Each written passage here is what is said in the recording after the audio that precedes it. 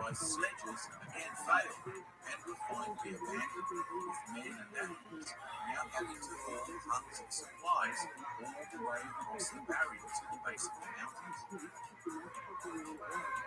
Painfully slow, stagnant progress was now already a month behind the Norwegians, with the steep climb still ahead of them.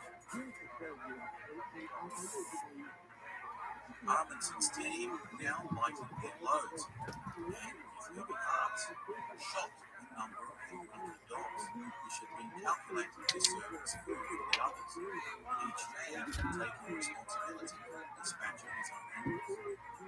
This had always been part of the plan, but they had by now become so attached to their furry companions that they reported it was the hardest thing they had to endure on the whole expedition. The 5-man squad now set off with their remaining dogs for the estimated 16 days of skiing, across the yet more frightening crevasses and ice fields, passing Shackleton's heroic previous record of over 88 degrees south. On the 14th of December, having battled blizzards, impenetrable fog, and crackling ice fields underfoot, the party finally made it to the South Pole, planting the Norwegian flag and embracing joyfully, soaking up the significance of their unbelievable accomplishment. They pitched a tent and named their new abode Polheim, a fitting name for the man's most distant summer. After a few days spent calibrating their position and taking some data, they left some equipment and a letter to Scott to deliver in case of their death to King Marco. Amundsen was desperate now to get news out to the world as soon as possible, but the return was nevertheless disciplined and orderly, never pushing his team more than 30 kilometers per day, preserving fitness and energy for both man and dog. Lessons from Canada were still learned. By the 4th of January, they were already making their way back down the glacier, while Scott, having himself just passed Shackleton's record, was still deciding who was to accompany him to the pole and who would be returning back to the camp. He now made the fateful and inexplicable decision to increase his polar assault team from the original plan of 4 men to 5, which would gravely endanger the already strained ration allocations that were in place. On the 17th of January, plodding one painful burning step after another, a look of dread suddenly led across their faces as they came across Amundsen's tent with his letter, and the dawning realization that they had got there over 1 month ago. With the usual British stiff upper lip, they consoled themselves at their momentous achievement, heroically completed on foot, but the price they would pay was already beginning to show. The men were completely exhausted, trudging and frozen their inadequate boots, with several men developing significant frostbite. Moreover, it had been some time since they had a fresh meal, and the telltale depression and mental fogginess began to set in. Amundsen's team, back on the barrier, now upped the pace and pursued their depot, with food aplenty and the remaining dogs in good form. The laborious groundwork of setting highly visible markers at regular intervals paid off, as they easily found their way to the next and the next one, even when blizzards whipped up spontaneously around them. By the 25th of January 1912, they were back at Framheim, both men and dogs having actually put on weight despite skiing and sledging almost 3,500 kilometers over the course of 99 days, something that had never been heard of in European Arctic exploration, where starvation and scurvy were the norm. His lessons learned from the Eskimo of maintaining a leisurely, energy-preserving pace that paid off, with his team now safely back at base and reunited with their colleagues, ecstatic at having achieved all of their objectives 10 days ahead of schedule. Amundsen's meticulous, intricate planning and subsequent gamble for glory had paid off. Surely he was now vindicated. They were the first through the South Pole. They had interfered with the British expedition, and they had even sent several side trips to be the first to set foot on King Edward VII land, as well as to conduct the first oceanographic survey of the South Atlantic, all the way from Africa to America. They were professionals, indeed, like Viking strike force. The Fram, having returned from her own expedition, quickly wound up and soon departed for Hobart, where no news had yet arrived of Scott's progress. They were warmly received by the local government, and churches held services giving thanks for their safe arrival. Amundsen sent telegrams to his king, Nansen, and to the media, and Norway soon erupted into national celebration. His reputation back home was safe, but the political establishment was worried that he might have damaged Norway's delicate relationship with Britain. It wasn't long, though, before the team received congratulations from abroad, with King George V and even Theodore Roosevelt sending their well wishes. Some elements in the UK, particularly Scott's backers, were publicly upset at what they expressed as the dirty trickery of the Norwegians. Shackleton, on the other hand, was well pleased. There was little chance that Scott would gloat over him, now that Amundsen had taken the pole from right under his nose. So much for the micro.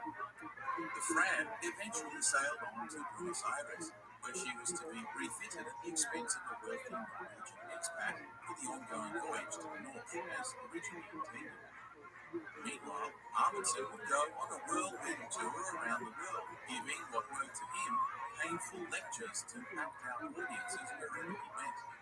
It was while in the United States that Amundsen received the dreadful news of Scott and his party's fate. As feared, the supplies for a 5-man squad were inadequate. The lack of fresh meat brought on the ravages of scurvy, and the exhausted and now sick and delirious men had no energy left to haul their sledges to the main supply depot, which had been laying short of their needs. Their markers had also been poorly set, and in the increasingly foul weather, they became ever more disoriented, having spent 150 days in the freezing terrain.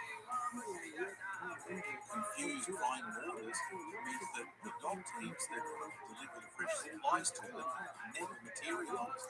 So, one by one, Scott's brave companions succumbed to their deaths, stoically writing their journals to the bitter end, with Scott, the last to die, even addressing parting words to the British public, snatching what has been described by some historians as a martyr's victory into the jaws of defeat. The British public went into mourning, and even the normally reserved Amundsen was stunned by the senseless loss of such brave men. Despite some useful scientific data, the monumental disaster highlighted a failure of British doctrine, logistics, and understanding of the terrain, made all the more jarring by contrast with the political efficiency and success of the entire Norwegian expedition.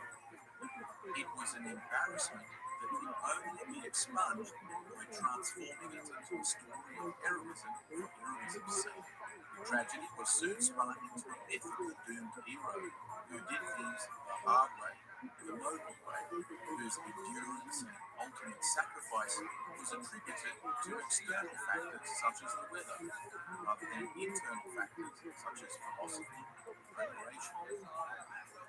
Scott's legacy became sacrosanct as the First World War soon broke out, and young men across the British Empire were urged to emulate his heroic example as they were being mowed down in their tens of thousands in senseless battles in Flanders.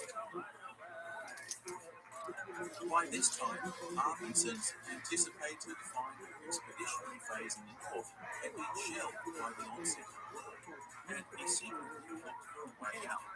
But his old mentor Nansen held him to account.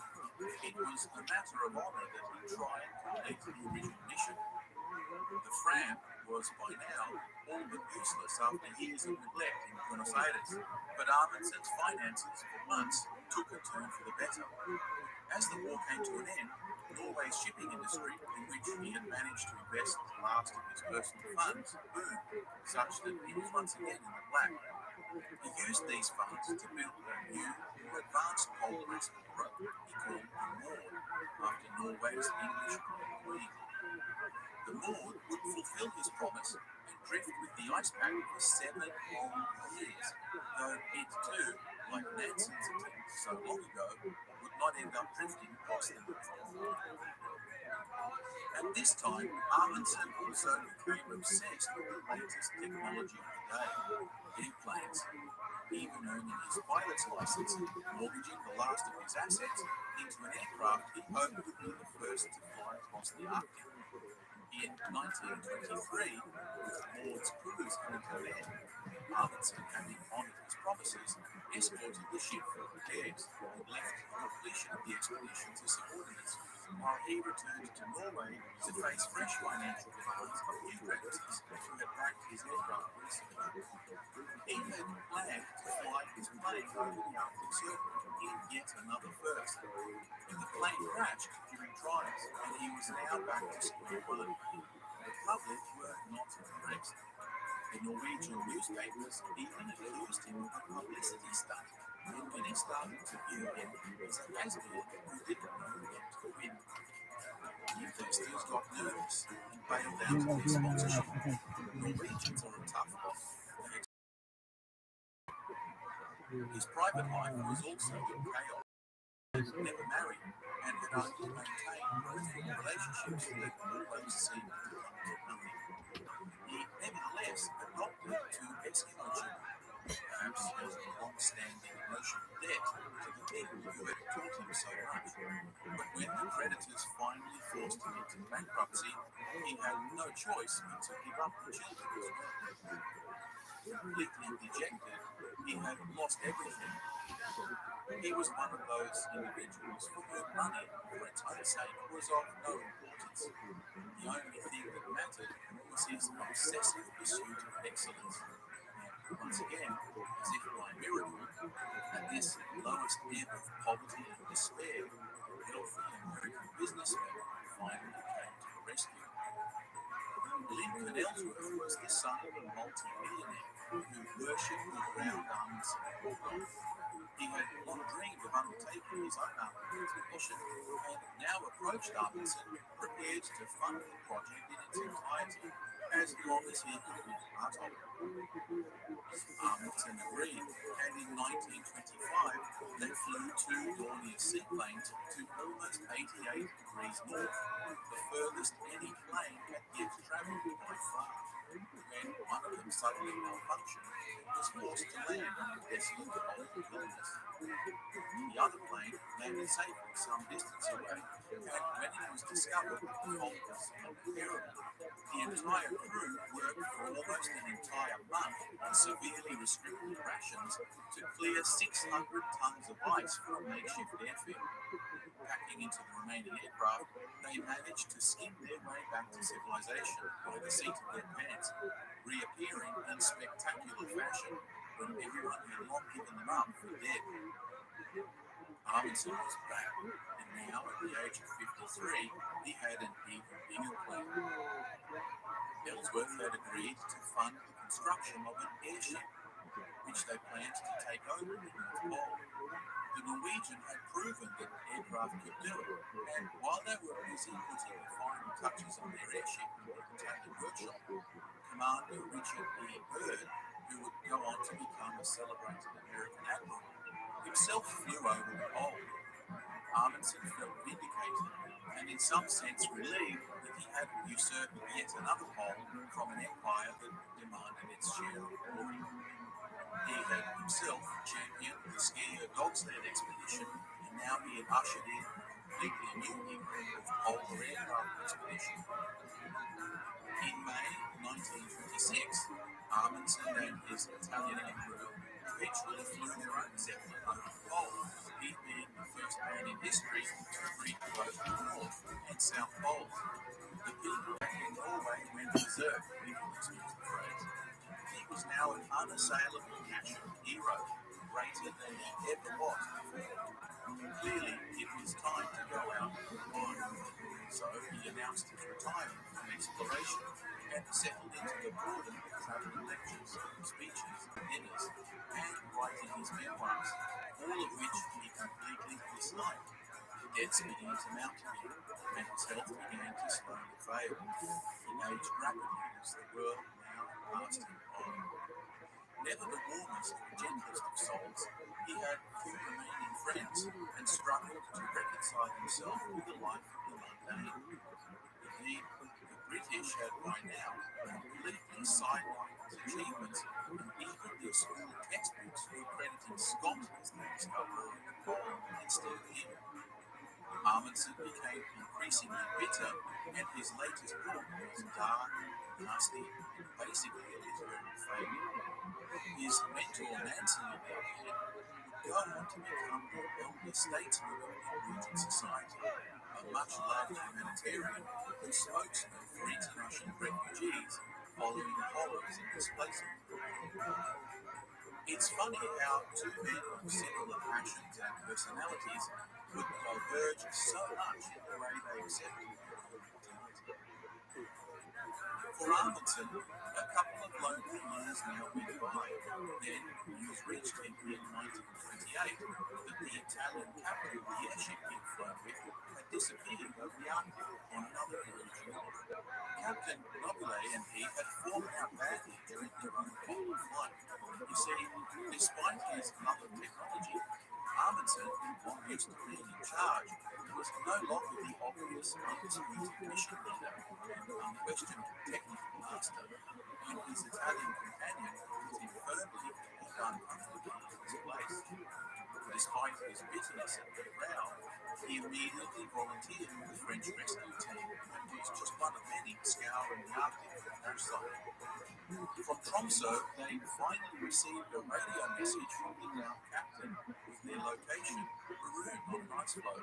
So the rescue team leapt into action, flying low and fast to get there first, of course. As they flew out of sight of the base, suddenly the radio went dead. Amundsen and his crew had vanished. A frantic search was now mounted for them too, but all that was ever recovered was one of the floats in the gas tank. Amundsen had gone the way of his Viking ancestors and back to the only home he ever knew. So, what can we say about Amundsen and his ongoing legacy? His remaining friends described him as honourable and straightforward. He had himself once joked that he was a hard man to like. Contemporaries described him as the Napoleon of the Arctic, so dominant was his impact on future global exploration. He had a gift for making the difficult seem easy, in a world where the converse, making the easy things seem difficult, was the formula for becoming a hero. Yet, despite his relentless pursuit of excellence, he could never even balance his own checkbook. Amundsen's obsessive attention to detail and minute perfectionism were hard to romanticize. His books were never bestsellers, but where previous Arctic explorers had led their men to madness, starvation, and death, he brought his team home, alive, victorious, and fatter than they left. He showed that man could value both modern technology and ancient wisdom, that the hubris of civilization was to assume it could overcome the power of nature rather than have the humility to adapt and operate in harmony. He was a man straddling two epochs, but also a restless soul who was never truly at peace with himself. In the final analysis, perhaps his life and achievements can best be summed up in the old adage that fortune favours the prepared mind. Maybe even more relevant for us today, that nature always has the last word.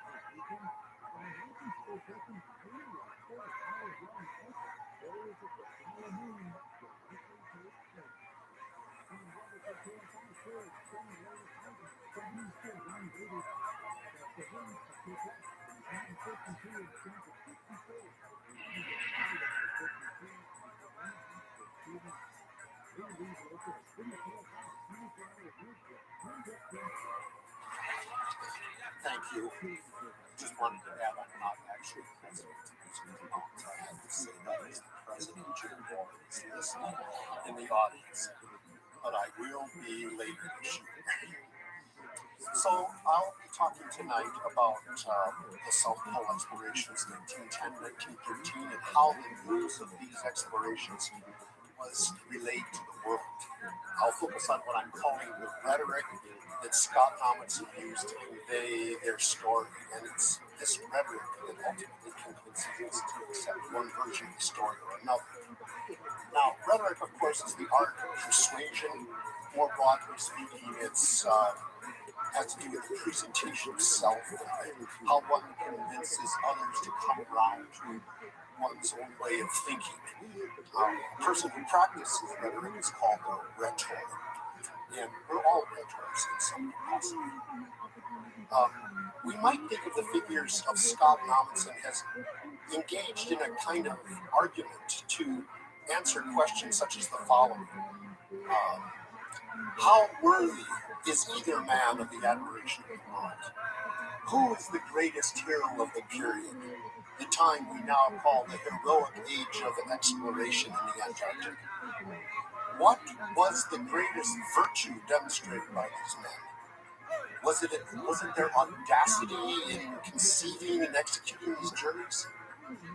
Was it their sense of duty and sacrifice, not only for the members of the expedition, but also for the honor and glory of their country?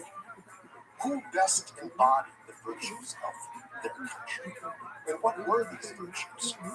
Were they daring and skill at navigating the polar regions of the world?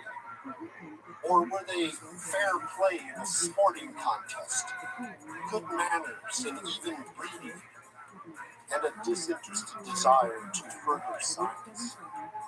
In short, which country was the greatest, Britain or Norway? Well, I myself have never actually been to Antarctica, and I wanted to find out. I'm sure some of you may have already done so. Here, to Antarctica? Okay, all right. And where have you been? What part? Is that true for, as I understand it, that's basically, if you're a tourist, that's where you end up going. But you're kind of a scientist, right? So scientists can go to the South Pole occasionally. They might go to places in the Orno Sound, which is where all of my story I'm going to about to tell you takes place. And I'm not actually a polar historian. As an English professor, I got interested in this topic when I used it for several years as an example of the way I wanted my students to, in one of my advanced writing courses at the University of Idaho, to explore a complex rhetorical subject. So we would use this as a topic for several weeks, and then they would go out and do another topic. But let's talk briefly about the Antarctica and the South Pole, for those of us who haven't actually been there. The geographic South Pole is the point on the Earth's surface, as I'm sure you know, where the axis of rotation intersects the surface. It's a featureless plain at an altitude of 9,300 feet or so. Underneath it is 9,000 feet of ice, and this is what it looks like today. This scientific station probably didn't look this way the entire time, but it was built in 1956, 1957. It's been there, it's been staffed ever since. The circles show you where the pole itself is. From March to September, which is the Antarctic summer, the sun never sets, but neither does it rise very high. On the days it can be seen, it appears to move in a counterclockwise circle, just a little above the horizon. And here's the sunrise on one of those days when the sun's actually visible. The last time it rose was September 21st. It's going to set next Tuesday, and it won't rise again until September.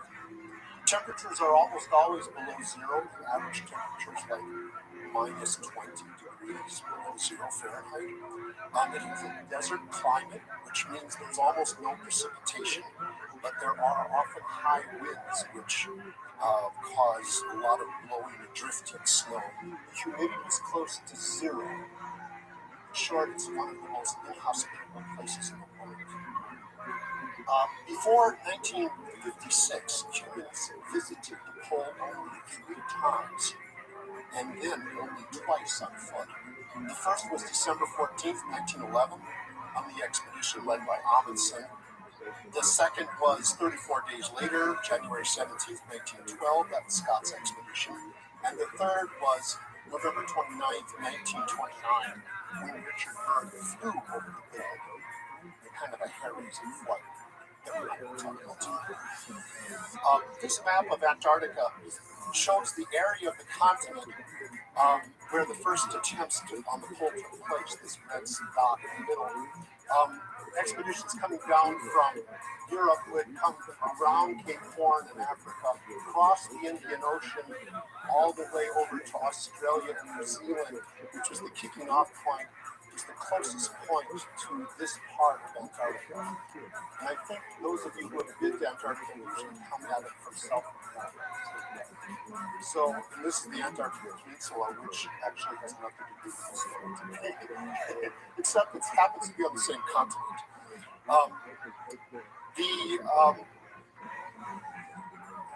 Here's another map. So we've sort of turned ourselves around, so we're looking north of the South Pole. This shows the map of the two expeditions. Amundsen coming in from what was called the Bay of Whales, and the British expedition coming in from Cape Evans, which was on Ross Island right here. This is Amundsen's first expedition, a photograph of him just before they left the pole on December 17th, 1911. And after attaining the pole, Amundsen returned safely to his base at the Bay of Whales, and on January 20th, he got there on January 26th, January 30th, he left in his ship, arrived in Hobart in Tasmania, which is the island south of Australia, and he then announced his accomplishment to the world on March 7th, 1912. Here's Scott's expedition. A month after that photograph you just saw, they got to the pole, January 17th. The Scott's party lost one of its men.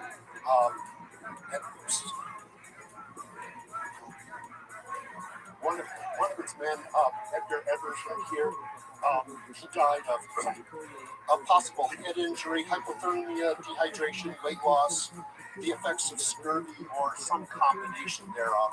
I'm not exactly sure how he died, but it did him in on February 17th. Then a month later, Oates, who's here on the left, Lawrence Oates, that morning got up, walked out of his tent into the storm, and that's the last anybody saw. The other three men lasted just a few days longer and succumbed on March 29th. Oates, Captain Scott, right here in the middle, recorded that in his journal that Oates said just before he went out the tent, I am just going outside and maybe some time. Now, if he really did say that, that probably ranks as the greatest understatement of the 20th century. But it's certainly a very famous story, and we're going to talk a little bit more about that later. Now, from this bare account, you might think that it's clear to everyone who the most heroic person is. Amundsen had just won the race to the pole. Scott had perhaps foolishly risked too much, or he didn't plan carefully enough because he didn't make it back. It might seem that Amundsen was the superior explorer, given the fact that he traveled 1,400 miles over completely unknown terrain and one of the most difficult places in the world. But that's not the way it played out rhetorically at all.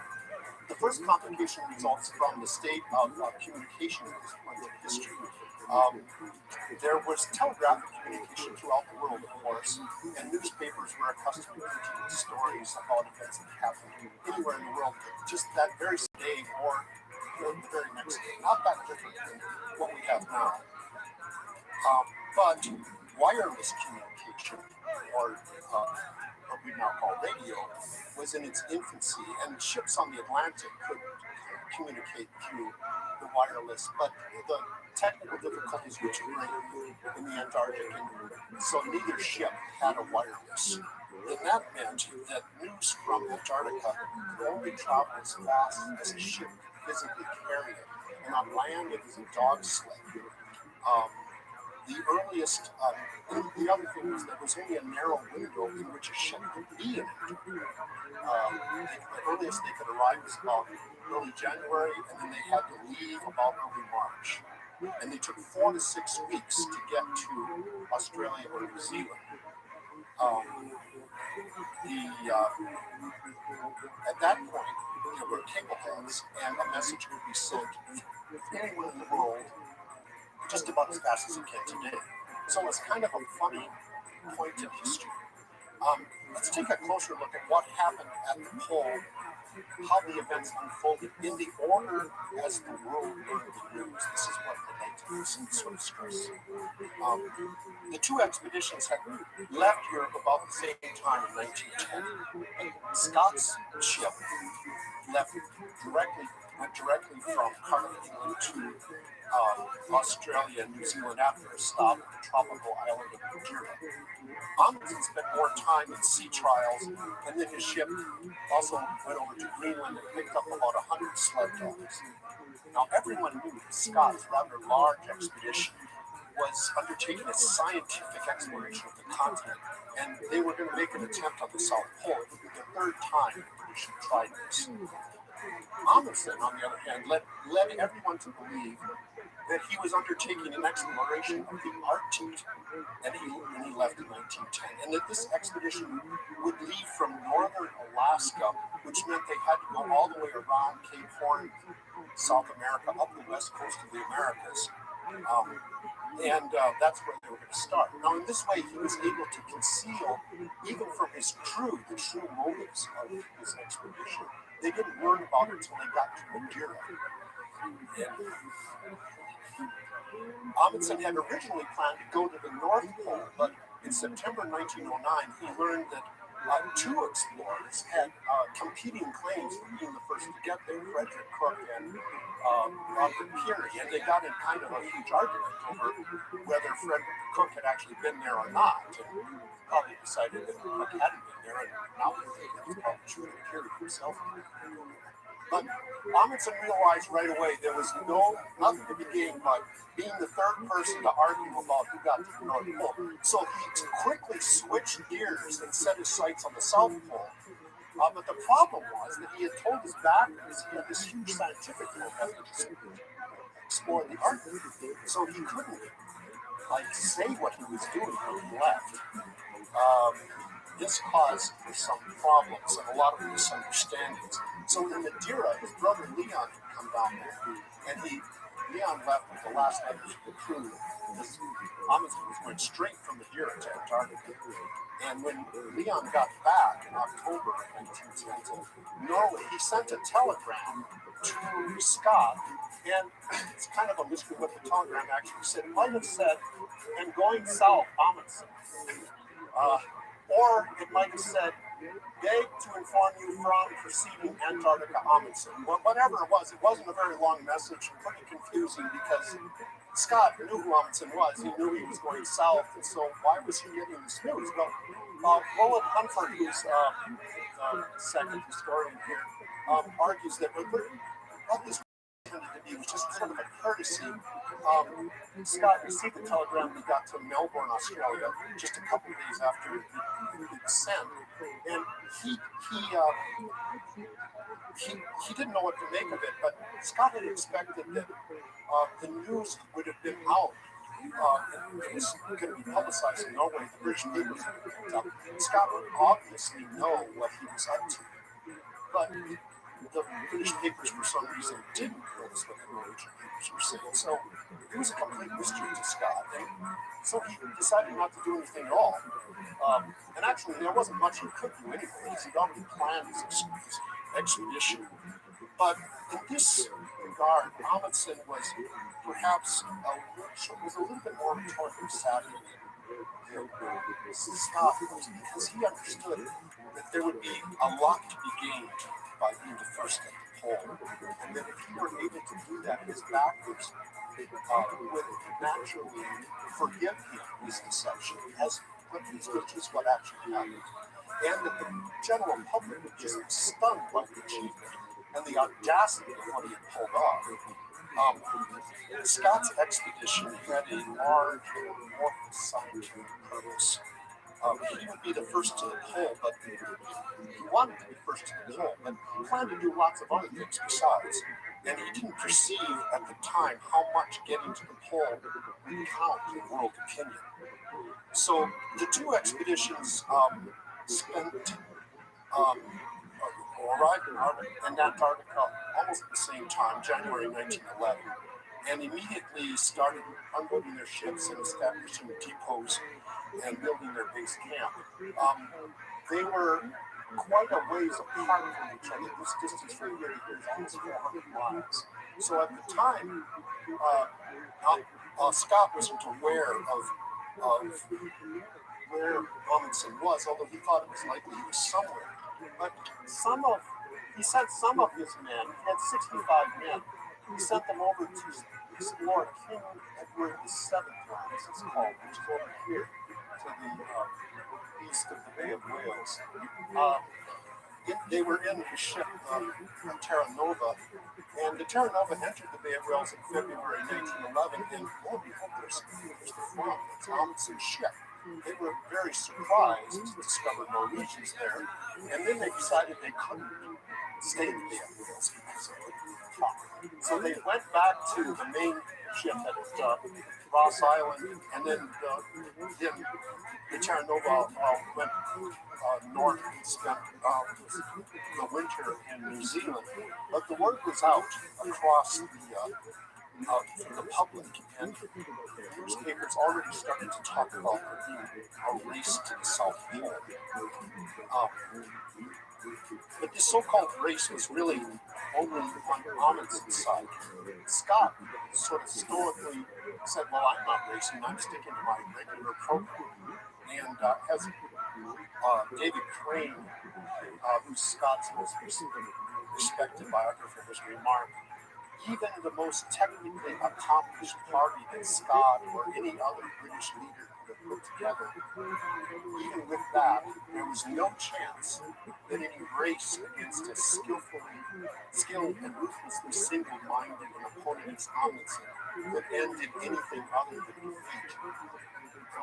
Scott kind of already knew that, but he didn't really internalize it. Now, back in England, the British public had already started to think of this as a race, and if it were a race, it needed to be fair. Scott needed to have a sporting chance in this view, as any English gentleman would have done. Amundsen, however, was not an English gentleman. He was a professional polar explorer, which Scott was not. So the two expeditions started off at approximately the same time, the following spring. Amundsen on October 19th, and Scott in stages on October 14th. Remember, everything's reversed when you're in the Southern Hemisphere. The ships were still wintering in New Zealand. Amundsen's expedition proceeded pretty quickly. Found a way up a previously unknown glacier, and bingo, they were on the pole plateau and moving quickly towards the pole. Scott's expedition bogged down because his method of transport, which was his ponies he bought, they weren't working the way he had intended, and the motor tractors he brought along, that wasn't such a great idea either. So kind of really forward thinking to think about it, but maybe not the best moment to test something under the worst possible weather conditions in the world, when you can hardly start a car, even when you live right here in the timber zone. But this wasn't really so much a problem for Scott, because he had always intended to use men as his main method of pulling the sledges, and he knew he could count on them. Now, after attaining the pole December 14th, Amundsen returned back to Iran, sailed to Hobart, announced his plan. When he got to Hobart, Tasmania, March 7th, his ship was recognized right away as it made its way into the harbor. And that fact was immediately telegraphed throughout the world. And Amundsen was pretty tight-lipped about what he was up to. He sent a secret telegram to his brother Leon, and he just used the alphabet backwards, and unfortunately were able to decode it. And so they immediately knew he had made it to the South Pole, but what they really needed was to know the details of the expedition. And he managed to keep a tight lid on that, and so he basically sent this long cable off to the London Daily Chronicle. They received it without being leaked, and Amundsen earned £2,000, which was a really considerable sum, which would start to pay for his expedition. Then he left New Zealand, he gave a brief tour, a lecture tour in Australia, while his ship sailed east quite a distance around Cape Good Hope to and also Cape Horn, and ended up in Argentina, Buenos Aires. Amundsen joined his ship later, and the entire expatriate Norwegian community of Argentina turned out to welcome their great hero, and they were led by a wealthy landowner named Peter Christopherson, who was known as Don Pedro, had lived there since the 1870s, and he was one of the original backers. He was pretty happy to see he completely forgave Amundsen for not going to the Arctic. He also agreed to repair and refit the ship. Amundsen retired to one of Don Pedro's estates in June. He wrote his book, by which he intended to make his reputation and start making some money. Now, this book, I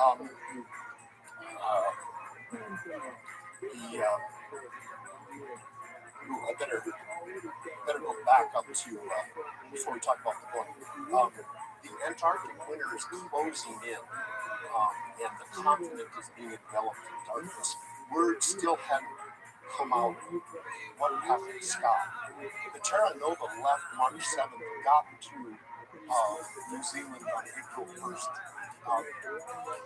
It hadn't news of Scott, but that wasn't unexpected because everybody knew he might not be back to the end of March. So it was recognized they had to wait till next year to find out what actually happened. Now, Amundsen's book was published in the fall of 1912. And the English translation appeared almost immediately. It's entitled The South Pole, an account of the Norwegian Antarctic expedition in the Fram, 1910 to 1912. And it was respectfully received at the time. It's actually 2 volumes. This is a facsimile of it. It was combined in 1 volume. But even though it's respectfully received, I must admit it makes me rather dull reading today. It's one of his biographers said that Amundsen presented the journey as an amusing ski outing in which any challenges were easily overcome by the merry band. Basically, Amundsen would downplay the difficulties of his journey. He had crossed this glacier, never gone over the Trans-Antarctic Mountains, in a place nobody had ever done before. There were often gigantic crevasses in the snow, and there would be a snow bridge across the crevasse. And if you're in a dog sled, that's a really terrifying thing because the dog just run right across the snow bridge, and the snow bridge falls in, and the sledge might just fall into the abyss. At one point, one of the skiers fell on one of the snow bridges and had a good sense not to move because he realized that if he couldn't move, he wouldn't be rescued. And at the same time, really close by, another snow bridge, the dogs ran across and the snow bridge fell off. They managed to stop the sledge in time. The dogs were on the other side, and they got in kind of a fight. So they're fighting on the edge of the abyss. The sledge is like turned sideways, about to fall. Well, the men managed to calm the dogs, rescue the sledge, rescue the fallen skier, and it was a close call. Well, all of this is really terrifying, very interesting. but it's not mentioned in the book. Mostly, he writes page after page of the antics of the dogs. It's like sort of a boring book. He also sort of passed over any difficulties he had with members of his team. There was no mention, for example, of his big falling out he had with Helmer Johansson, who was one of the most experienced team members, but he was given to jealousies and excessive drinking, and Amundsen excluded him from the polar party, and he returned to Norway very disgruntled, and later in January 1913 he committed suicide. Amundsen felt bad about that, but there's none of that. They were all just getting along great. To get a flavor of what it's like, here's the paragraph where he describes the moment of his arrival at the pole. He says, at 3 in the afternoon, there was a simultaneous halt. The goal was reached, the journey ended. Now we're going to expect this is like Neil Armstrong's words upon stepping out onto the moon. I cannot say, though I know it would sound much more effective, that the object of my life was attained. Well, why can't you say that? I mean, this is the perfect moment to say that. That would be romancing rather too barefaced. I had better be honest and admit straight out that I have never known any man to be placed in such a diametrically opposite position to the goal of his desires as I was at that moment. The reasons around the North Pole, well, yes, the North Pole itself had attracted me from childhood. And here I was at the South Pole. Can anything more topsy-turvy be imagined? Now, I could just see it, the editor sort of saying, oh, come on, Raoul, can't you do better than that? I mean, let's go back and write that passage over again. So, now, why was it that Robinson's book was so full of, so boring and the story was so riveting? And I think part of the answer lay in Robinson's, what his talents were. He was a superb organizer and explorer, and he was also very good at handling the ship. He ran this exploration like as if he were a ship captain. And the captain of a ship doesn't discuss difficult situations with his crew before giving orders. He keeps his thoughts to himself. He does his very best to exude confidence and optimism, no matter how dire the situation is. And Amundsen conducted himself on the land expedition in a similar way. One thing he did, for example, on the way back, is he had the men travel for 6 hours and then rest for 6 hours. They travel for 6 hours and rest for 6 hours. So it's a little bit hard to tell how far they, what was a normal day for them. It was like 4 other 6-hour periods. Sort of like you would stand watches aboard a ship. So that's kind of how he operated.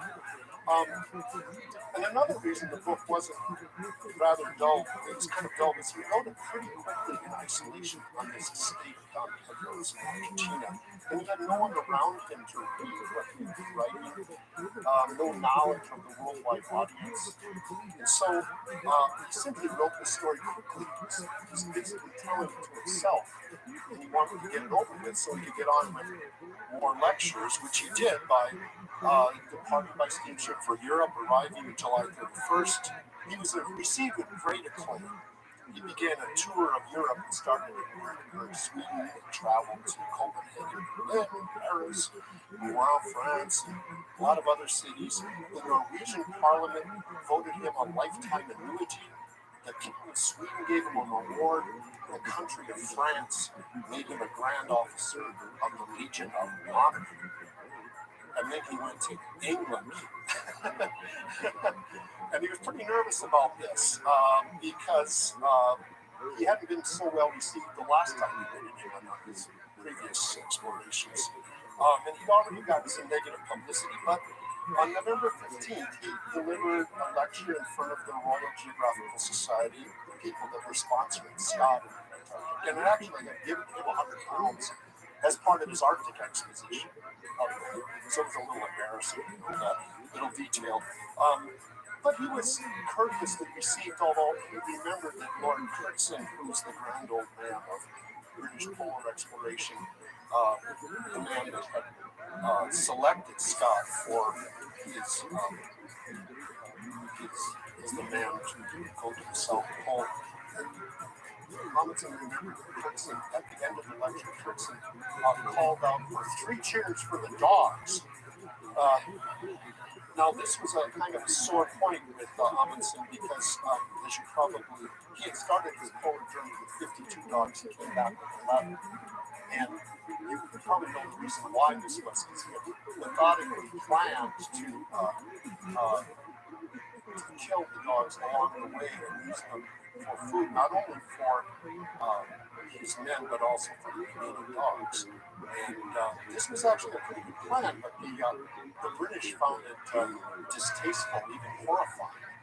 And it wasn't really well understood at the time that dog sleds were really, given the state of technology, that was really the only way to get to the pole safely. They were the best animal in the world for polar travel because, for one thing, they don't sweat, so they don't have to wear blankets and get really cold like ponies do when they've been pulling. And the other thing is that they eat food that is readily available in the Antarctic. Ponies, all their food has to come from somewhere else. If you're going to be down there for several months, you can imagine how much food that was. Now, here's one of the tickets that was used for Amundsen's lectures as he's traveling around. He finished his tour in Great Britain in the fall, and then he went to America in January. His book was published in the U.S. edition, and he started touring America, going to places like North Dakota, all of them, just giving these lectures. Everybody wanted the same lecture over and over, huge dinners, saying the same thing. He hated this kind of work, but this was kind of how he was making money. Now, meanwhile, they waited with great anticipation for news of Scott, but there actually was quite a lot of news of Scott because he had arranged for a professional photographer to accompany the expedition, Herbert Ponting. This is Ponting in his self-portrait in his dark room, and he took almost 2,000 photographs of the Antarctic, the first time a professional photographer had gone down there. This is one of the most famous ones of Scott, his study, writing in his journal, the journal that later became so famous. He also took lots of other photographs of the men. Edgar Evans, sort of a poignant one because Edgar Evans is one of the people who dies coming back from the pole. He also took beautiful images of Antarctica itself, because at this time the public hadn't really seen what the continent was like, such as this beautiful picture of the ice cave from a grotto on Antarctica, you've probably seen that picture before, or this beautiful shot of the Terra Nova that calls waters of the Vernal Sound. And there were many, many of these pictures. Ponting also exposed 25,000 feet on film using a cinematograph, which is the latest version of a movie. On the left here is an advertisement from fall of 1912. It's talking about his first film with Captain Scott, RN to the South Pole. There was series 2 of it at 1,500 feet, part 1, 1,500 feet, part 2. This was the silent movie era. These aren't talking movies, obviously. And Kathleen Scott actually even went to see the first series of this movie, along with a lot of British aviators. Ponting produced a silent movie in the 1920s called The Great White Silence, and then in 1933 he took that same footage and added sound to it, and titled it the film 90 Degrees South, and you can actually see this entire film on YouTube. And Ponting's rather very British voice narrating it. I wanted to just play you a brief excerpt in which he has Scott, Bowers, and Evans and Wilson showing their method for making camp and getting into their sleeping bags. And these, I want to emphasize, these people, this is kind of a stage piece here, but these people are not actors. These are the real guys. And this is what they look like. Hi, men. Captain Scott, Dr. Wilson, Captain Oates, Lieutenant Bowers, and Petty Officer Evans pressed onwards to the goal, which was now distant only 150 miles. It is interesting to see something of the routine they had to go through twice each day when they pitched their camp. This and the following scenes were taken a few days before the pole began, but they show exactly how the party camped each night. The routine was always the same. First, to lay the cloth off the tent, and on top of that, place the sleeping bag. Next, they spread the tent poles, which are solid bamboo, very light and strong. Nothing heavy can be taken on a sledging journey, as everything must give way to food. Captain Scott is adjusting the tent poles while Dr. Wilson and Petty Officer Evans spread the cover, which is made of a very light windproof material. The great thing in these regions is to keep out the wind. Then they cast the tent down by placing blocks of snow on the valleys. Dr. Wilson brings the cover, whilst Captain Scott brings blocks of snow. And the tent well pitched like this sheds the wind so effectively that it will withstand almost any blizzard. Although the tent was so small, 5 men were able to camp in it. Having made everything shipshape, they go inside, close the opening to make it weatherproof, and immediately prepare for the evening meal. On the right is Captain Scott. Next, Dr. Wilson, Lieutenant Bowers, and Petty Officer Evans. Evans is cook for the day, and we have the stove ready. Imagine quoting They take the cooking in turn. a cinematograph. Whilst waiting with prodigious appetites for the meal, they change their footgear, because socks get damp from tramping all day in the snow, and their feet will be frostbitten when they stop. They did not change. They wore 4 or 5 pairs of thick woolen socks and Norwegian fur mufflers. The meal is nearly ready, and they are eagerly anticipating their pemmican bouche, special biscuits, butter, cocoa, and sugar. Pemmican bouche is a thick soup made of dried beef, and that was their fare day after day. The same old thing, pemmican, biscuits, and cocoa.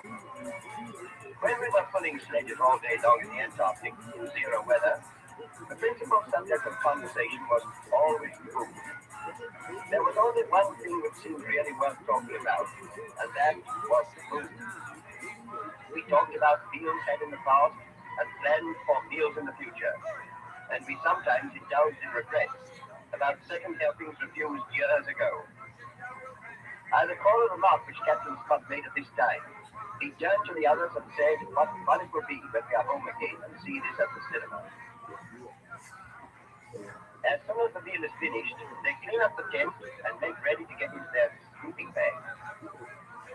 After slogging 12 hours pulling the heavy sledge, they are dog tired, and their one thought now is rest. The sleeping bags are made of reindeer fur, very thick and warm. But in such fiercely low temperatures, 70, 80, and 90 degrees of frost, as we're experienced on the pole journey, it is not possible to keep warm in anything, and the occupants lay shivering in their bags all night. There are only 4 men here, but on the pole journey, 5 men slept in this same tent.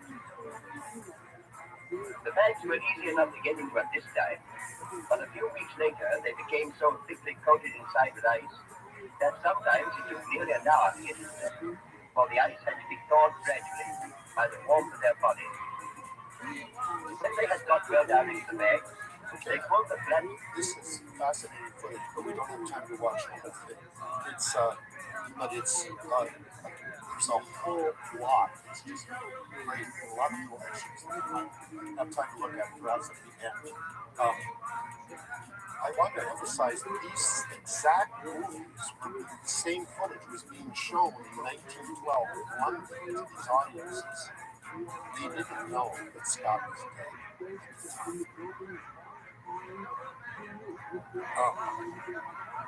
Back at Cape Evans, the British expedition knew that Scott had been back. They were ready to get set to mount a rescue search expedition. They left their base camp on October 29th to search for some evidence of what happened to Scott.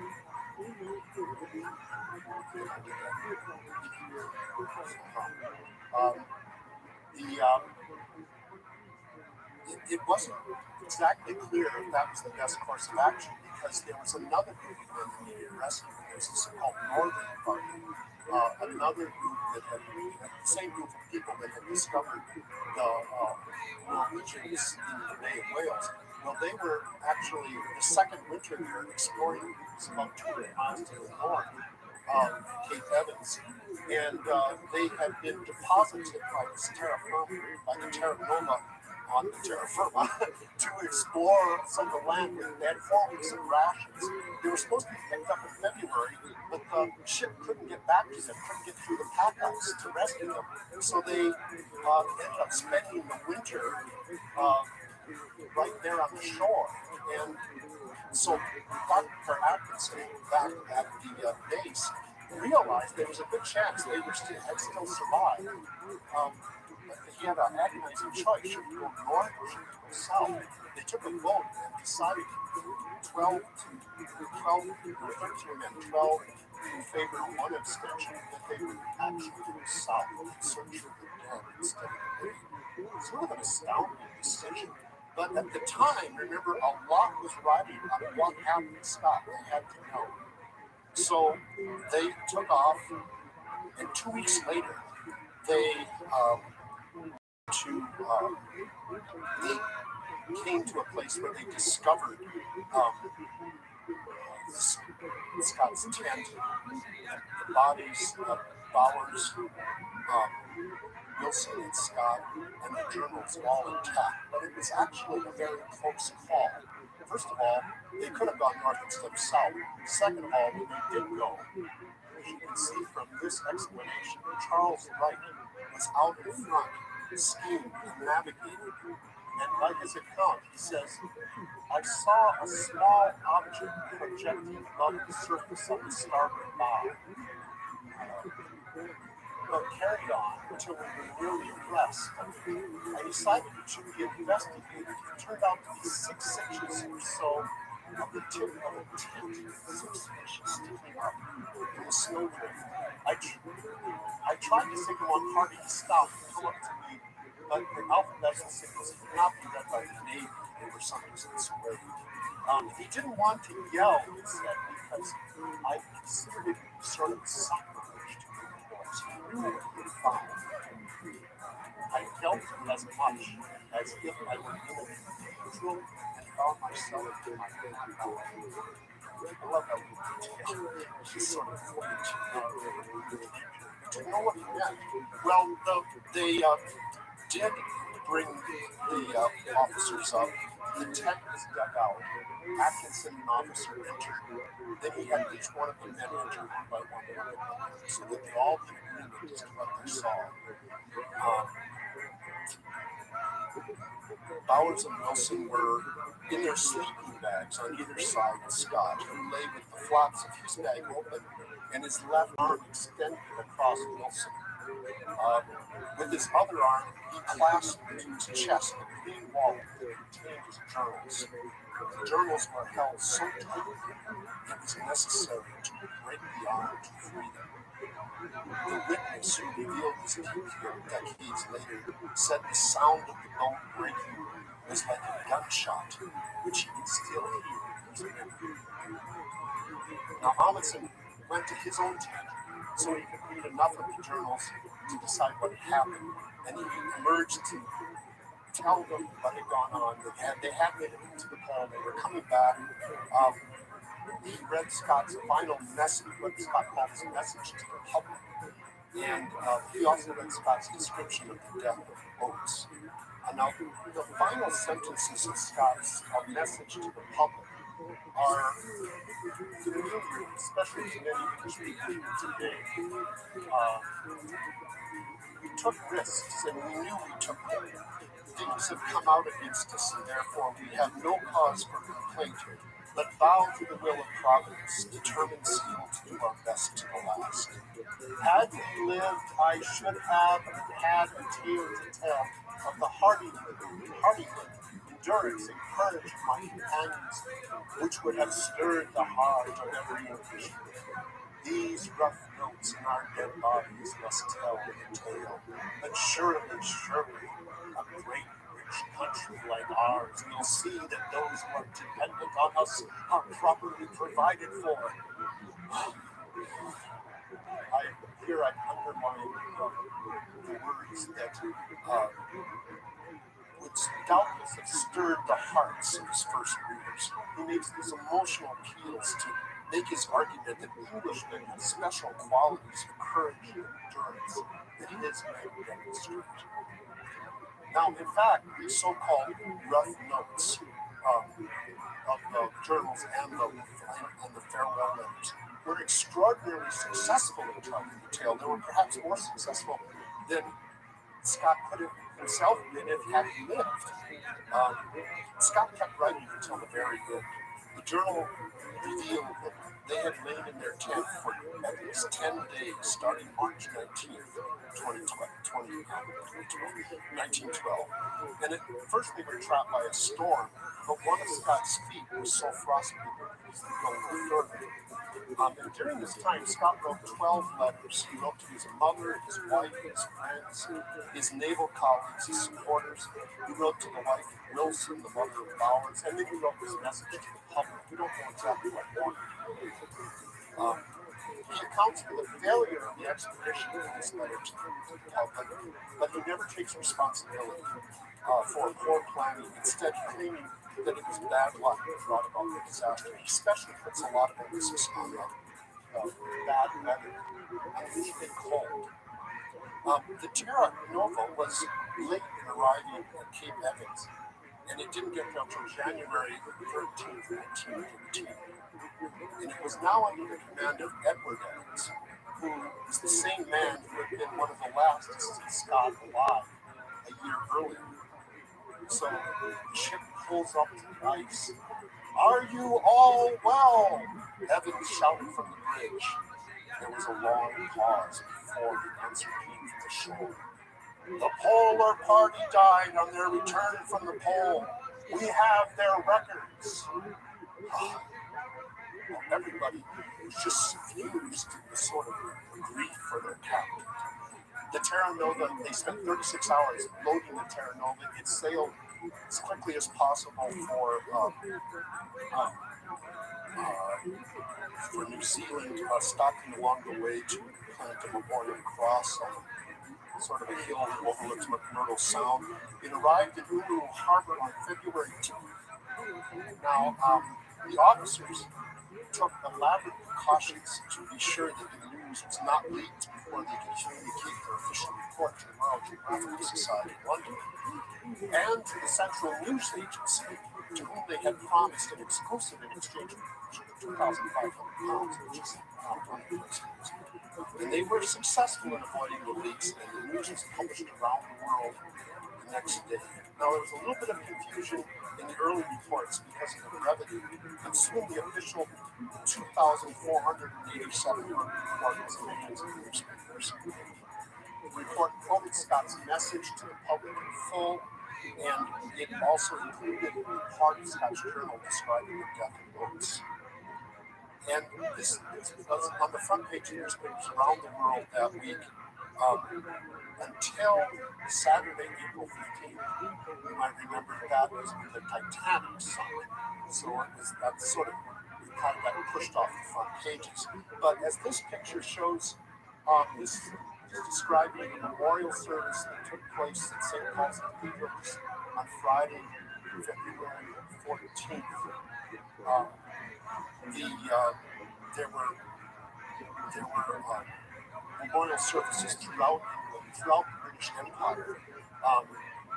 It was a little bit like the feeling the entire country felt after the Challenger disaster, except on a vaster scale. Newspapers set record numbers of copies sold. Published photographs of Scott, like this famous one, was increased the circulation of near half a million copies was published. Now, Amundsen happened to be in Madison, Wisconsin, of all places, when the news broke, and he must have anticipated a potential disaster because he more than anybody knew what would happen to the South Pole. But he appears to be taken completely by surprise from this news. I would gladly forego any honor or money thereby I could save Scott's terrible death. And then the next day in Chicago, he said hushed tones to one of the reporters. He was very shaken by the news. He said, wow, that's great. You're dying out there in the waste of ice. I was not sure.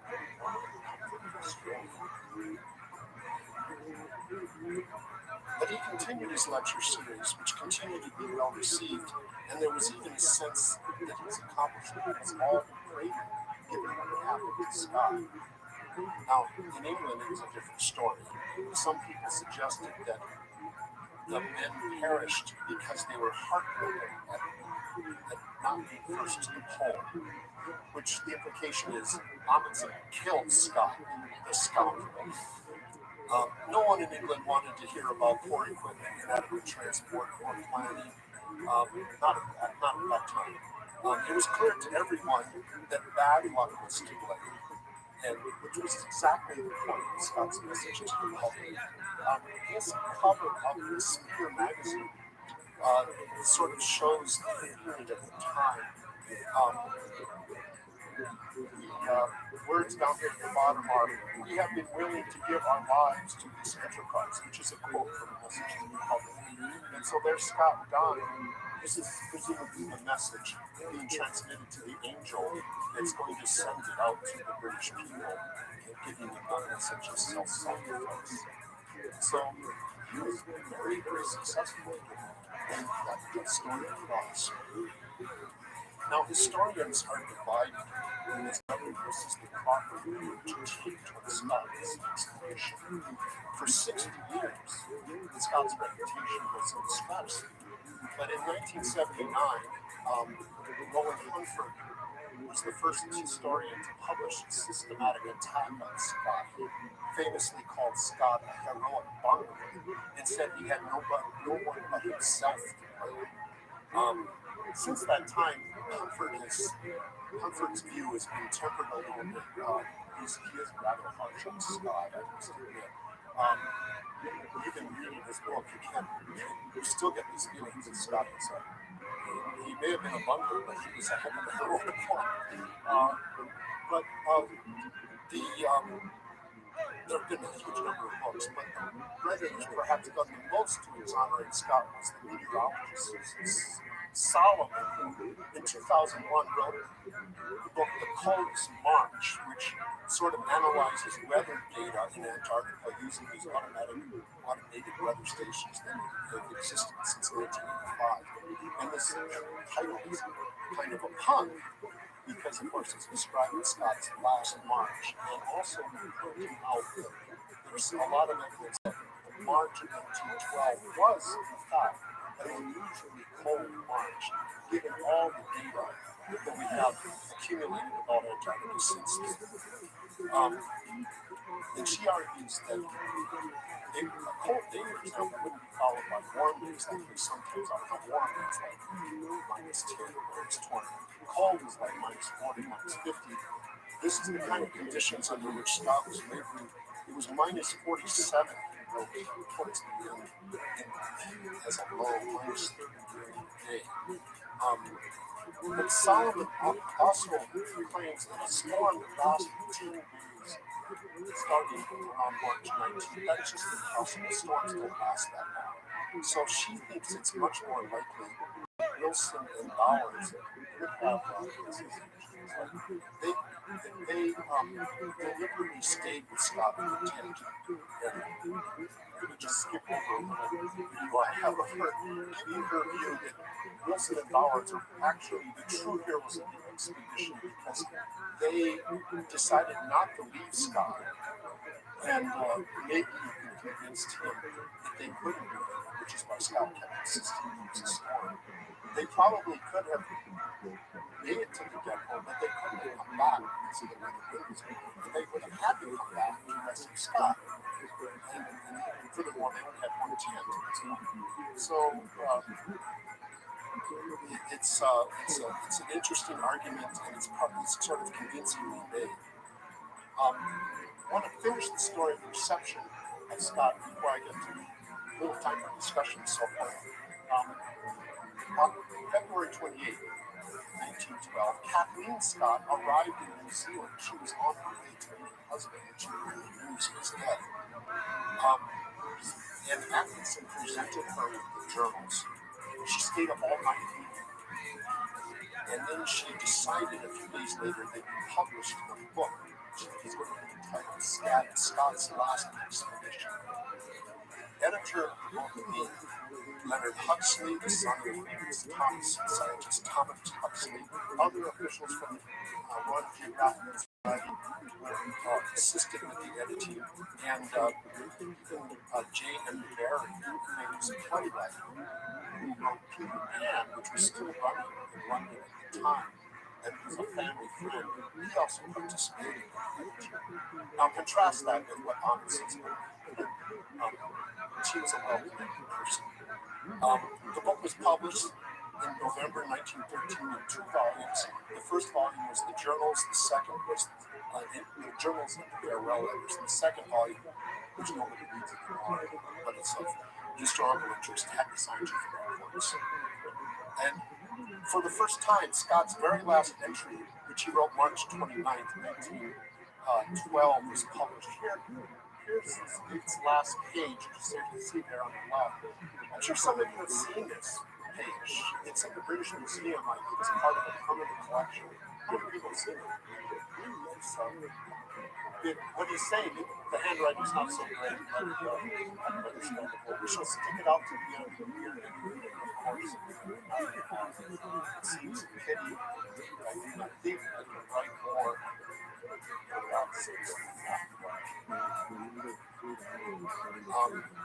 The book was a huge success. It went through four editions in 4 months. Sold 13,000 copies. Sounds like a huge amount.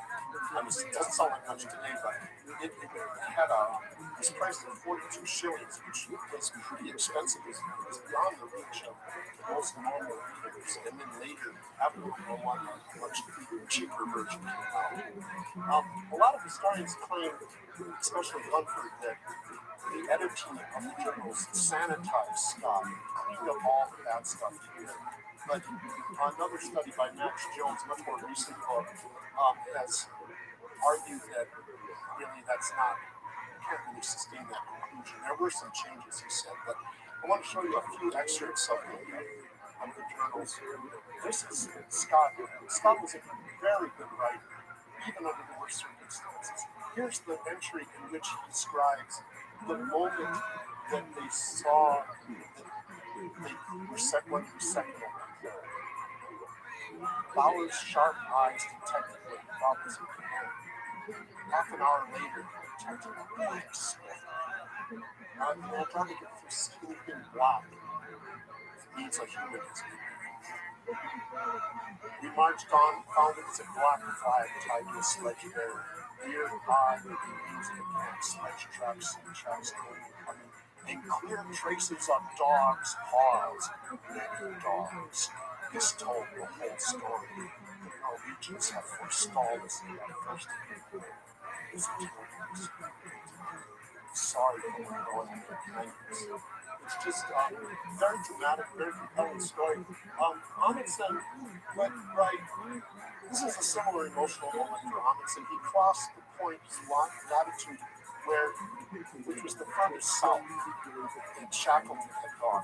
So now he's set a new record. He writes, I was the former at the time, the weather, I was wearing these goggles, they were giving me some trouble.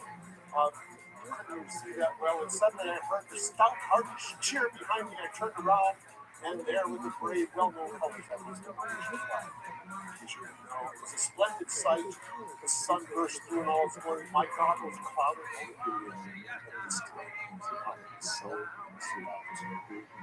That's as emotional as Amundsen ever gets. Slight fogging of the snow guard.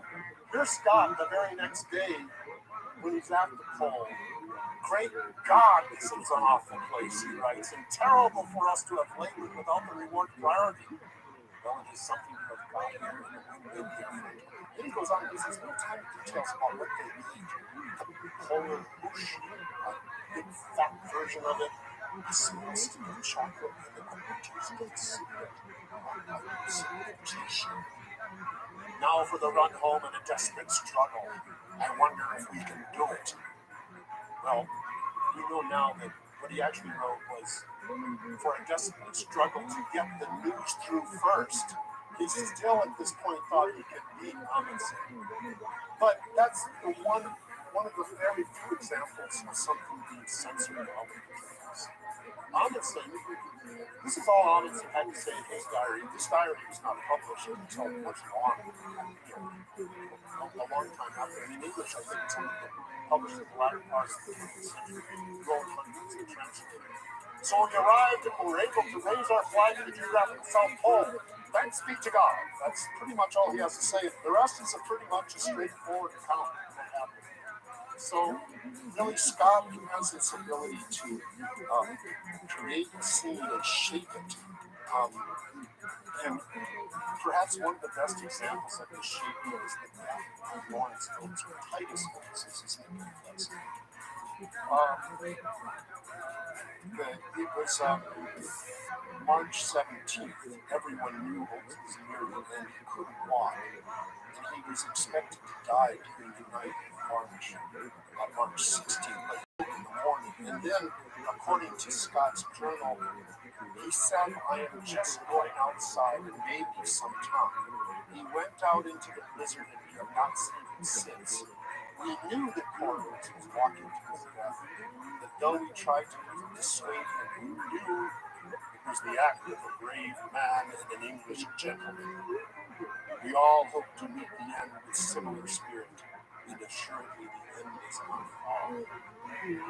Now, notice that Scott does a lot more than just recount the facts. He includes commentary about what we were all thinking. And there's some reason to believe that perhaps Oates didn't say anything at all when he happened.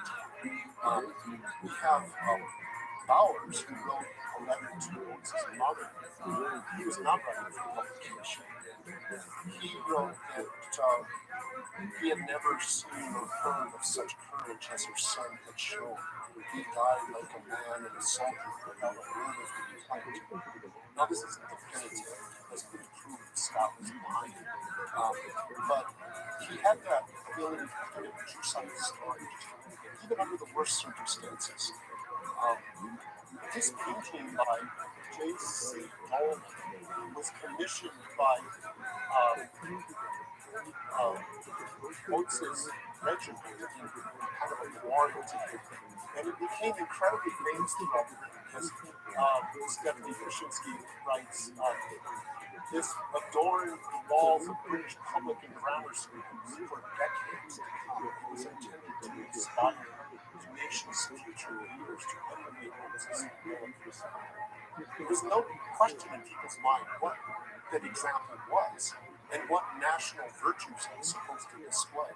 And of course, there were many moments during World War I when people did exactly what Oates did. And without any question, they were sacrificing themselves. But it's not exactly clear what happened here. Now, I'm not suggesting that Scott sought his death in order to make his writing more poignant and thus more memorable. But that turned out to be the result. His death was clearly related to the fact it wasn't possible for any of them to have left Oates or Evans behind earlier than they did, just as Bowers and Wilson couldn't leave Scotland.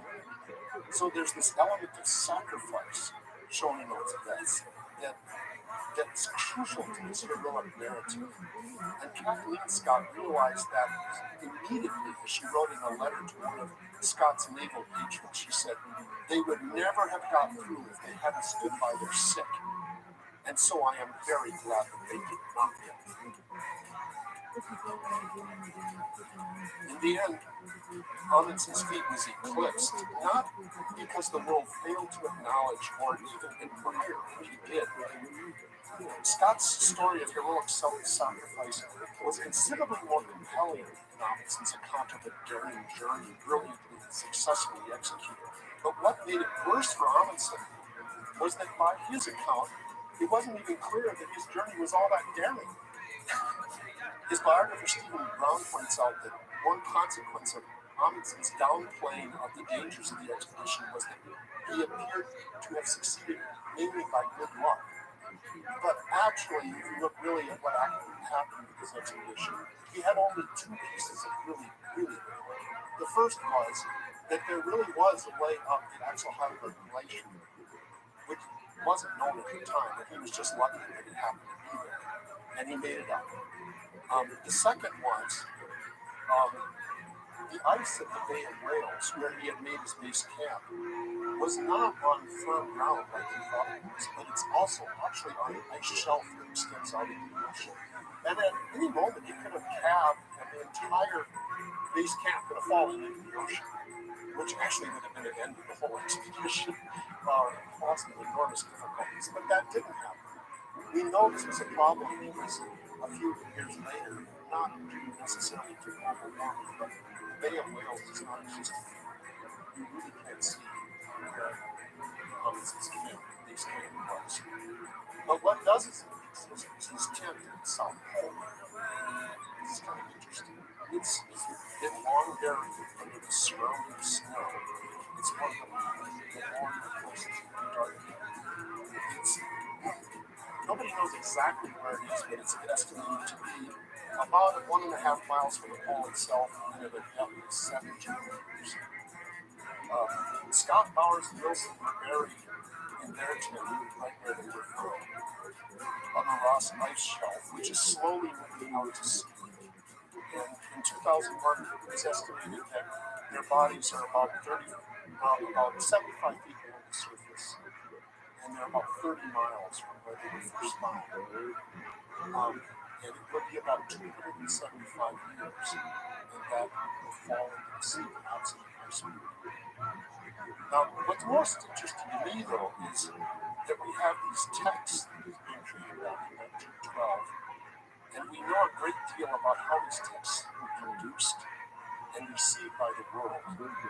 So the complex story that we interpret of how we interpret these texts and the context in which we read them today is how we make our judgments about these extraordinary events for 100 years. So that's all I have to say for now.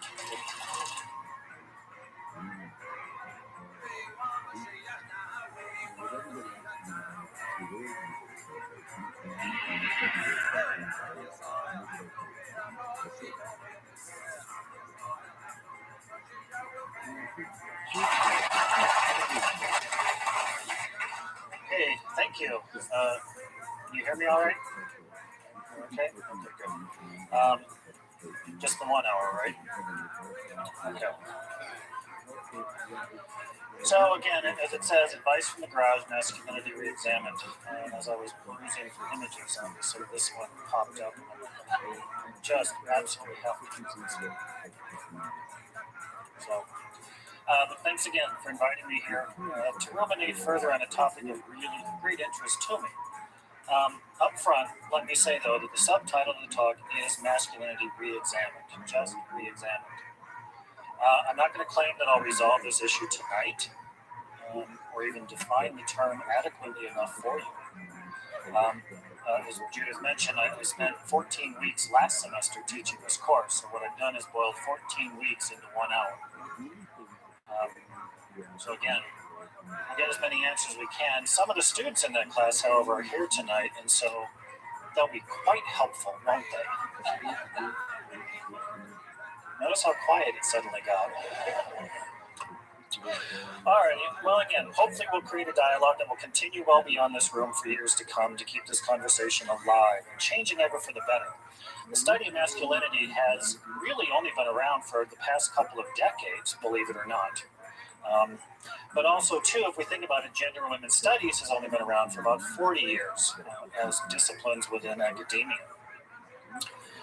And so, excuse me, many scholars have started writing about it, but again, not necessarily to define it, rather to determine better how to talk about it, so we might someday come to a better understanding as to what masculinities, plural, are.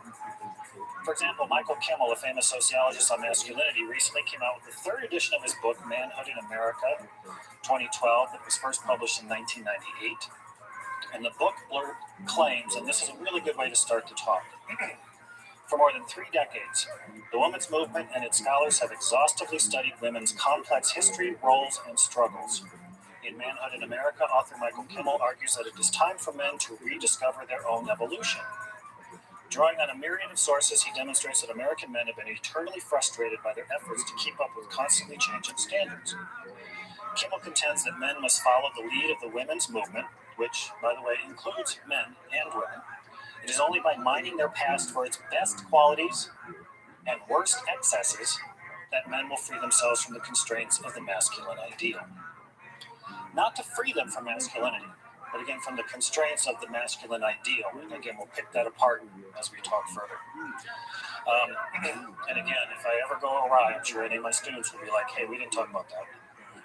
So I'm not to that part of the lecture yet. By the way, you're prominently featured later. Hi, Luke. So again, it's those constraints that we're going to work on. Why is it that men feel the need to be masculine and that only they can be masculine? But what does that mean? And does it only apply again to members of the male persuasion? Well, as I hope to show, it was written with this particular men must be in charge ideal, and history in part went looking for it.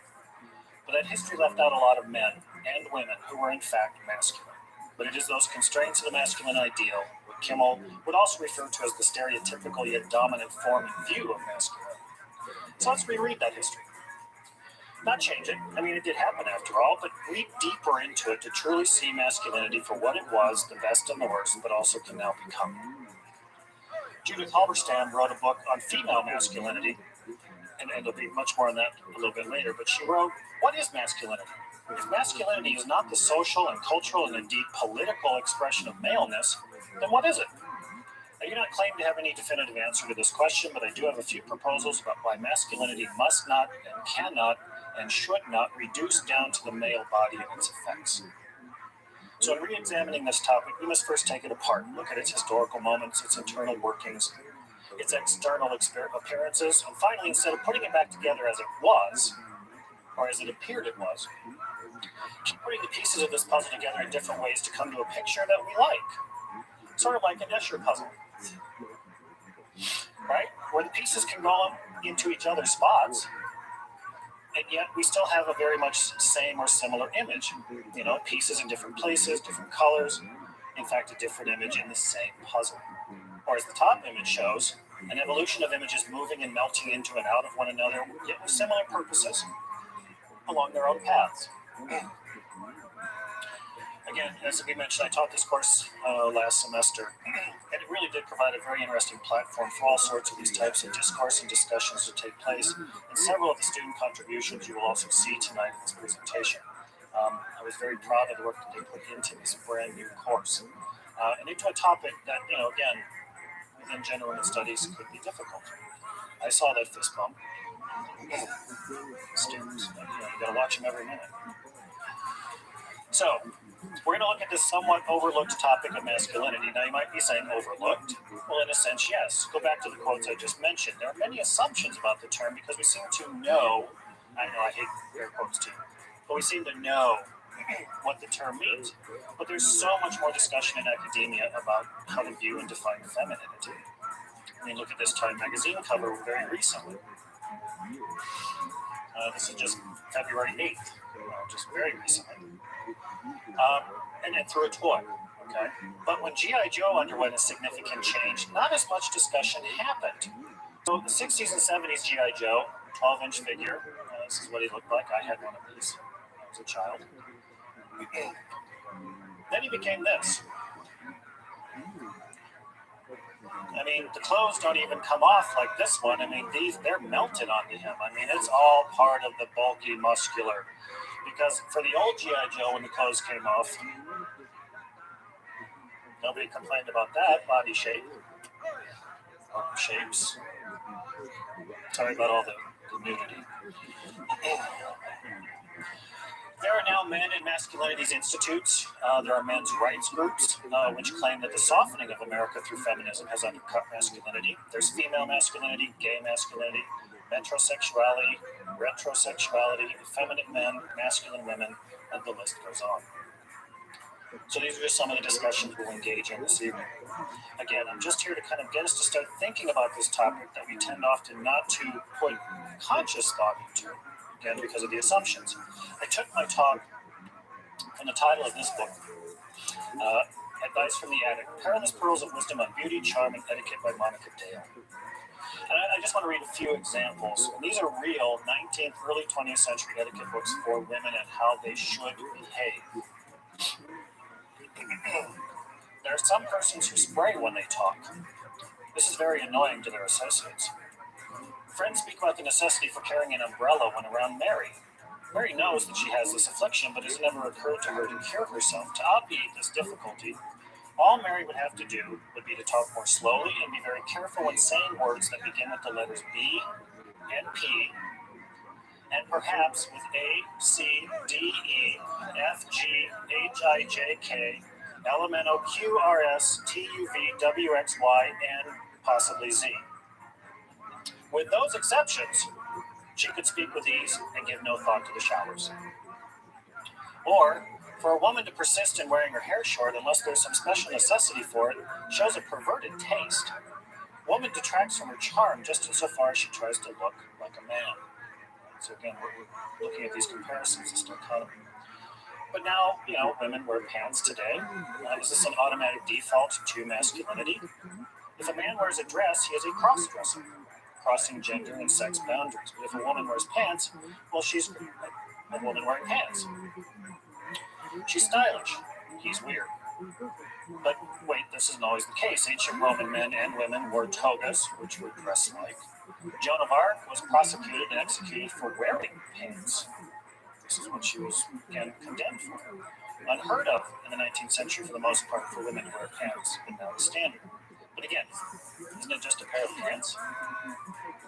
See how we can sometimes get so focused on defining and mapping out how gender must be that we sometimes lose sight of the change. Pants are comfy, better suited for certain situations, jeans more than slacks.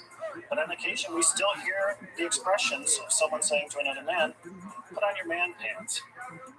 Who wears the pants in the family? We're still gendering pants.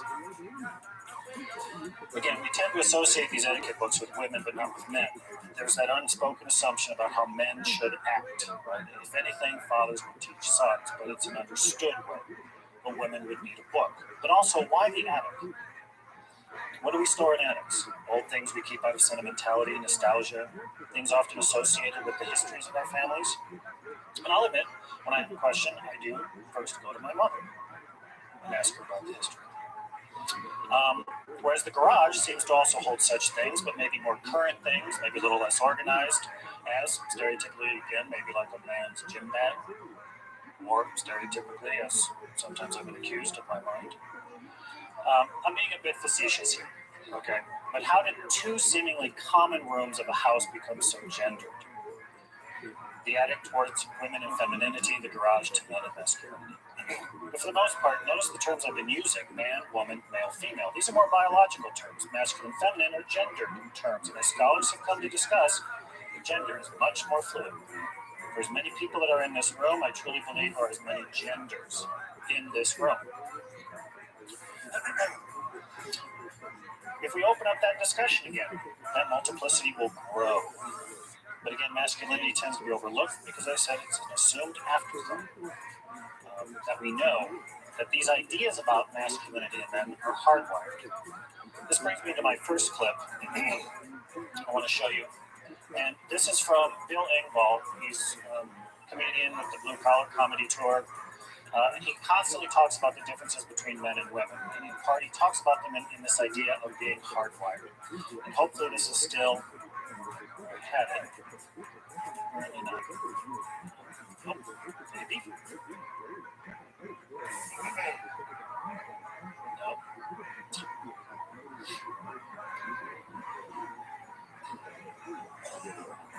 No worries, won't take long to follow.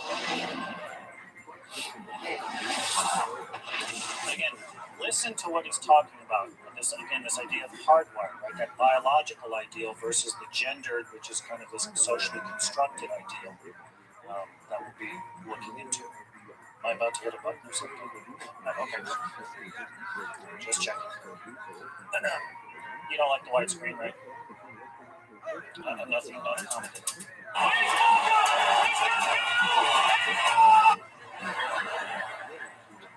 I think the biggest difference between men and women is this. Men are basic, just basic. There's not a whole lot of frills. That's ladies, when you ask a fellow a question, a lot of times the answer you get is, oh. Basic. And women are detailed. Detail. Yeah. You're in garage and If you don't got the details, do not talk to a woman. I'll give you a great example. My friend Joey and I were working out at the gym the other day. Joey says to me, hey man, I'm getting a divorce. I said, oh, that sucks. Can you spot me? That was our whole conversation. I understood it. He understood it. So I go home. And I tell my wife, I go, hey, Joey's getting a divorce. Oh my God, what happened?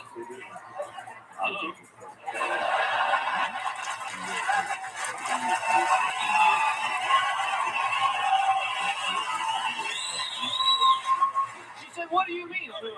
Is he cheating on her? Was she cheating on him? I said, again, baby, I don't know. I'm not holding anything back here. You got a better chance of getting the answer out of the dog. And that's when it hit me. That's why dogs don't talk. They've learned.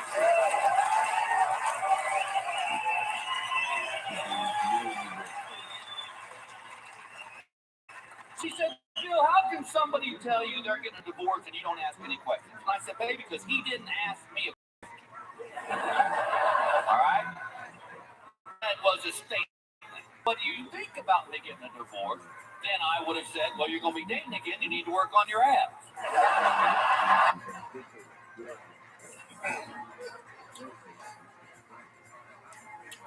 So again, right, you can see how he's kind of, building on this stereotypical construct of men and women and differences. And building off of Bill and his, jokes, he's talking about this idea of men being hardwired kind of as these almost insensitive jerks. But, how then would he rework that to understand masculinity that actually would benefit them, that they would just become sensitive jerks? Part of his jokes, trust me. There are hardwired things, right? Anatomy items, Adam's apples are usually more prominent in men. Facial hair for men grows quite quickly and must be maintained. Or is that groomed? Which one is the more masculine term? But is it masculine to have one or not? In ancient Greece, yes. In ancient Rome, no. In the Middle Ages, it depended. If you lived during the Carolingian era, 750 to 950, must only. The kings before them said beards, absolutely, and beards down to your feet. Different versions. So as you can see, again, his perception is based in part on how women see men as well for masculinity. It's not just men. Masculinity also can be seen to have this component of being constructed by women and how they see men. And while I won't get into it here tonight, there, as we saw in the class, there's also all sorts of other discussion based on class, race, sexual orientation, again, different components, but I'm going to kind of keep it more to the binary for tonight. So how do we all see each other, and specifically tonight in terms of masculinity? Have we made any progress in the recent decades with respect to opening up masculinity? Or have we regressed as opposed to progressed? Or have we just plain gressed? Gressed comes from the word gredior, which means to take steps, but that could mean forward, could mean backward. It could mean sideways. Okay? It just means to take steps. So, let's look at a few instances of history and how masculinity was understood to help focus our attention, and then to bring us up to today. And again, in a way to try to understand how we seem to have come to a sense of prescriptive behavior, as in the sense of masculine behavior must be performed this way, versus descriptive behavior, which means masculinity has been performed and actually done this way. Okay? And in a multiplicity of fashions. There's a quote from Star Trek Voyager that I really love. And again, it applies to all the genders in this room. Infinite diversity and infinite combinations. For when we dig into the history, we find that the stereotypes can be found there, but so are the exceptions that truly just might be more than norm. So, we're going to move to ancient Greece. Are you ready? Buckle up. So you put on your seatbelts. What it meant to be a man, and again, notice the term I'm using here, was a male who stood up for his polis, a city-state, voted, fought for it, produced heirs, and loved other men, because only men were capable of real love, emotionally, spiritually, sexually, and that women were incapable of love of that magnitude. Women could love their husbands, but it wasn't a pure love like that of man for man. That would be as close to masculinity as we might come to define for ancient Greece, because again, they're not as focused on sexuality as we are today. It was also on display in their art. As you can see here, men were depicted nude, women were not. Women were usually depicted clothed. Okay? And the idea here is what you're seeing in this perfectly sculpted body is that you were also seeing a perfectly sculpted mind. They went hand in hand for ancient Greek men and masculinity. And it's just very fortunate that the statue is also pointing at his head. I did look. So again, within here, right, we have a man and a woman. She is clothed, he is not. And again, that was the standard understanding for masculinity and femininity.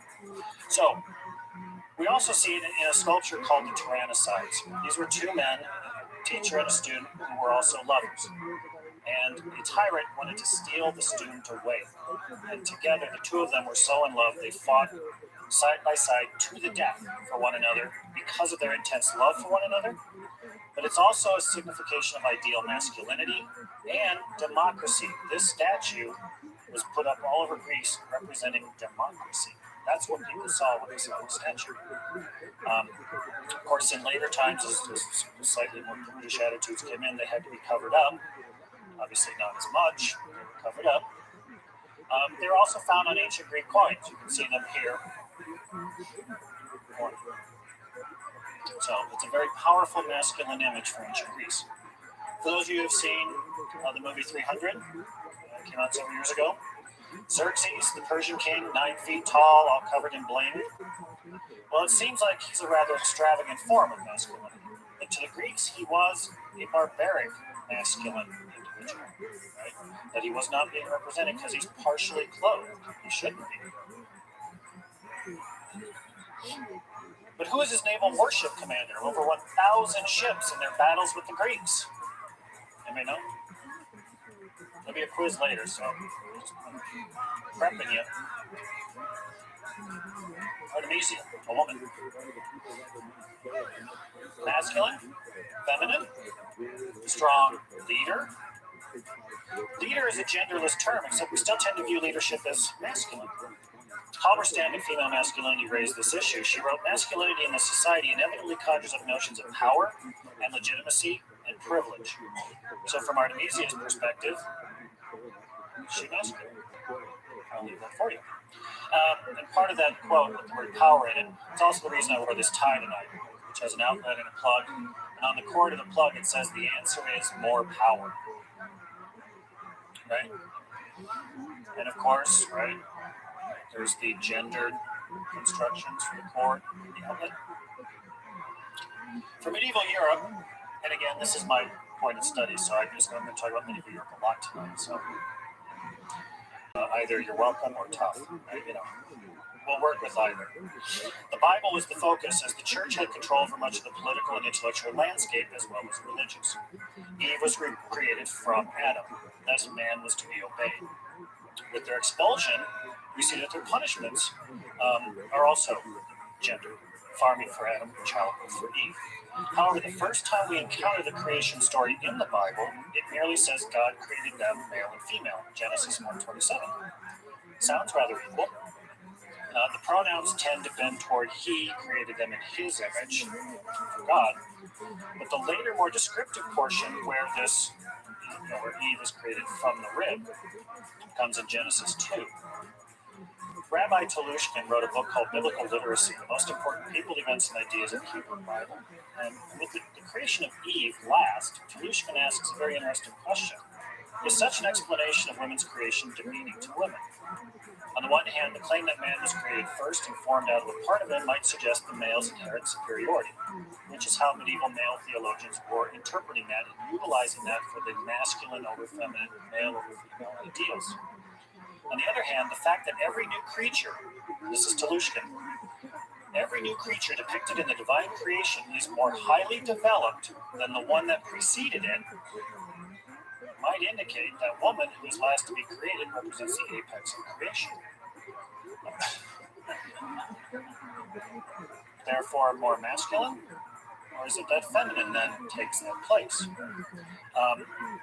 In any event, Telushkin finishes, the account in chapter 1, which states that both sexes are created in God's image, clearly suggests that they are equal in God's eyes. I'm also currently reading, as Judith mentioned earlier, I'm reading a biography of the Queen Mother right now, the mother of the current Queen Elizabeth II. The Queen Mother died in 2002. At one point in her letter, she's writing a letter during World War II, and she says, quote, "The war has disrupted social norms. More and more women went to work." So even she is seeing a form of masculinity that is in her writings, as her writings seem to indicate, is subverted by this disruption of social norms with women working in men's jobs. Sort of the end ball clip, and he's thinking about this hardwiring. But we can that World War II did help us to disrupt the discourse of masculinity and show how leadership, privilege, and legitimacy, Halberstam's terms, were a realm for men and women, right? You've seen this image, it's a very prominent image. We still see it today in its many manifestations. The Independent, the school newspaper here, when recruiting new staff, students to work there, created a poster.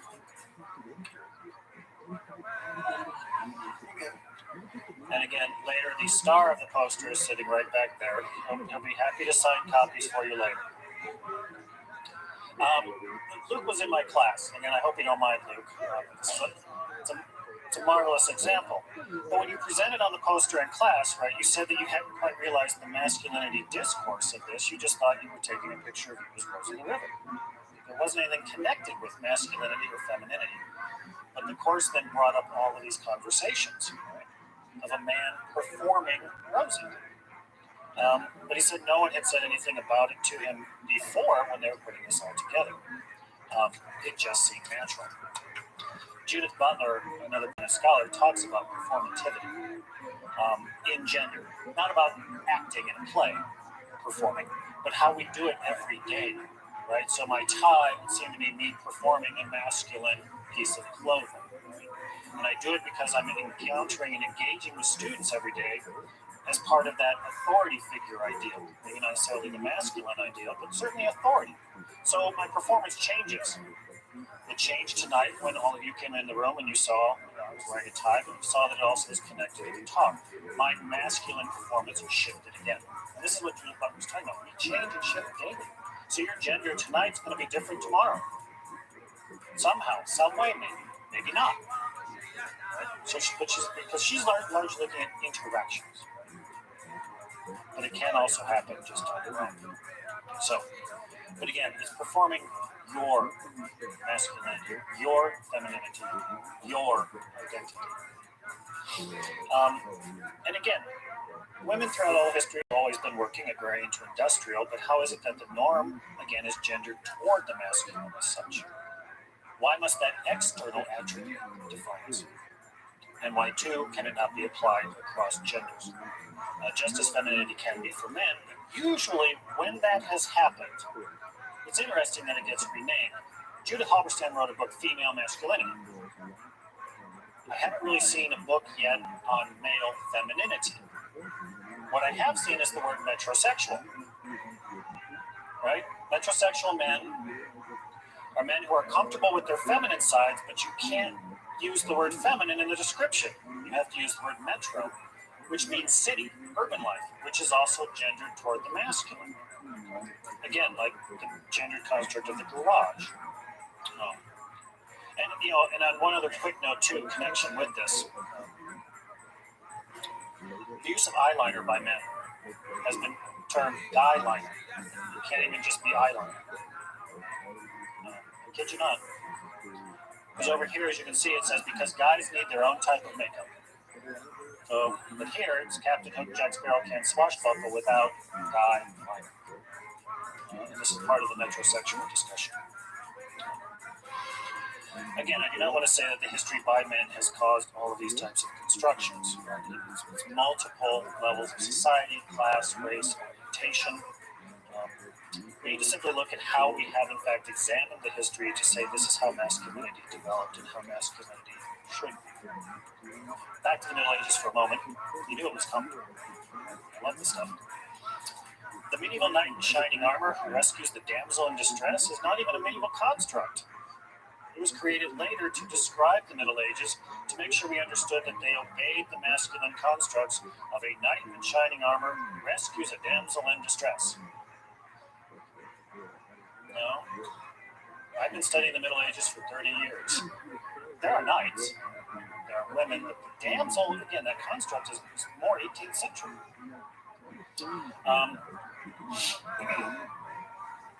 In fact, many of the women in the Middle Ages fought in battles. Many women in the Middle Ages kidnapped men to force them to marry them. And yet the terminology is still used to describe them as gender. King Henry II fought battles with his wife, Queen Eleanor of Aquitaine. Queen Eleanor of Aquitaine resisted him in battle. Well, that's what I read a lot of the times in these documents, but no, she fought him. She was an amazing fighter. And from jail, he had put her in prison so he could have an affair with another woman. And she still fought battles and nearly beat him every time. And if you want a really good Hollywood depiction of this, see the movie Lion in Winter with Peter O'Toole and Katharine Hepburn. Amazing film. I adore that film. If you ask any of my students, they get tired of me saying that.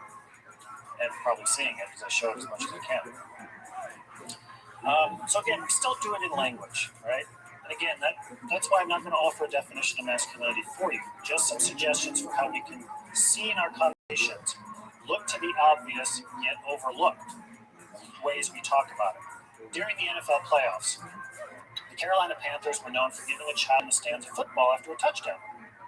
During one playoff game with the first touchdown, they gave a football to a little girl.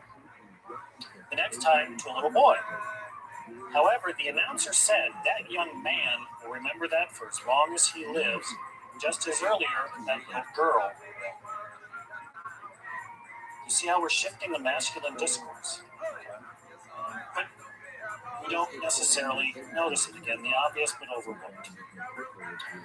We still create these imbalances in perception. When Cam Newton lost the Super Bowl, any Broncos fans in here, by the way?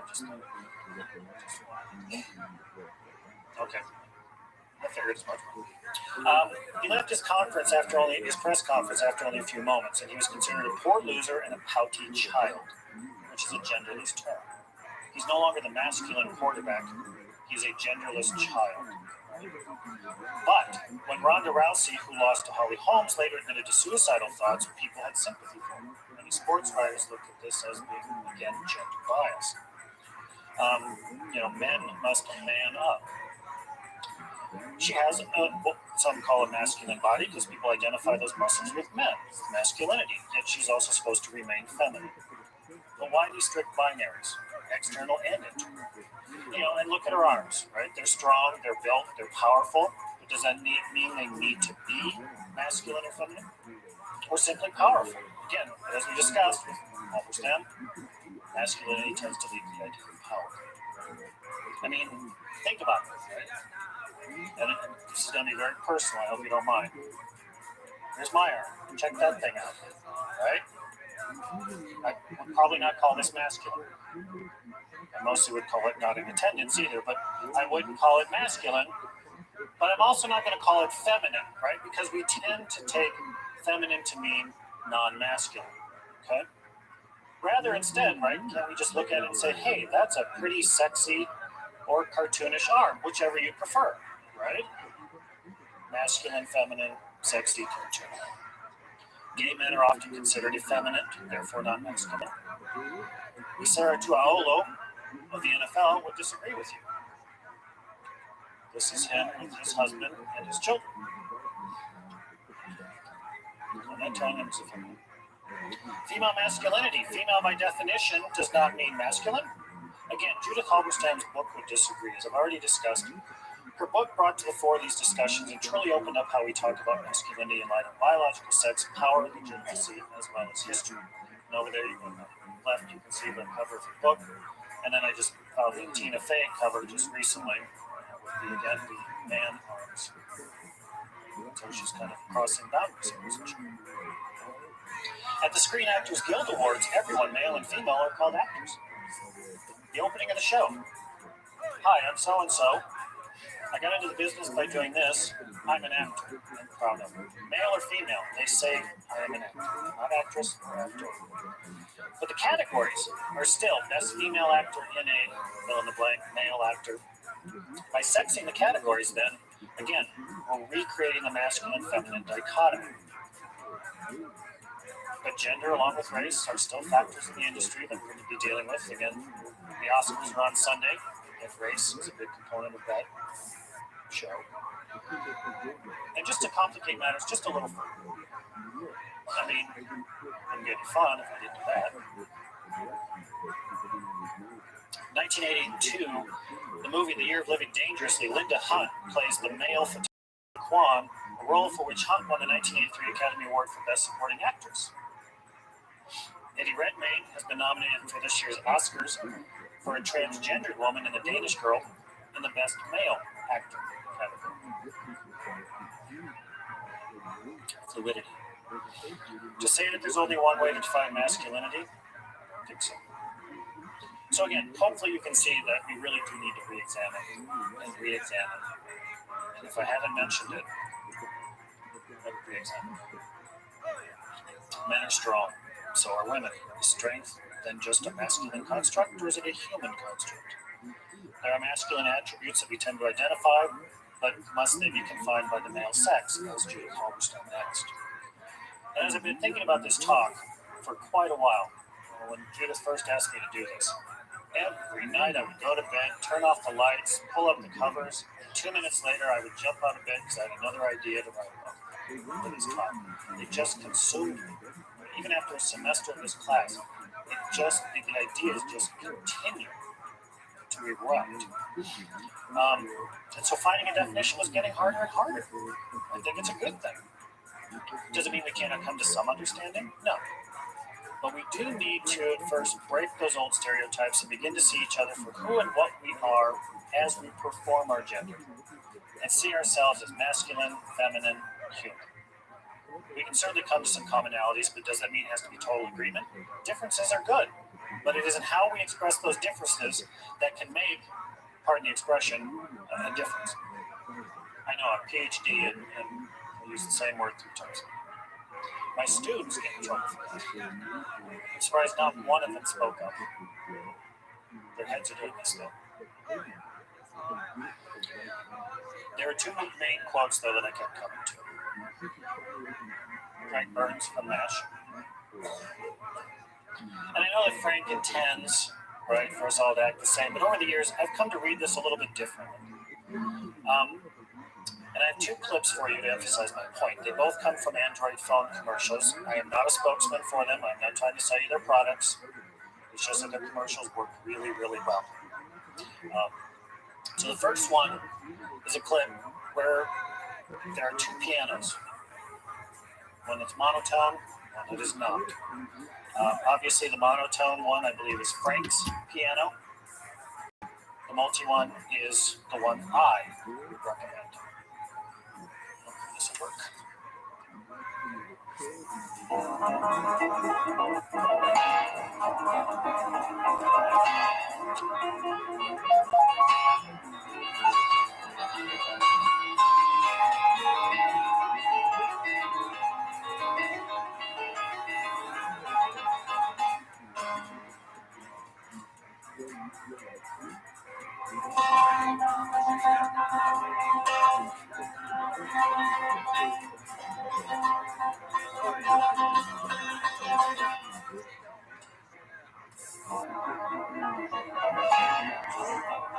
Kind of like this one.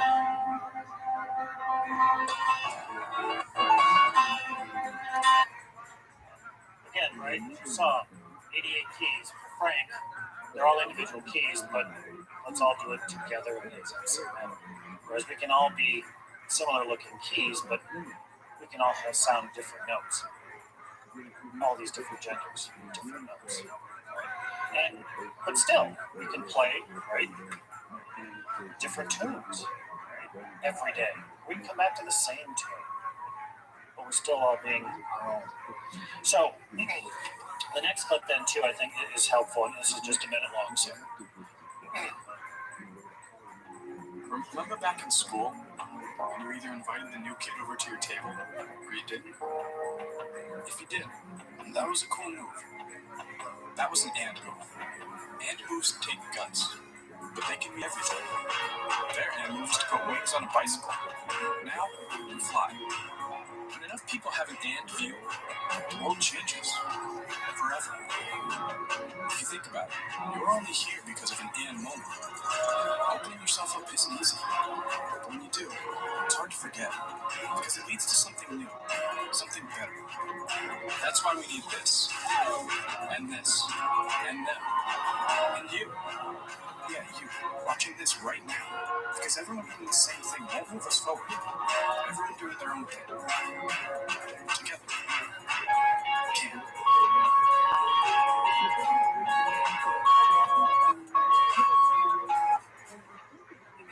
Be together. However, lately, more and more, though, we are seeing some backlash to what would be called a renewed masculinity. Others calling it a reversion to femininity. Men have lost their masculinity. Some men's rights groups claim that feminism has reduced men to shameful shells of themselves. They go out into woods to have drumming ceremonies, go shirtless, to shout, to grunt, to reclaim that masculinity. So again, remember what I asked in the beginning as to how we have regressed. Is it regressing? Is it a re-examination?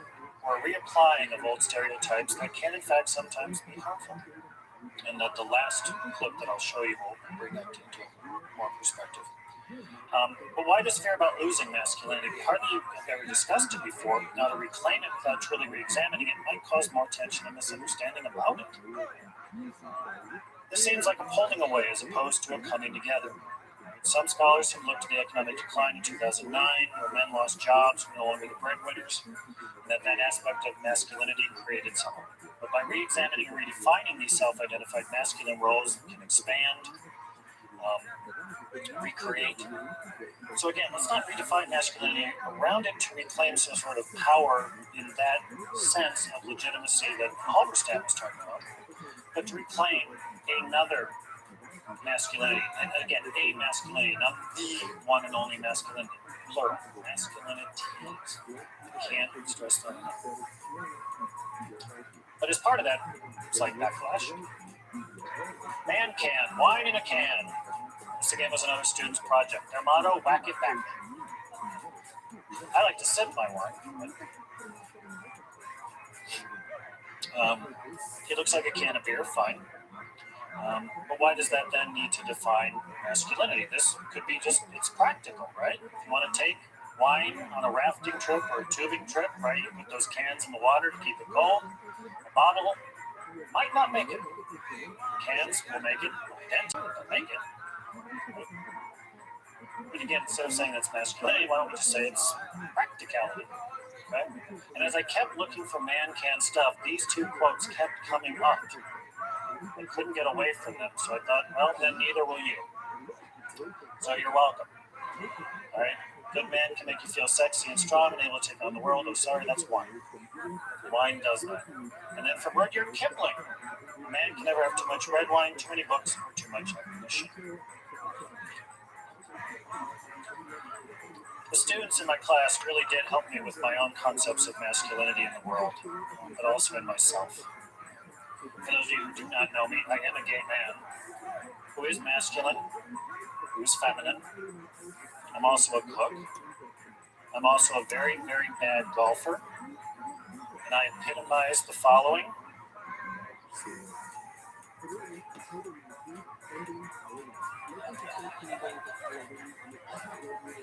I'm not kidding. I'm a feminist, a lover of old movies, of art, fine wine, of ties, as we've been discussing all night. I have 879 ties in my collection right now. I know it's a small collection, but it's growing. It'll get there, I promise you. I love football games. I love basketball. March Madness is coming. But even my gay friends have some backlash about my masculinity, how I perform it. They don't understand why I enjoy these manly, read straight sports and not more gay things. But being a masculine gay man means being able to enjoy football and basketball. But overall, it appears I enjoy masculine and feminine things, whatever those might be. Masculine can mean power, but let's not automatically default to the idea then that the feminine must mean weak or powerless. It is also power. The two ideas need not be binary opposites. How about instead of contradictory binaries, we have complementary binaries? The times are changing, right? I quoted Kimmel at the beginning of the talk. It is only by mining men's past for the best qualities and worst excesses that men will free themselves from the constraints of the masculine ideal. This next clip, I think, will bring pretty much everything together that I've been trying to offer you tonight. This was also part of a presentation a student did in my class, and I really, again, want to quickly here thank them for all they taught me last semester. And also gave me the privilege of them speaking with you tonight about this topic. This comes from an organization, who put together a video. What did it mean to be a man in 2015? And the first part of the video clip, they asked some hard questions about these masculinities in plural. And then again, the shifting in the masculinities. And then I promise after this, we'll almost be done.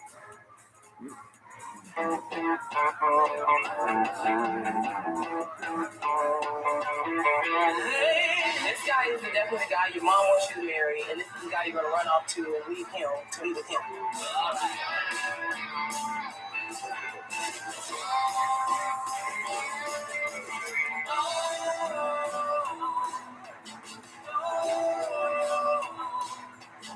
Nice package.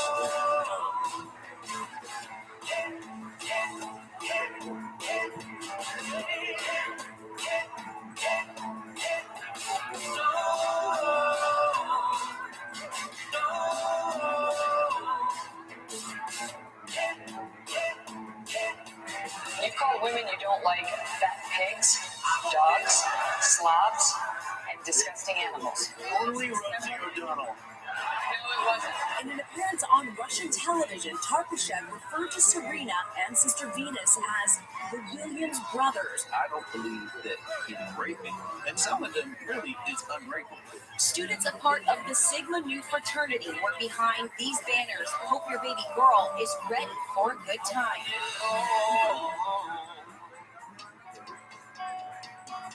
I really hope that eventually we never have a place in the NFL for people that strike a woman. You're a feminist. Yeah. And you are a man. Yeah, all those things, having some traits that are traditionally masculine doesn't exclude me from wanting gender equality. I'm coming here to suggest that this is an issue that only mothers should have to think about. Family leave should be thought of as an option for both parents. I don't want to take any stereotypical dad roles, like this is where my position stops and where my wife's position starts.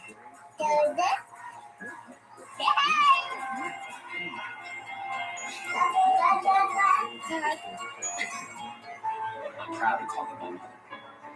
I'm proud to be your son. You made me the man that I am today. The most important thing that I could do with my daughter is lead our life with love. Not success, not fame. Big guys cry. Big guys are sensitive. What a good man. A man of service who persevered because he believed his efforts would deliver a better life to those who follow. Sometimes I think that's the best thing to hope for when you're eulogized. Just say somebody was a good man.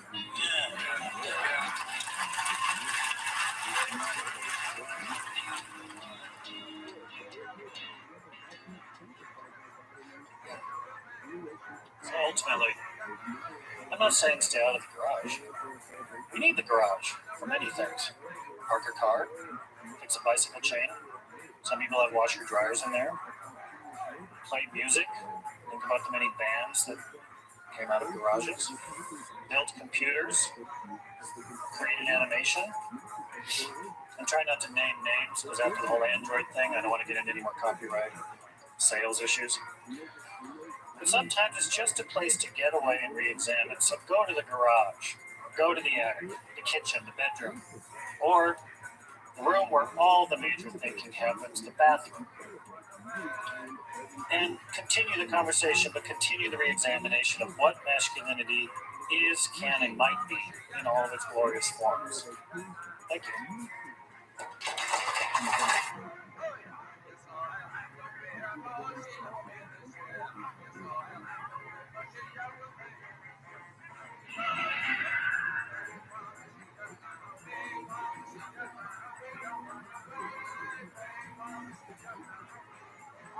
I would like to know, before I get started, I think I'll ask it this way. How many of you, I'm not going to call on anyone, how many of you have heard of Mabel Dodge?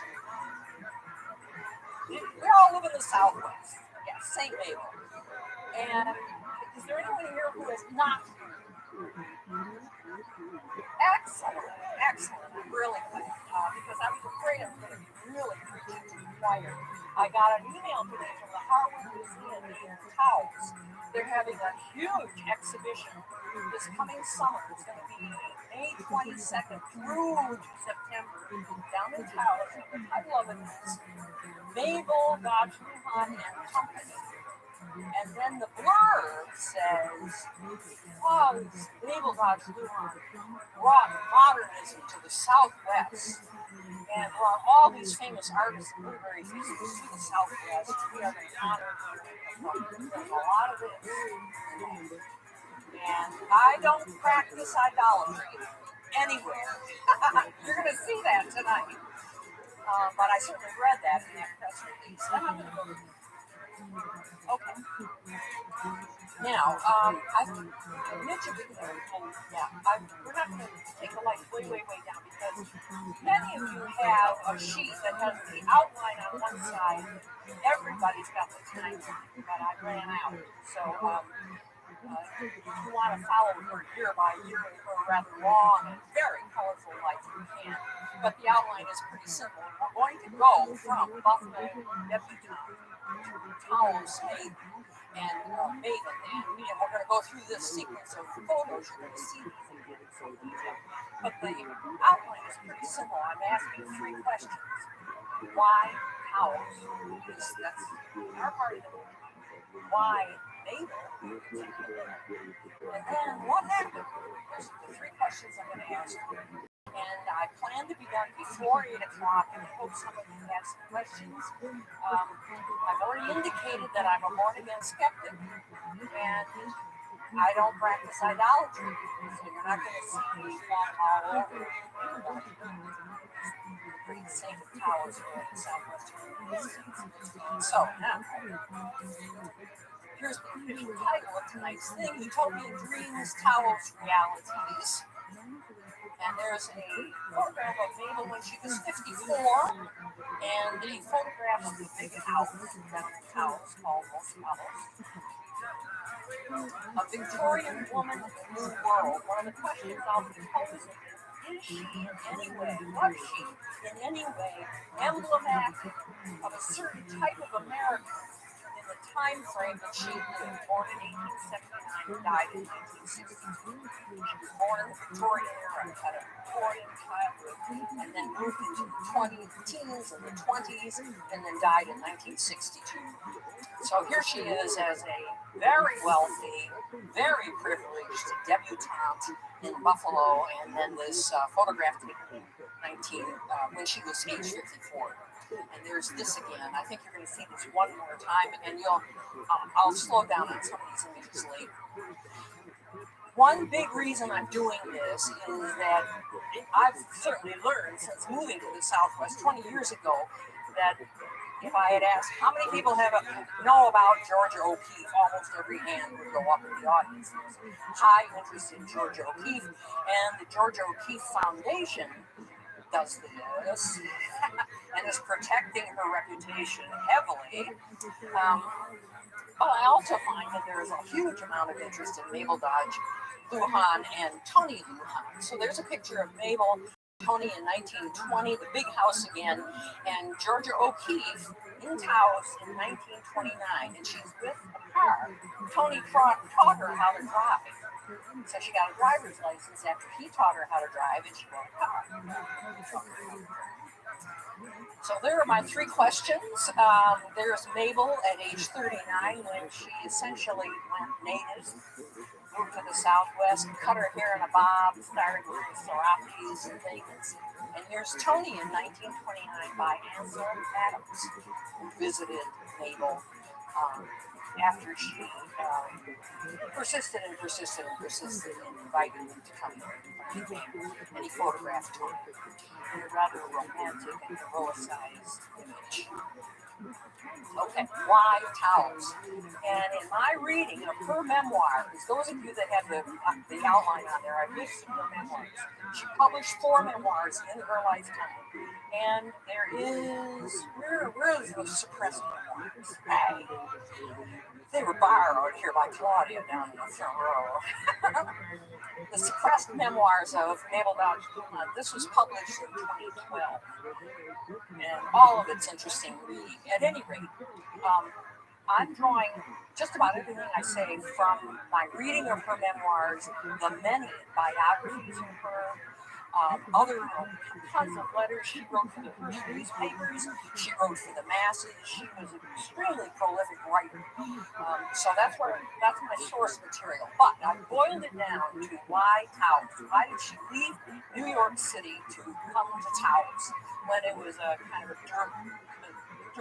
not dirt road, I don't want to say that, a dirt road small town in the shadow of Santa Fe, which was really moving into becoming an arts colony. And I'm claiming that there were essentially 5 reasons why she decided to leave New York City and the salon she was running to come out here. And the first one is she was bored. She was frequently bored in her life, and when she made a big change. So that was one reason that led her to Taos. She saw an exhibit. I'll tell you more about that in a minute. She had a dream. She was someone who believed in the power of dreams. She was a Freudian devotee. She held dream salons where people were to bring one of their recent dreams and they went around the circle and told their dreams, and then they interpreted their dreams. And then she got a letter, which was a very telling letter. I'm going to read to you from that letter in a moment. And there was a prophecy about her, if she went to Taos, what would happen and what she should do, and she believed in such things. So I'm going to go through these 5 things rather quickly. Okay, I've already said she was bored, she was restless. She had been in New York City for a number of years. She had been running Salon Dodge every Wednesday evening in the literary circles, the avant-garde circles, the modern circles, as well as radical left-wing politicians who were attending her salons, and she just got weary of it. But this was a pattern in her life. And this is a picture. She lived on Washington Square, 23 Fifth Avenue, and it was a fairly famous watering spot for the intellectuals in New York City in the teens before World War I. An exhibit. In 1917, she saw an exhibition put on in New York City by the Taos Society of Artists that included Walter Ufer, this painting, this painting, Indian Weaver by Irving Kaus. They had been in Santa Fe just long enough to really sort of form as a group. They had exhibitions in Santa Fe and in the Southwest, and then they organized this exhibition of their work, paintings of the Southwest, of the Santa Fe area, and she went to see it. And she couldn't quite believe it was an interesting mixture for her of all the colors and the sunshine and the air of the Southwest. Really, I think, portrayed beautifully the heat of the sun and the warmth of the colors. But she was equally interested in the depictions of the Indians in the Southwest. This wasn't the contemporary thrust toward abstraction that she was seeing in New York City, and I'll talk about that in a minute. But she saw this exhibit, she wrote about it, it's in one of her memoirs, she wrote letters to people about it, and made a profound impression. And this dream, I've already mentioned that she was a follower of Freud. Freud had made 2 trips to the United States by this time. He was here in 1911, 1913, something like that. And his works were translated, and all this talk about the talking cure, the mind cure, talking sessions, delving into the unconscious. This was big stuff, especially in the avant-garde circles of artists and writers. So she was a follower of that. She believed in dreams as messengers. It reminds me that the Greeks believed that a dream was a message from the gods. This is a different kind of a message, but the dreams are telling you something. She took that very seriously. And I've put on this painting of a Pueblo Indian done in 1918 by Maurice Stern. And if you've read your outline, you know that he was her 3rd husband. He was an artist and a sculptor. And I've just put that there because I'm going to read to you what she said about her dream. She had regular sessions with a medium. She had 2 spiritual advisors. And they did everything from an initial greeting, 3 to 5 minutes of everybody in silence, whether she was at a one-on-one session or in a group session, and then a meditation period, and then a sharing period. At any rate, after one of her sessions with one of her spiritual advisors, she had what she called one of her psychic experiences. And she described a dream in which I saw my husband's face, meaning Maurice Stern, above the bed, and then the face of a dark Indian replaced it. That's the end of that quote. And then she said the experience, quote, it affected me like strong medicine. It was telling me something. So that just tucks away. She has this dream, and it connects very nicely with the last thing on the list, why Taos, and there was a letter from Maurice, there he is, and on November 28, 1917, he was in Santa Fe and went over to Taos. She had many patterns that were interesting. One of her patterns was after each of her marriages, she plunged into a depression and asked her husband to leave.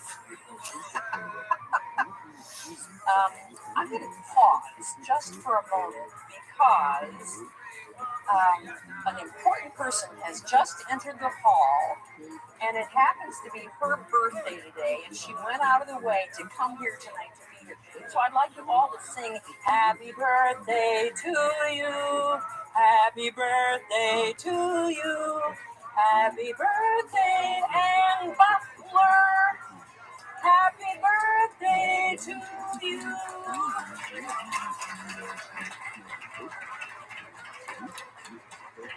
Well, everybody knows Ann. You know, her byline is on the front page of the Durango Herald almost every day these days, plus Neighbors and everything else. Anyway, today's her birthday, so you step aside and make room for something important like that.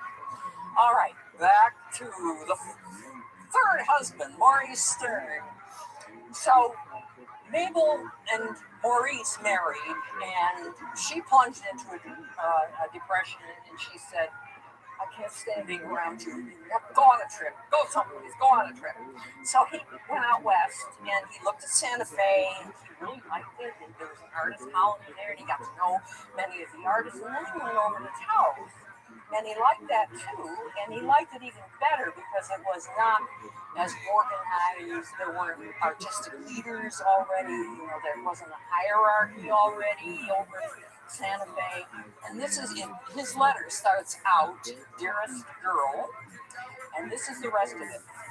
Do you want an objective in life? Save the Indians. Their art, their culture, reveal to the world that which others are doing for the Negroes, you could, if you wanted to, do for the Indians. For you have energy and are the most sensitive girl in the world. And above all, there is somehow a strange relationship between yourself and the Indians. It's a longer letter than that, but that's what she really paid attention to. He's giving her a purpose. Here's an objective. You can save the Indians, you know, show their culture to the rest of the world, appealing to her do-gooder instincts and appealing to her desire to control things and have a sense of power. Okay, I just put down here, he was a painter and a sculptor, and they had an affair while she was still married to Dodge, and then that was set aside, and they got married on August 23rd, 1917, and they divorced in 1922. Okay. The last reason that propelled her to Taos was this prophecy.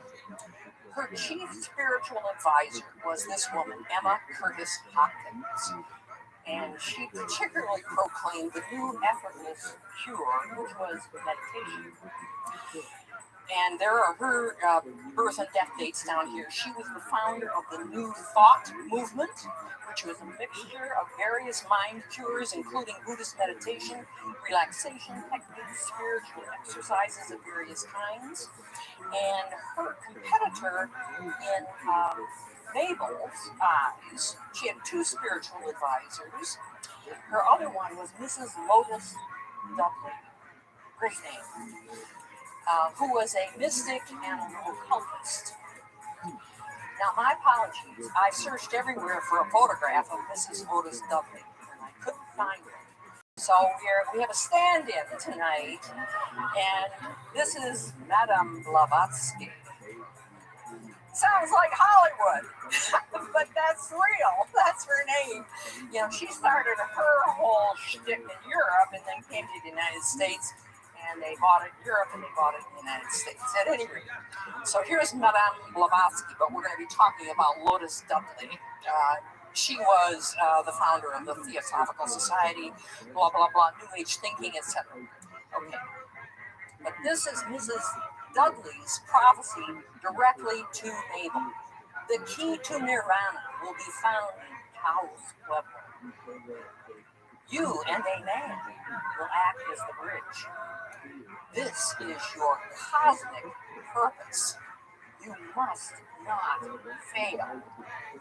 Now, if somebody says that to you, and you believe that they are a great guru and what they say and speak is the truth, and they tell you this, you take it seriously if you believe in this stuff. Okay, so those 5 things are the things that propelled Mabel to come out to Taos with the goal of curing Western civilization of its evils, its materialism, its greed, its lust for property. I had 3 P's here in my mind. Somebody will come up with the damn word that's right. Power, property, and possession. Thank you. Okay. And if you do that, you will restore harmony to the world. And of course, that's utopian thinking. I know how to fix this world, and here's how I'm going to fix this world, and everything will be just fine. That's utopian thinking, and she was swept up in that. In Taos, you are going to establish a new community in southwestern United States. We will merge European and primitive, they use the word primitive then, and primitive traditions. These two things will come together because you and a man, an Indian, will become the bridge for all of this to happen. So here's a photograph of the big house in Taos. It's called Los Gallos for the roosters. There are these sculptures that are up there. If you go down there, we'll talk more about that later. And of course, Mabel and Tony would be the bridge, and together they would create a new world order. Okay. So there are the 5 reasons that I think she was propelled to come out here. And when she came out here, she cut her hair, she changed the way she dressed. She didn't go back to dressing like a society maiden. Most of the pictures that you see of her, she's not in full Indian dress. But there she is with her little Scotty dog, and his name is Scotty. Okay. Again, reading her memoirs and reading all the stuff about her, the through lines that I derive from all of that. This is a life of privilege. This is a life of entitlement, enormous self-aggrandizement, and intent on both power and control. So, question 2 of this little outline, why Mabel? And this is the biography section. And you've seen some of these pictures already. She was born February 26, 1879, very wealthy Buffalo family. She had a private education. She went to an Episcopalian private school. She also went to school in New York City and Washington, D.C. She was groomed, raised to marry well, to be a wife, mother, and society. So there she is at age 5. The center one is at age 16, and this is her debut picture. Very interesting to look at the bored look on her face. Her first marriage. She married Carl Kellogg Evans, heir to a steamship fortune. He did not work. He did not need to work. He played tennis, he played cards, and he went hunting. Those were his 3 pastimes. And they married secretly because her father did not approve of it. She didn't particularly like this young man. But when the family found out, then they had a big formal wedding, inviting all of the Buffalo elite in the Trinity Church in October of 1900. January 1902, they have a son, John Evans. So this is a rare photograph of the family, and it looks like a Victorian family.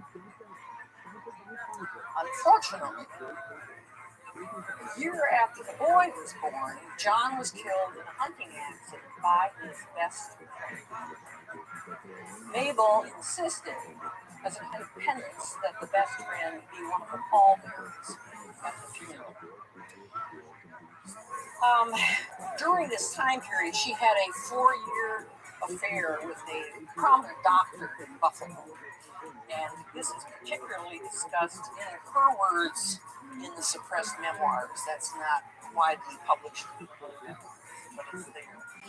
And there were some rumors that the child may have been the doctor's. Never, no DNA then. At any rate, after Carl was killed, the affair intensified. They started being seen in public. He was married and had a family, and her family strongly objected to all this, so they packed her up with 2 nurses and the boy and shipped her off to Europe to break up this love affair. So the widow was sent to Europe in 1904. Now, again, this talk is my take on doing all the reading that I've done. This is a photograph of a bookshelf in a bookstore in Santa Fe with all the books that are about her or by her. And these 2 are 2 publications of her memoirs. And this is her sort of fictionalized account of D.H. Lawrence being in Taos, and her nickname for him was Lorenzo by her, and there's one cover from the Masses, because she wrote for the Masses. The next chapter of her life, I'm basing on her memoir titled European Experiences, and this is the 1904 to 1912 chapter of her life. She met Edwin Dodge on the ship going to Europe. And he must have spotted a good thing because he started pursuing her on shipboard. And he really stuck to her once they got in Europe. And so they were married very shortly thereafter. And they lived sort of all over Europe. Edwin Dodge was a successful architect from Boston. And he had a firm, and he could lead his firm. They had projects and things. He was wealthy. He could do all of this. So they lived all over Europe. And apparently he and son John Evans had a good relationship together. At any rate, this is the wedding portrait of Mabel and Edwin. They ended up settling in Italy. And they bought a Medici palace outside of Florence.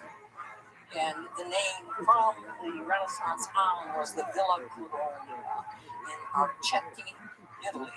It is a Medici palace because it was built for the chief physician to the Medicis. That's when Lorenzo and Cosimo, they didn't live here. The chief physician of the Medicis lived here. And you can see that's one of the buildings on the grounds, huge formal gardens and everything else. And one reason I got these pictures is that it's a B&B. And I was in Italy last May, and I happened to be in Florence. I couldn't squeeze in the time to find out where, I knew where this was. I was dying to go out there. I really wanted to see it. Of course, I was going to stay there. But anyway, here is this. So it was at this Villa Colonia that Mabel began Salon Dodge. She called it that. And she started inviting all of the current, contemporary literary figures, musical figures, visual artists to come and live here. She had plenty of room, plenty of space, be my guest here, because she wanted to influence the direction of modern literature. There are some of the names of some of the people that came here. She early made acquaintance with Leo and Gertrude Stein. And here is Gertrude Stein sitting for a sculptural portrait by Joe Davidson in his studio. And I just brought that in because Gertrude Stein was really important to catapulting Mabel Dodge at this point to fame and prominence.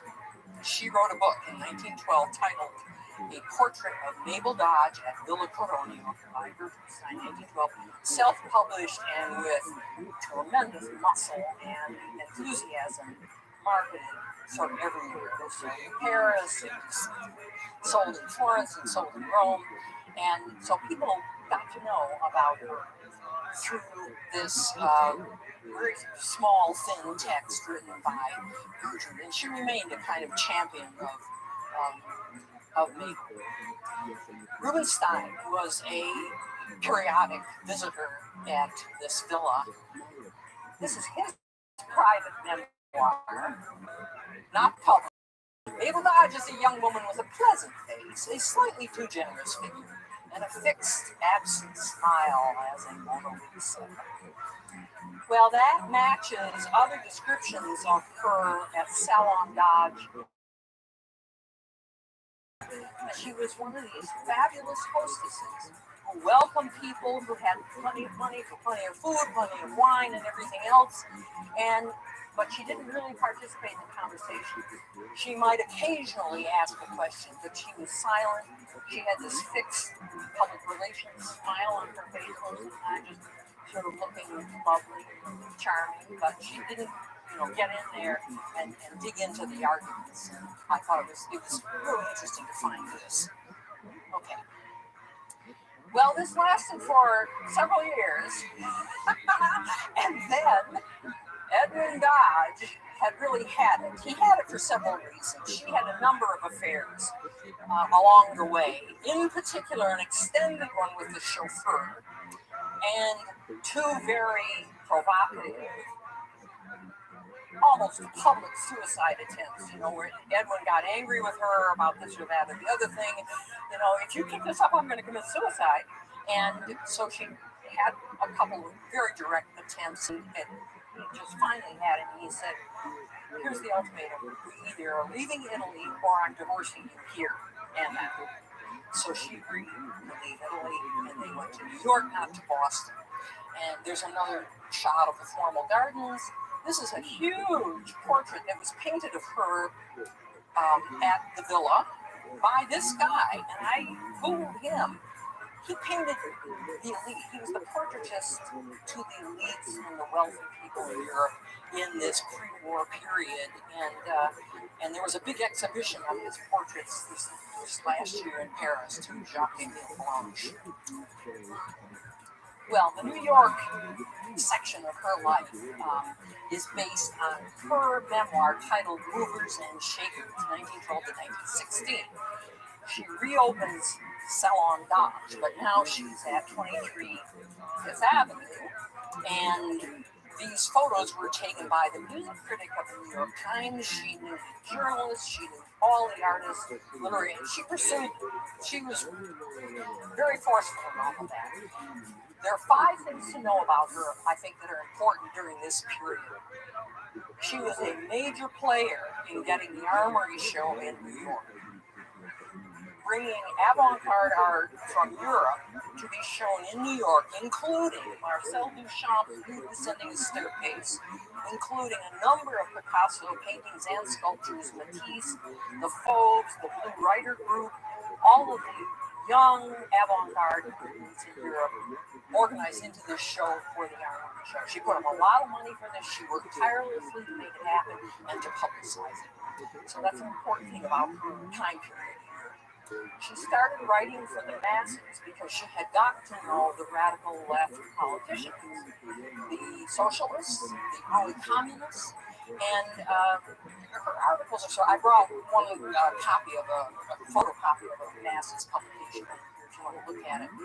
John Reed was writing for the masses, a journalist, extremely active and forceful journalist who ended up dying in the Soviet Union, went there to see the movie Red, and you'll learn all about that. Well, he and Mabel had a really intense affair that lasted quite a long time. When he was getting bored and restless with her, she said, let's go to Europe. She had retained ownership of the villa in Florence, and so they went, and then got bored and restless there a couple of months. So they came back to New York, and then he fell in love with Louise Bryant and dropped Mabel, another depression. The divorce with Dodge finally occurred. It was coming all along anyway in 1916. She also began a regular column for the Hearst newspapers. They were largely first person. She's not a bad writer. She's a pretty good writer, very candid, and almost reads like contemporary prose. It's not stilted at all. Pick up any of her memoirs or any of this other stuff that she's written, and it's fascinating reading. Okay. And here's one cover of the for the masses, an IWW cover, International Workers of the World, the Wobblies. By the way, today is the anniversary of Eugene Debs' birthday. And you'll notice it says the pageant of the Patterson Strike, 1913. Big strike in New Jersey that sort of changed labor laws, and I don't know very much about all of that. If Rory Muller were here, he could tell you something about all of that. Everybody talked about it. It was a devastating strike. It was in the newspapers for a long time. Mabel got the idea of restaging the strike, inviting, performed by the strikers themselves. She paid all their way up to New York City, and they reenacted the strike. And they all went to Madison Square Garden, where there was more activity and everything else. A theatrical recreation. But she funded this whole thing. She helped organize it. So she was in that circle very, very tightly. She has the affair with John Reed. She's writing for all of these Salon Dodges. Okay, these are the things you should know. Here's a picture of John Reed at a typewriter and very interestingly, a Soviet stamp. Tribute to him. And important in her circle, important in Salon Dodge, the American avant-garde, and particularly this New York power couple, Alfred Stieglitz and Georgia O'Keeffe. pre-war period, he was already very famous with his galleries and his own photography, and he promoted Georgia O'Keeffe big time. This is her Blue Flower from 1918 exhibit at the gallery, which maybe saw. She talked about, she invited them, she pursued them to try to come to her Wednesday evenings. So these were the circles that she moved in. This was the time of the New Age thinking, the thought, and of course she became bored at some point with all of this. And she saw the exhibit of the Taos artists. She had her dream. She had her new husband, Maurice Stern, his letter from the Southwest, and the prophecy. So she's ready to now leave New York. I have to justify why did she leave New York? This incredible life she was leading. And there's a photograph of her preparing to meditate, and she always had a costume, a white silk costume, a white silk skirt she wore when she meditated. Taos, of course, was known. She did not discover it.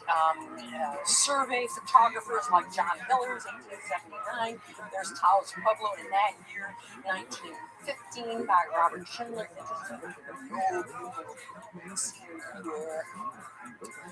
And that's where it is in relationship to Santa Fe and to Albuquerque, way up at the sort of at the top of the state. And this is what a road looked like in 1920. Pretty rough going, old cars.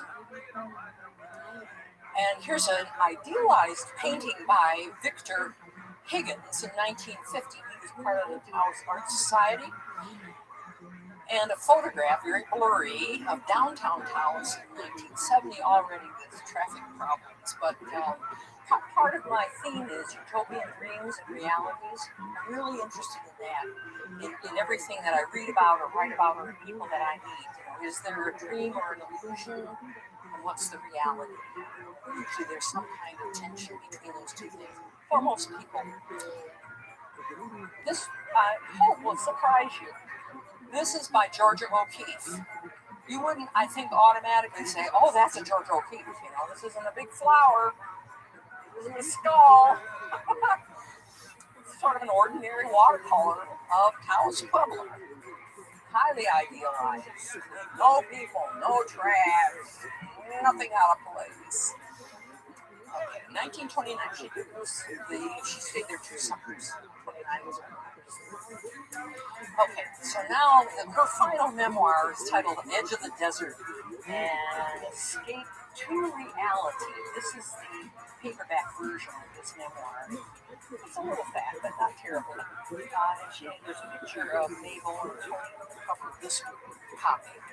I think it's so interesting that she titled an Escape to Reality. I would Anyway, there are 4 key people that I'm going to mention quickly. Maurice Stern, her 3rd husband. Tony Lujan, her 4th husband. D.H. Lawrence, British writer who came to stay on a couple of occasions. Georgia O'Keeffe, the American painter who came to stay, had a huge falling out with Mabel. Talk about that maybe. So here's her 3rd husband, his birth and death dates. He was a painter and sculptor. He also traveled to Bali. There's one of his paintings, a kind of mixture of abstraction and realism. And there's his painting of the Taos and Maurice roughing it. Her 4th husband, Tony Lujan. Allegedly, this is a photograph of Tony Lujan by Edward Curtis. It's not absolutely authenticated. Much later, 1930, by Edward Weston, and then you've seen this before, 1929. All of them, I think, an image of the heroicide-based idealized. And here's Tony and Mabel from Getty Images. You've seen that picture before. She liked it. She always liked it when he wore his big headdress. She wanted him to wear his big headdress. Thought it made a statement for all the Western and Eastern figures. She liked that. And there's a fairly candid shot of Tony over there. Okay. One reason she was able to marry Tony because there were two exes that were involved here. Tony was married to Candelaria Lujan, who the house couple. And she, of course, Mabel was, of course, married to Maurice. So she talked to her lawyer and other people and figured out a way to do this, talked to Tony, figured out a way to do this. Candelaria Lujan finally agreed to a contract where Mabel would pay her $35 a month for life if she could divorce Tony, enabling him to marry Mabel. At the same time, an offer was made to Maurice Stern to pay him $100 a month for life if he would agree to a divorce so that she could marry Tony. For a length of time, they married. Tony was ostracized by the Pueblo. Only gradually, he was an only gradually was going to be allowed back in. That painting over on the left is again by Victor Higgins, part of the Taoist Society, and another one of Stern. His paintings, quite a large number of Stern's paintings, are in the Phillips collection in Washington, D.C. Very fine private collection. A lot of modernists are European and American art there. And Mabel paid the way for Phillips to accept Stern's paintings. She had plenty of influence. What about son John Evans? Well, here's a picture of John. He was periodically in her life. This is John, and I think this is Tony and a friend at Taos Pueblo, dressed in ceremonial white of an elder. And John and Tony went to Niagara Falls and Buffalo in 1918. And when Tony was away, he really liked Western dress. So there they are at Niagara Falls in Western dress. Tony's favorite role in his life with Mabel was driver and guide. And this is a picture of him standing by the car, and there are three people there, and it's identified in the Getty images. Andrew Dosberg was a painter who was out there, was a friend in 1929. Let's see. These are relatively late photos. This is interesting to me because she's dressing like a New Yorker here. And Tony is an Indian. He kept his braids, but they're inside the big house. And this is at 71. And he's wearing all of this. And I want to get to the other famous people that were part of her life in the early years. She really pursued D.H. Lawrence. She wrote to him constantly, come to the United States. She knew he was ill. He had tuberculosis. The weather will be great here for you. You'll rally in this dry climate. It will be just excellent for you. You can continue writing on to do a private house, which she did, and it will make everything possible for you to come here. So he had a couple of visits between 1922 and 1925, but there were storms and turmoil from the beginning. She was a very aggressive person. She knew what she wanted. One of the things she wanted is she wanted to have an affair. She wanted to replace Frida Lawrence as the principal woman in D.H. Lawrence's life. And be his muse, his lover, all of that stuff. And he was a smart man. He noticed all this coming, and Frida was a really stormy person, so there were a lot of problems. Let's see. Well, I don't need to say more than that, and I've already told you about the book that she wrote about Lorenzo. As a gesture of appeasement, she offered to give him this cabin with some acres. Martha was recently married. We can talk about that in the question period. This is a picture of the Lawrence cabin. You can go there today and see it. Mabel offered to give him this, and she just was going to give it outright, and that was an easy thing. So the trade was for him to give her his original manuscripts for Sons and Lovers. And then after he died, March 2nd, 1930, he died in France. They left under a cloud, not good relationships when he and Frida left. And here's Mabel and Frida and Dorothy Brett in 1938. Frida came back and visited. His ashes were brought back, and there was a big tussle about that. And there's a lot of rumor around all of this. Some people say Frida wanted to take him back to Mabel, and Mabel would have none of it, so she buried the ashes in the cement on the property. So I'm not fully up to date on where that lies right now, or whether we'll ever be. But anyway, that's what the ashes dispute is all about. And of course, Georgia O'Keeffe, her birth and death dates. She was there 2 different summers, 29 and 30, where we were painting there. They didn't get along at all. Georgia was a very private person, fairly serious, and worked very hard. She was in the studio every single day. She was a disciplined artist. She acquired that habit early in her life, and she kept it through into her 90s. She was a remarkable and extremely prolific person. And Mabel in the big house was having a party every single night. There were plenty of drugs. There was a lot of alcohol. There was a lot of wife swapping, a lot of free love going around every house. And so Georgia just exited. She made a quick exit, stayed in a different place on the property, reluctantly came back the second summer, but was never really a part of all that whole scene. I've already told you that. Oh, in 1929, Mabel flew back to Buffalo to have a hysterectomy. She was having a lot of physical problems. And she had already been diagnosed with syphilis. 3 of her 4 husbands had syphilis. And she was suffering from that among some other problems. And she went back to Buffalo to her favorite doctor, not the one I mentioned earlier, to have her hysterectomy with a doctor she trusted. And while she was gone, Georgia was at the big house in town and everything else. And Tony was teaching her how to drive and driving her all over the countryside so she could sketch and paint and everything else. And she wrote 2 letters to Mabel saying, Tony has been so wonderful. He is such a wonderful host. And he's driving me everywhere. He's teaching me how to. And Mabel's reaction, which was her reaction in a lot of other situations, was hot jealousy. She figured Georgia was putting the moves on Tony. Tony was quite willing. That was her experience with Tony. So that was a part of this big falling out. And as soon as that operation was over, she got back to Taos. Some of you know the Lawrence tree. This is a Georgia O'Keeffe painting. I'm just going to show you these quickly. This was in these 2 summers, 29 and 30, Rancho Steakhouse and Ellen Cross. Okay.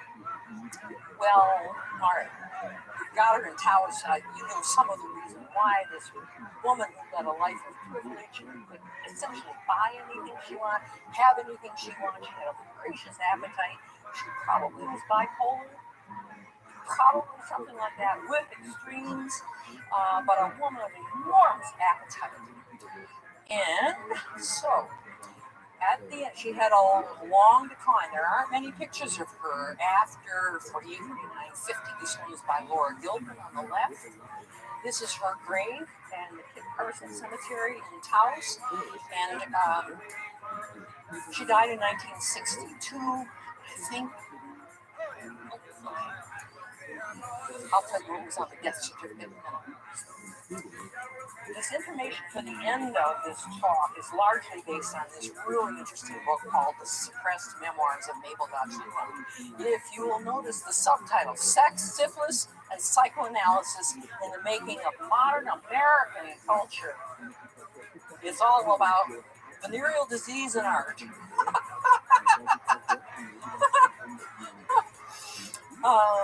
Okay. In the unpublished memoirs, her writing, it's not somebody talking about her, she describes the extended affair she had with Dr. Carpenter that precipitated her going off to Europe and then second marriage. She talks about the European sojourn and all the marital tension she experienced with Edwin Dodge. Her chronic depression, she's very frank about that, plunging into depression. She even says, I just married Edwin, I should be happy, but I'm so depressed and I can't stand to look at it. She's that frank about it. She's frank about her suicide attempts, and she's very frank about syphilis and the way syphilis was treated when it was diagnosed and found, which is before penicillin. On her death certificate, it says cause of death, coronary thrombosis. She died October 31, 1962. On the left is an early sculptural portrait by Joe Davidson, the one that you saw, of some other people. And this portrait hangs in the big house in the dining room of her, so it's done sometime in the 20s because of that haircut, which is this. Now, my final question, what kind of an ending shall I give her? Shall I give her, we've already buried her, but shall I give her a Taos ending, or shall we, like true Americans, give her a Hollywood ending? Well, we're going to give her a Hollywood to send you off in good spirits. There was a movie that was shot in 1981 in Taos. The title of the movie, it's a British film titled The Priest of Love. And it's the story of D.H. Lawrence going to Taos, going to the American Southwest, and what he happened down there. Now, here's a Joe Davidson sculpture of Lawrence, and you've seen this picture before. So who would you cast to play Mabel in a movie about D.H. Lawrence going to Taos? And the movie is made in 1981. Here's a cover photograph of Mabel. Well, the people who made this film made a really smart choice. It's a choice I would have made. Ava Gardner.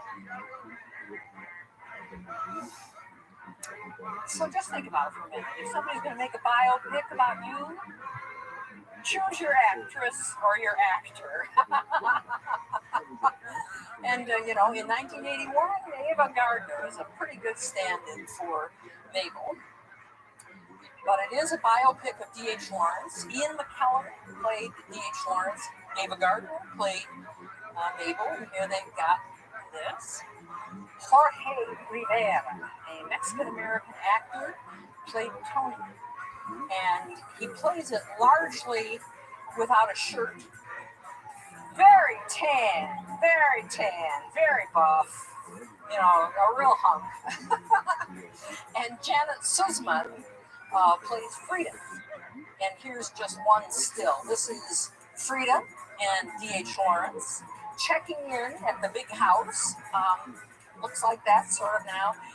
This is Penelope Keith, who's playing Dorothy Brett. That's not Ava Gardner playing her. So, one of the questions I want to ask, which a lot of people writing about Mabel, what is she emblematic of her time? What does she tell us about American culture from the Victorian age through World War I and World War II, the modernist period? What does she tell us about that? Does her life exemplifies something about America? Because she was an American heiress determined to shape the modern world. What does it tell us about American can-do spirit, American I can fix you spirit? And what happened to the dream is another question. There were the utopian goals over there on the left, and here's a picture of the main living room at the big house. And she certainly cemented Taos as a New Age arts center and tourist mecca. And there's a 1938 cartoon from the New Yorker. And you know where these ladies are from. They're travelers from New York City with their sensible shoes and high heels and nylons and their pocketbooks. And they're stopping to ask this Pueblo Indian who's trying to sell a few pots and baskets. All they want to know about is Mrs. Luma. She was very famous in her time. She was known all over the country. She was written about. Books were written about her. Fiction books were written about her. Plays were written about her. Not always nice. A lot of them got into the aggressive, I'm going to fix this and I'm going to fix you and I'm going to run everything in sight. So here's my ending, and it's a little before 8 o'clock, and I hope you've got some questions. Thank you.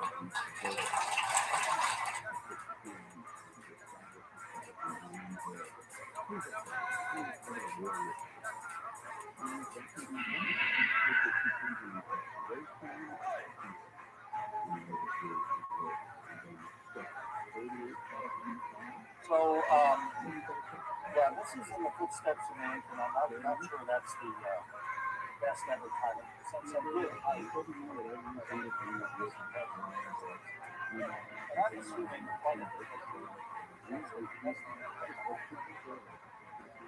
also many of you have hiked the Inca Trail. There's lots of Inca trails, but the one here is the 4-day backpack in to Machu Picchu, 3 nights out. Anyway, that's what I did about a year ago, and I'm not going to dwell on that. I'm going to just talk right now about the Inca civilization and the empire. But at the end of the talk, I will talk about the hike. Now, we have to break roughly at 8 o'clock, so people that have heard enough can leave. But that's when then I'll talk about the Inca Trail, and then maybe we'll have questions. And I'm willing to stay longer and then go get a last chicha. So I'm going to start kind of in a strange way. Again, my background is not anthropology, it's not archaeology, it's not history. And so this is probably back to high school or something. You were saying, what does this have to do with the Inca? Well, this is what I learned in a history class about the Southwest. There were these conquistadors that came up out of Mexico, and they were running around the Southwest, and they were looking for 7 cities of gold.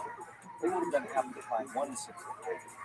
But this is Coronado when he shows up at a Zuni Pueblo in Arizona. But I always thought, how gullible can somebody be?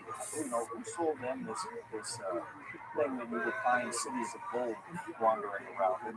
And I just for a long time just didn't believe it, and I thought some kind of scam.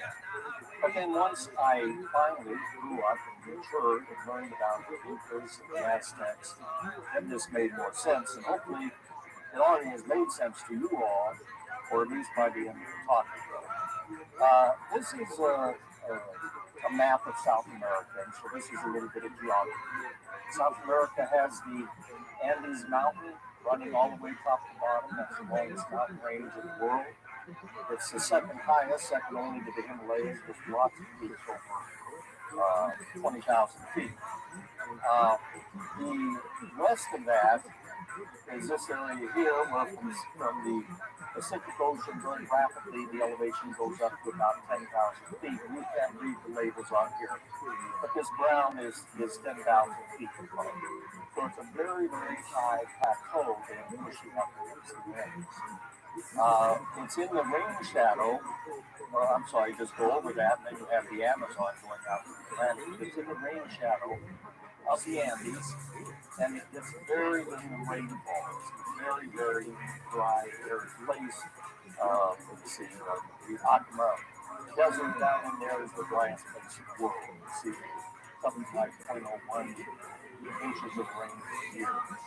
Something that doesn't at all. So it's very, very dry. But there's a lot of snow and rain falls in the Andes. So there's water going off into the Amazon basin, and there's water going west into the Pacific. And that water runs down rivers, runs down valleys or canyons. So the point is there's quite a bit of water going out, but the land itself is very dry. So that's what we're dealing with them, that being something. Okay, and I'm showing you down here where Cusco is. Cusco, the word I think means navel, and that's the center of the Inca Empire. And then just south of that, I don't know if you see that little lake there, that's Lake Titicaca, the highest lake, 12,000 feet, the highest navigable lake in the world. And we'll be talking about some of those. Now, I also, about my freehand grew on here, this red line. This is my interpretation of where the Ring of Fire is. This tectonic line you can draw around the Pacific Basin. It's tectonic, it's very, very active, so there's a lot of volcanoes and earthquakes along that line. So now here's another representation, but now showing all the way up to Central America, up into Mexico. And here I show the Maya civilization. I just want to run through very quickly these 3 other civilizations and empires. The Maya were from 250, and I'm going to use common era CE or BCE rather than AD BC, but they're one and the same. So the Maya were for 250 BCE to 900. Well, that's about 1150 years. That's quite a while. But if you compare that to other civilizations, Sumerians, Egyptians, Romans, that's kind of typically a pretty good run. And now I put on here the Aztecs, which is kind of centered around present day Mexico City. The Aztecs were from 1400 to 1521. That's only 120 years or so. It's not very long. And then finally our the Inca down here. You can see how much the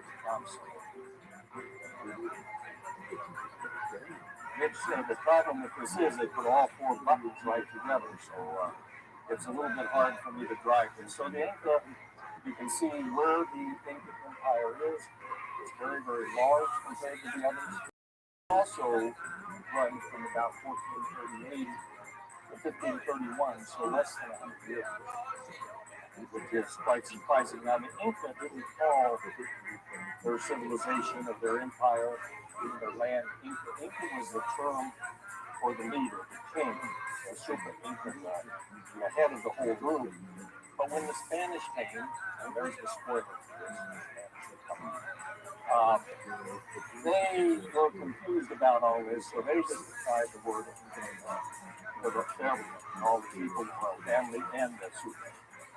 But the Incas really called themselves the Wakansuyu, which means four quadrants, four distance. That's kind of what they looked out, kind of the cardinal directions, and there were four quadrants that came out truthfully. It's kind of interesting, 1521, 1531, those two that are completely disconnected. There's no connection between the Aztecs and the Incas. And yet within 10 years of each other, they both went growing up.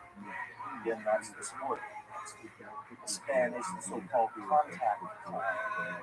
When the Spanish arrived, and we'll talk about that. Just for comparison, I put Mesa Verde on here. I don't know.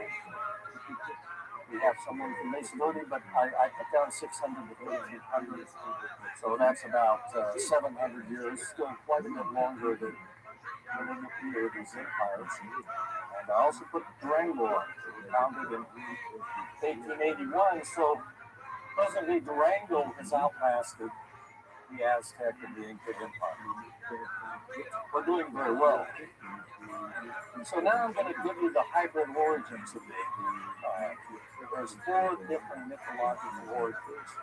I'm not going to give you four, I'm not even going to give you one. This is what I call a hybrid. I'm just going to pull some things out from those. One is you're introduced to Viracocha, and this is the creation god. So this is the god who made the land and the sea and the sky and the Milky Way, the sun, and all of that. Again, I'm just picking up little things that we're going to use later on. And what he drew up these two young people, Manco Capac and Mama Opio, out of Lake Titicaca. They were children of, you understand this is a problem, this isn't that real. But they are the children of Inti. Inti is the sun god. And now, being a solar physicist, I can tell you why he's there. The sun goes across the sky every day. If you go down to the Pacific, you'll see it set. It goes into the ocean. It goes underwater all night and clearly to Lake Titicaca, so that's how we could have two children there, but then it comes up into the sky. That's all my mythology. But anyway, so they're the children, and they're given a golden staff. They're told to wander around until they can push this staff into the ground. And that will indicate that the soil is good enough, and that's where they ought to settle, and they ought to build a temple to Inti. So I'm giving you this. I'm going to give you one other fact that's disconnected to these, that may come up later. Another part of this is that Viracocha, down around Lake Titicaca, could pick up stones, and he had a way of making them soft and pliable like clay. He could form people on them. So point of that isn't that he could form people, but that somehow he can make stones soft and pliable, and I may bring that up later in the talk. Well, here's the difference. This is an alternate origin for them. This has to do with migrations, immigration from Asia. So humans evolved out of Africa, out of Asia, hunter-gatherers. 40,000 years ago, we were in an ice age. Our polar cap was frozen. The ocean, the Arctic Ocean was frozen, so you could walk across it if you were a hunter-gatherer, but through thousands of miles of crevasses and snow. Nobody did that, but long about 12,000 to 10,000, finally this started to melt, and now you have a passage. Now people from Asia can immigrate down into North America, down to Central America, down to South America. But I'm not going to talk about this. This will be an interesting thing for a lifelong learning discussion some night. But the point is that's more likely that their culture into all of that. This is more likely how we get folks down. Well, okay, so this is, I don't want to say it's controversial, but there's some things that don't quite line up. And so, and one of them is Clovis. The Clovis point and all, I think that's 13,500. There are also folks, or evidence of people being down in South America 12,000 years ago, and that doesn't quite correspond. So there is another thought that at least either all of this group or some of this group could do that on both. But again, that's something I know very little about, but we can have a talk about it someday. So these are the Andes. So on the west side of the Andes, these are the civilizations that are there, and I'm not going through all of these. The point is they're chronological from the top down, and so the Inca will be way down here at the bottom. Timu is still way up in the northern part, up by Ecuador. The Wari are really the folks that the Inca probably settled out from. But my point is that all of these civilizations, whatever they developed in the area, slowly percolated up to the Inca, and then the Inca just perfected it. So a lot of things, for example, terrace farming, it isn't the Inca invented it. It was invented somewhere, way back in here. And then percolated up. Now, when you look at these, the Archaeological Society here, you probably recognize all these things. But at least maybe the Nazca. There's a thing of the Nazca lines. These are very, very interesting, but nevertheless, the Nazca are 100 to 800 common era, so way before the Inca. But these are these very, very large figures. This is down in the Coronada part of Peru, where it means red. I say Colorado, with an A up there, Colorado. But there's small red stones all over the floor there, and if you brush them aside, you have this much brighter whiter band. So they brush them aside and make these roadways. And this was, as far as I know, these were discovered from the air in 1927. Because to me, you can only really see them in the air, and I've never seen them everywhere. So this is just what I read. But they do say that if you're on hills around there, they're gigantic. They exist over kilometers. And then they're all different figures. The one that I showed there first is the condor. You have monkeys, you have lizards, you have all these figures, gigantic, on the desert floor, so to speak. Now that was something, though, that it didn't get passed on. In other words, the other cultures, the other civilizations there didn't pick up doing that. It's only the Nazca, as far as I know, has nothing to do, therefore, with it. So I'm going to tell you now things that the Inca inherited from all of those groups. These are things that come up to them, and then they deal with it. The first one is Quechua. And this is the language that they use. This is still spoken in Peru today, more in the rural areas, down around Lake Titicaca, down into Bolivia. So it's a language, but it was only spoken at the time of it. They had no alphabet, they had no way to write it down, no written records. And this will come in a lot in my talk because there's a lot of conflicting reports. That's because it all came down on market. It all came down verbally, nothing written. Now, a few weeks ago, Bill Malani gave a talk about Sanskrit. It was a similar thing. The Sanskrit was only a verbal language, and it was only toward the end that it became written. And at that time, the discussion was that would be very good because you really develop your verbal skills. You're able to memorize long passages, you memorize long stories, songs, poems. On the other hand, to me, it isn't such a great thing to deal with what you have. And I, for one, do not memorize 2 lines on this chart, so I don't think it would have worked for me. But I know there are people that memorize the Bible, memorize all of Shakespeare, and so if you have those people with the verbal language, I think you could be mass prosecuted. But otherwise, I'm worried about it. And likewise, no written numbers. There's no 1, 2, 3, 4 written. But they had a very good numerical system. It was based on the decimal system, units, tens, hundreds. And they use these tickless, and I'll talk about those in maybe 2 slides from now. But they had very, very accurate numerical records. They kept them in Cusco, but they knew the population, they knew the size of the army, they knew how much corn was in this storage house, how much potatoes here. They kept very, very detailed and careful numerical records by way of these figures. Let's see, they had no iron. There's no iron anywhere on that side of South America. They had gold and silver, which is very valuable, but you can't use hand for a shovel, you can't chip rocks with gold. You need iron to have hammers, chisels. You have iron to have swords and many military weapons. And all they had was gold and silver. They did have copper as well. But these are things that this is the way it bubbled up to them. That's what they had to deal with. They had no what I call beast of burden. No elephants, no camels, no ox, no horse, nothing to really carry heavy loads, pull a plow.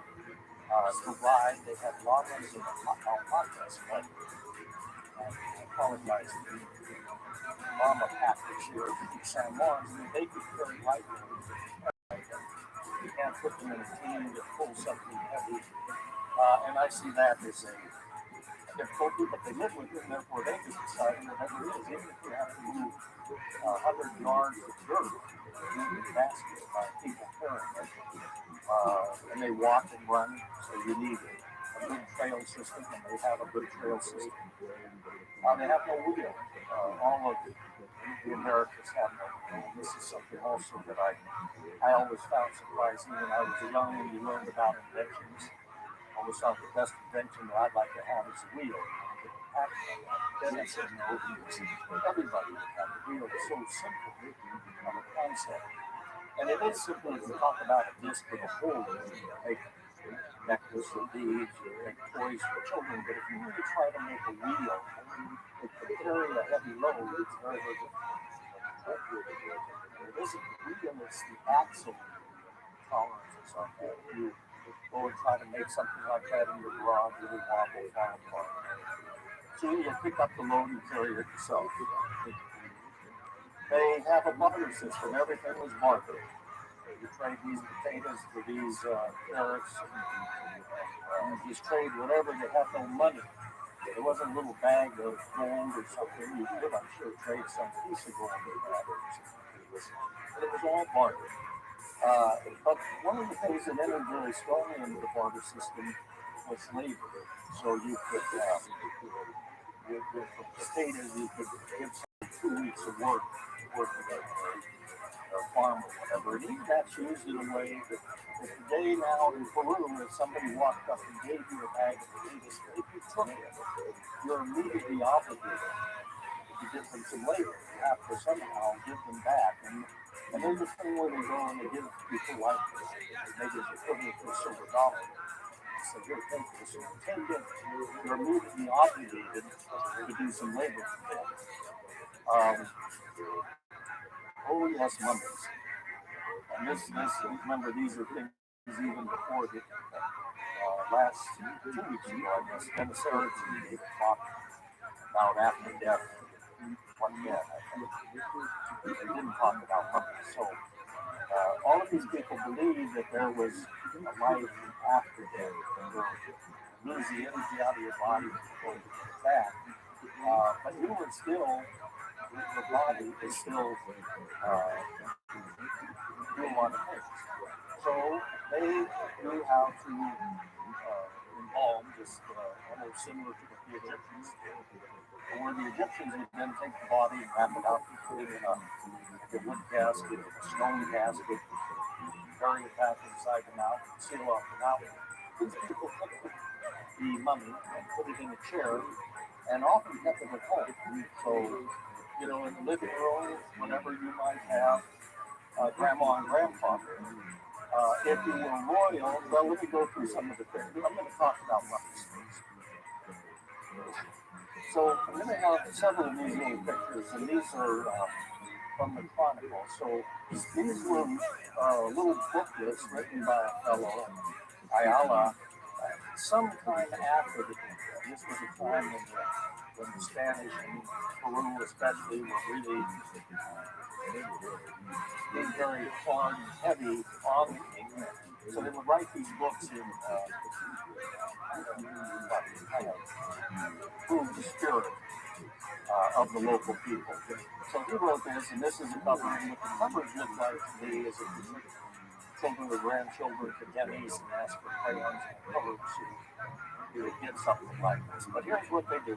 They're usually sitting in a chair, wrapped in their best robes. The imperial mummies kept all their wealth and property and often stayed in the palace. They had servants to wave fans and keep flies off them. They were offered food and drink. Now they had much. They were consulted. So if you had your family, grandmother and grandfather in the back room, and if you had some problem, you would go and sit with them and consult with them. Wait for an answer.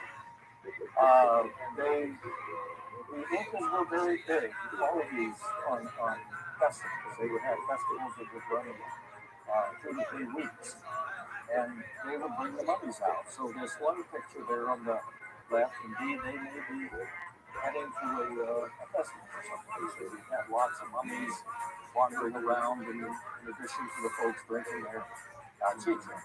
And if they were a military mummy, we would often take them to battle. So they would see a whole army pulling up with several of these mummies. So it's an interesting thing that they were very important to the people.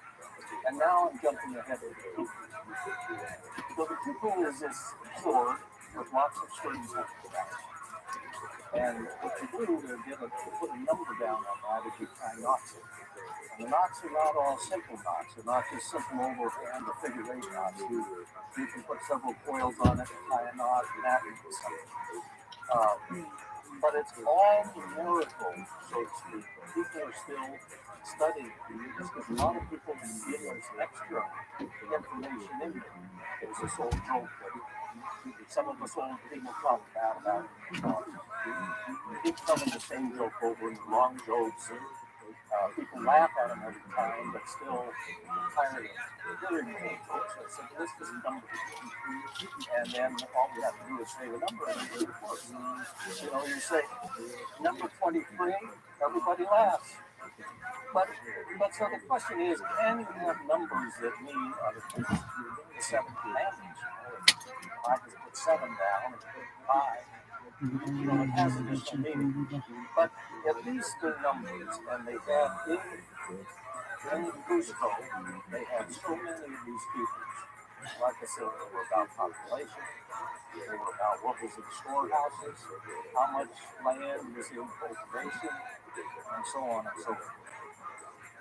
And they had terraced agriculture. So if you have water coming down the river, you have land, but you need to irrigate it. You need to get the land very, very flat. You need to build a canal or channel, bring the water in there. So you make the land, if you have pretty flat land, you just make it very flat. But if it's on a hillside, make it flat by building a wall on the outside and making these terraces. And this is Yakutapa, which is this is a sacred valley in the Urubamba River going down here in the railroad. And this isn't the greatest picture maybe of terraces, but this is one I took as I'm starting to hike the trail. You hike up, you look down on it. But, I mean, it's not only that it's terrace, but it's aesthetically so pleasing the way they made it. I think that's very, very nice. And the terraces today, I mean, not today, but at the end, they would take out all the dirt out of the stairs and put rocks in it, and then put gravel in it, and then put topsoil or dirt in it, and plant their crops. And this sounds just like what you do in a house with a house plants. And you think of moving that amount of dirt in and out of these terraces, it's amazing. You don't have any wagons, you don't have any of that. So here's some people with, or some fellows with these shovels called Shakutagas. And the women and children are planting and breaking clods. They all work together. And they're making potatoes. Potatoes are a native thing in this area. I call it the root, of course it wasn't the root in. But they have hundreds of varieties, 200 varieties of all different types. But for the vegetarians, they have all of these vegetables, and they grow it very, very well. An individual farmer can make more than enough for his family and the community because this terracing system is so stable and so productive. So, we might come back to this. So now I'm ready to talk about the Inca. And typically the Inca starts with this fellow, Pachacuti. That very first picture I showed was one of these by Louis Lansman. He's a 20th century painter. That first picture I showed in Coronado. And this is another picture. So clearly he didn't paint a picture of Puchacati. This is a Highlander from Peru, but he has the regalia on of the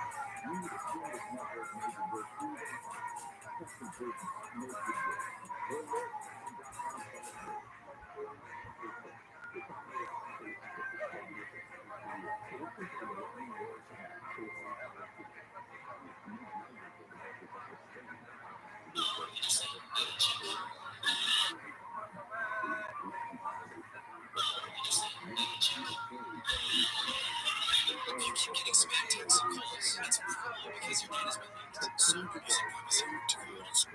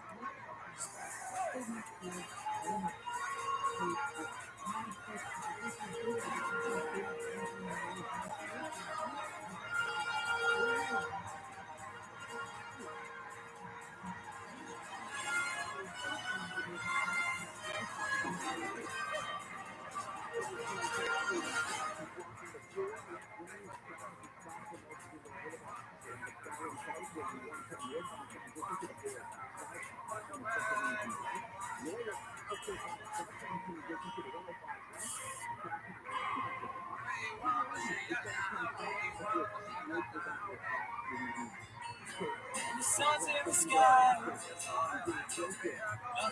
can go wrong.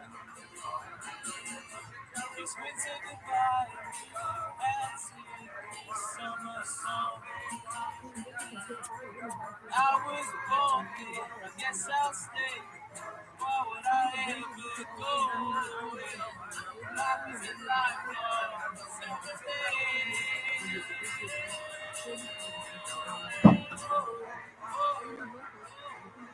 Sing all summer long.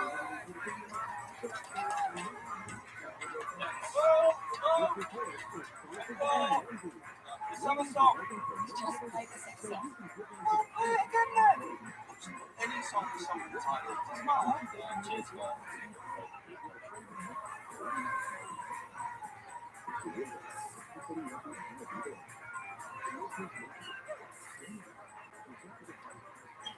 Jack.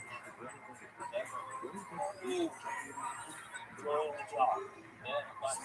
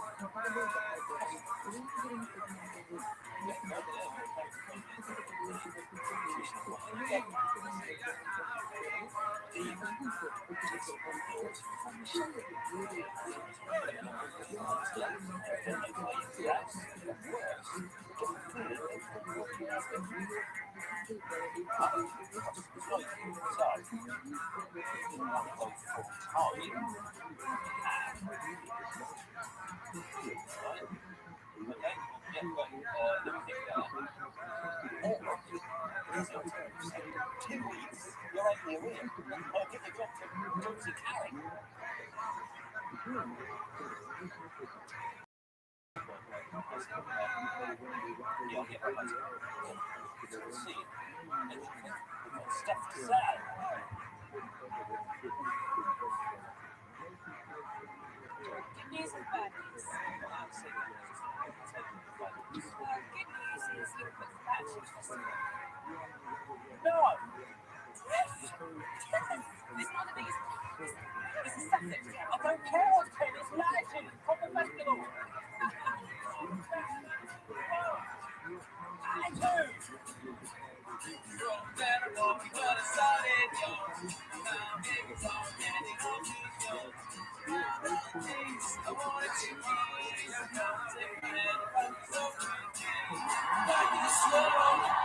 stop. Rock this road till I'm at the top. This road, rock this road tonight.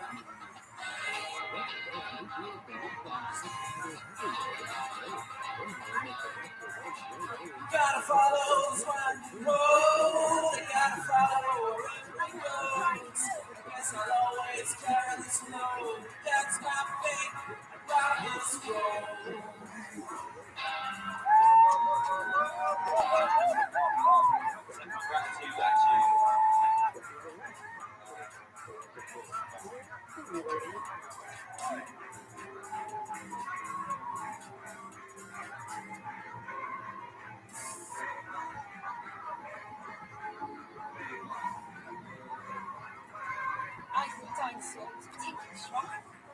Yeah, I've got most of the words right.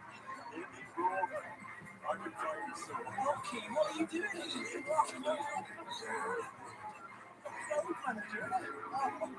So, everyone who said that you were lazy, useless, won't take it drunk, never get a job, were wrong. Yes, they were. Actually,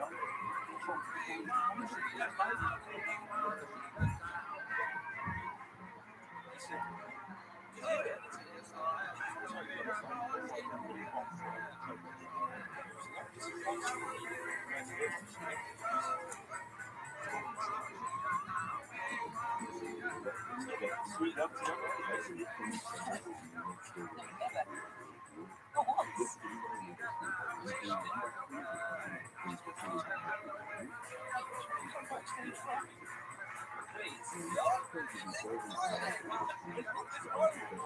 Sounding good back in second? Well, I'm trying to get back scientifically just from a concept of time. So, oh, there we are.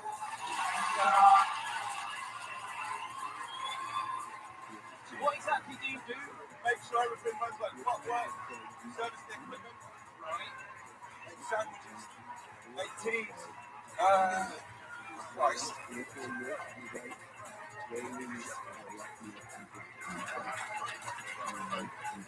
Sorry, Mike. Right.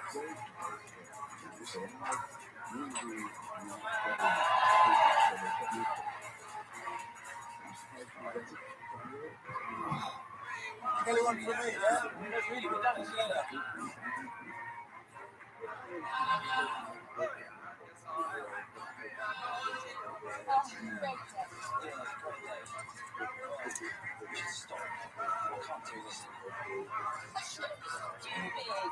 You're gonna need a bigger tent. Brilliant story of being excited. We're in a little story that ends now. I think I'll let something special about something. You think you get something special. I'm not going to be. Nick, that's too selfie. It's really not work for us now. It has to happen right now. Stop counting. Take a look. It's wonderful. Can't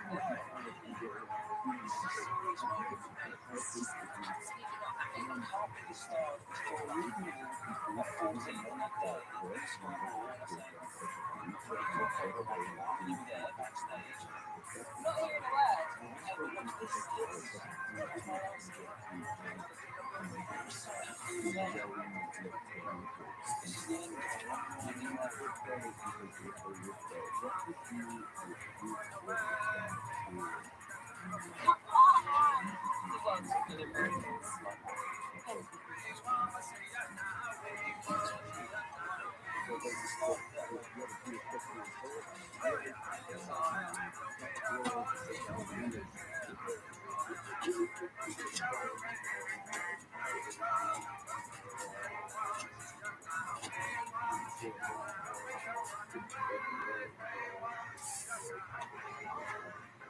And I want stuff.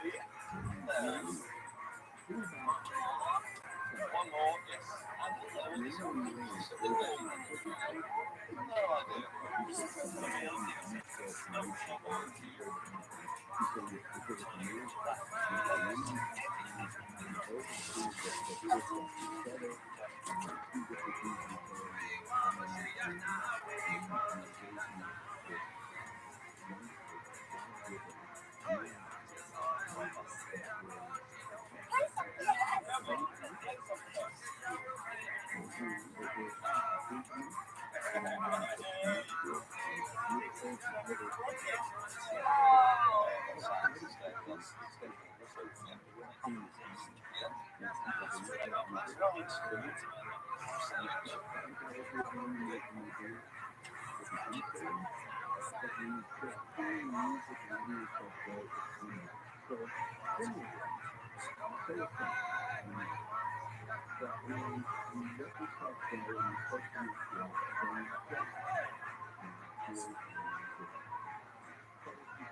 my troubles seem so far away.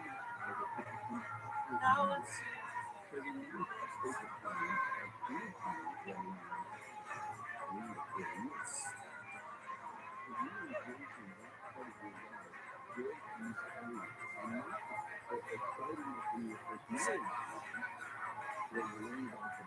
I'm not half the man I used to be. There's a shadow.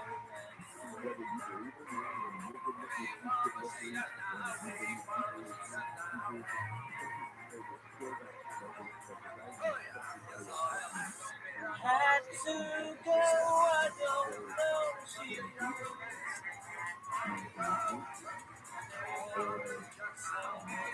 something wrong now. I don't know.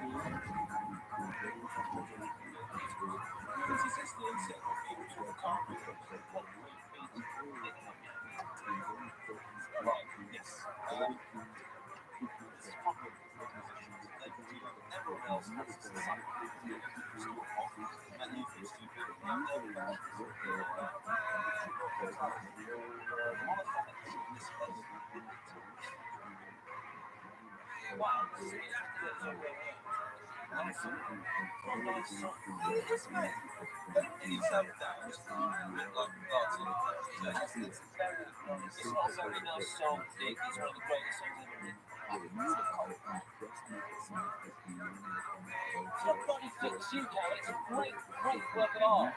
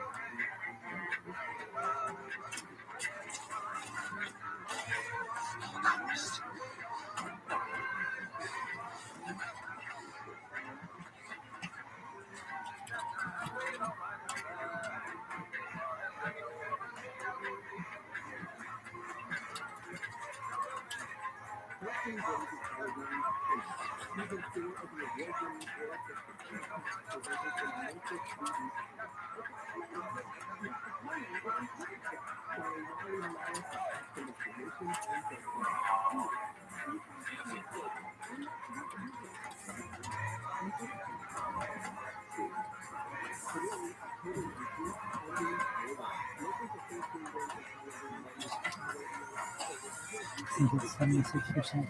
Fucking amazing.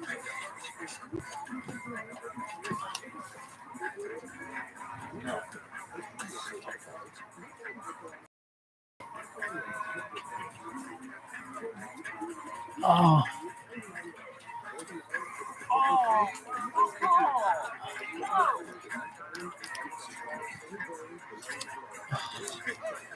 Oh. Oh.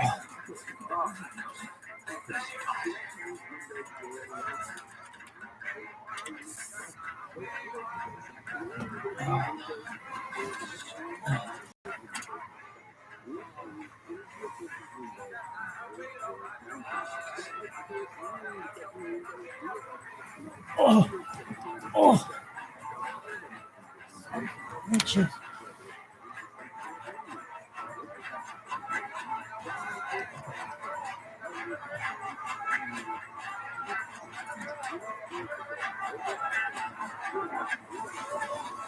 Oh. Oh. Super. Oh. Oh. This bed feels like I'm moving back.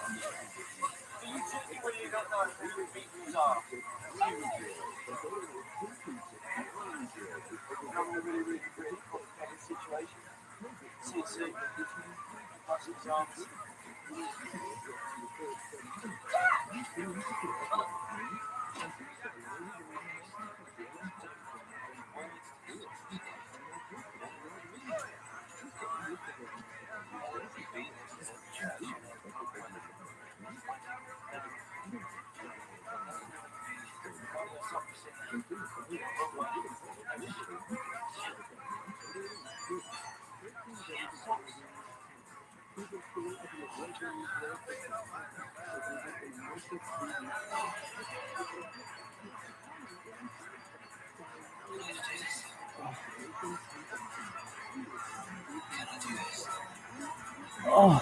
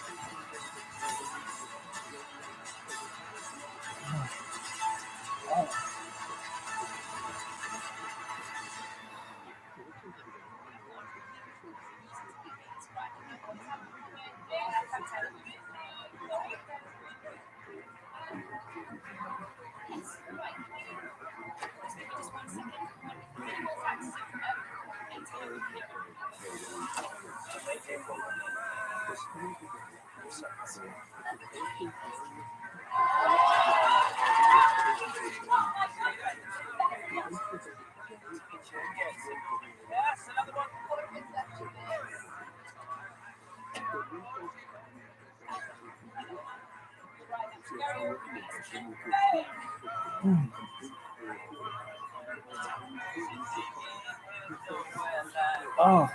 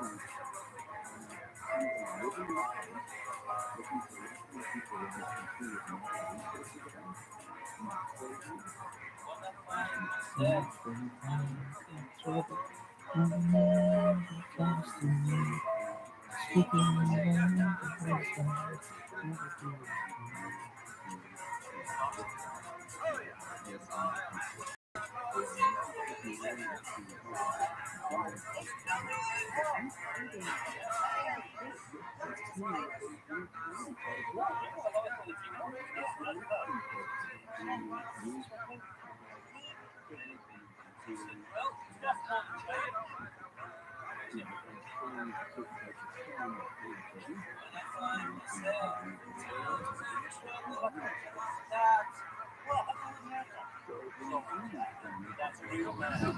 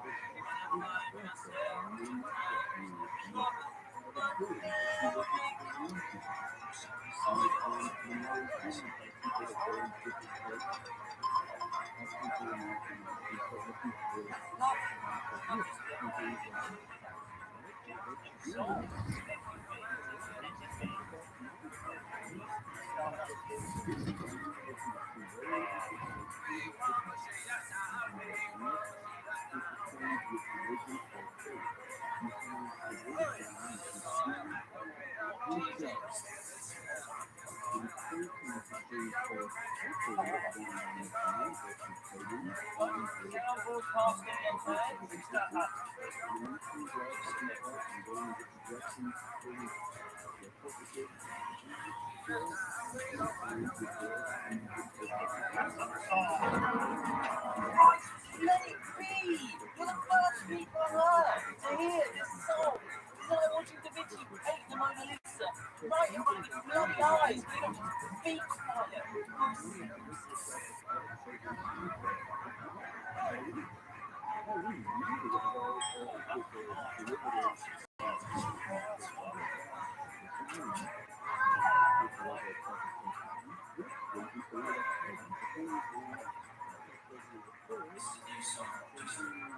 Oh yeah, tell you something. I think you understand. When I say that something, I wanna hold your hand. Whisper what you know.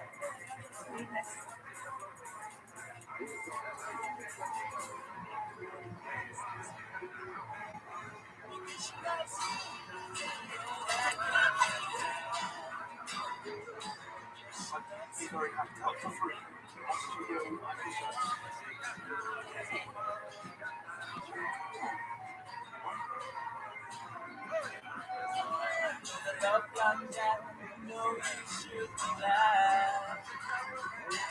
Love like that, you know you should.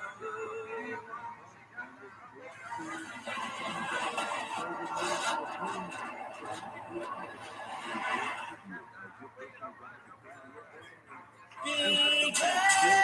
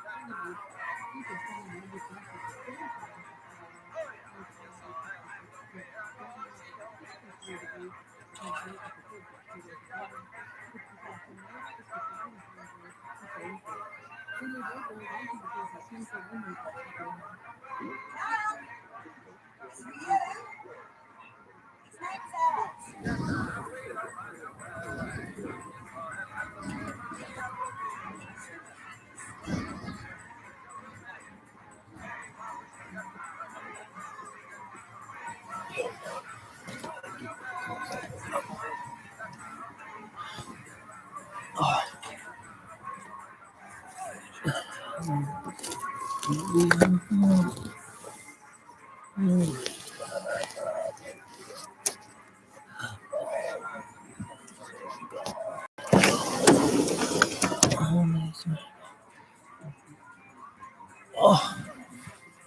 man. Yoshi, no. I really gave you something athletic with your stuff.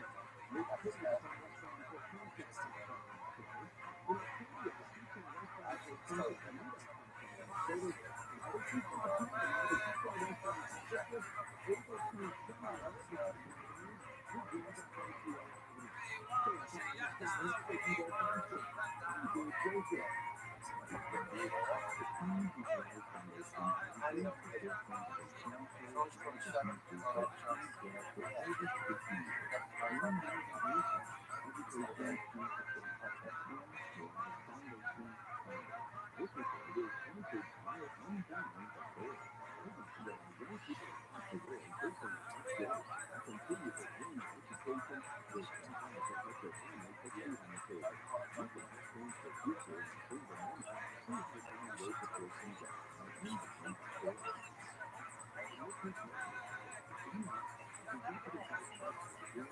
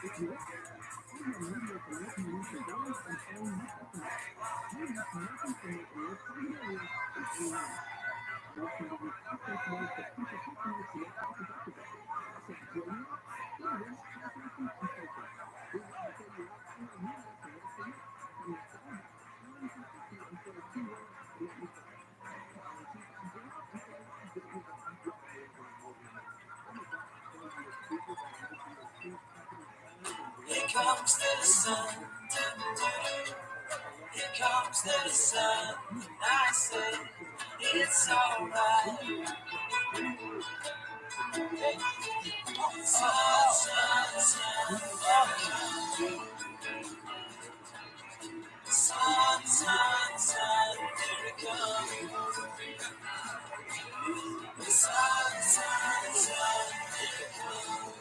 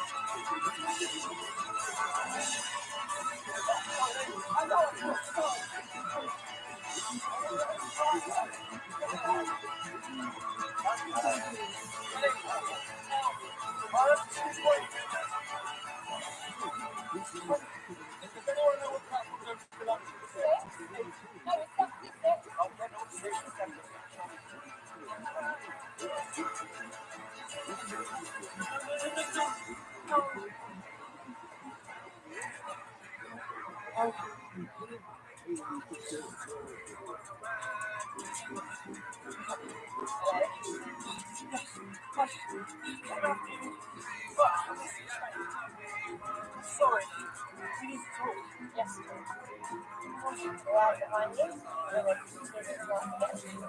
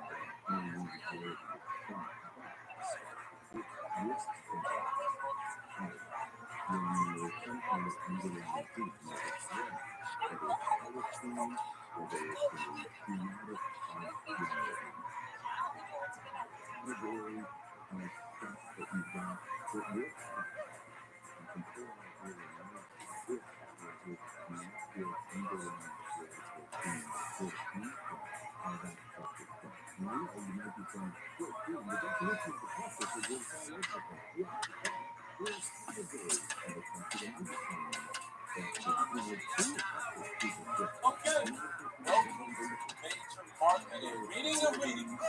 So amazing to have Jack himself right here in the building. Give it up for Jack.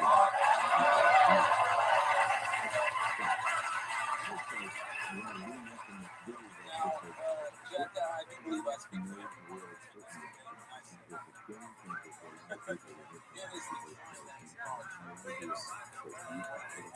Mind-bending album with you. Give it up, y'all.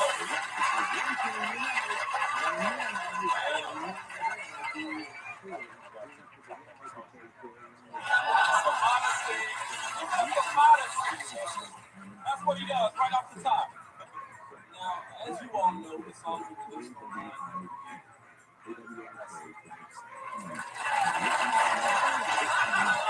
Now upon us all. together into one simple album. Now, Jack came up with some title suggestions himself, and working on some of those. I especially got a kick out of Sergeant Pepper's Lonely Hearts Club. Yeah, it's okay to laugh because it's funny. It is. It's a lot of words, Jack. Not long as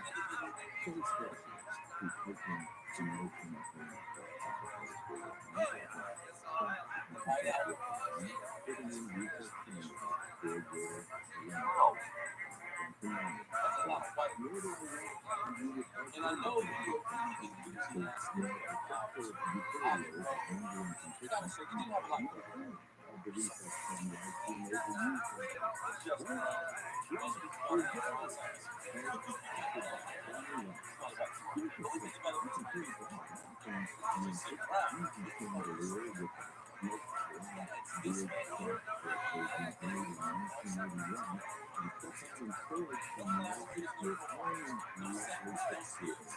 no featuring Cardi B, no featuring her, just this. And that's the second one.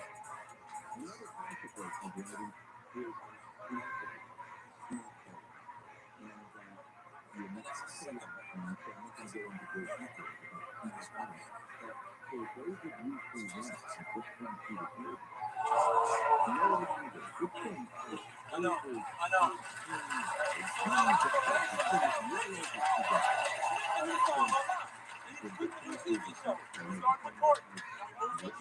It's Valley, then Colbert, and then Thursday Night Live.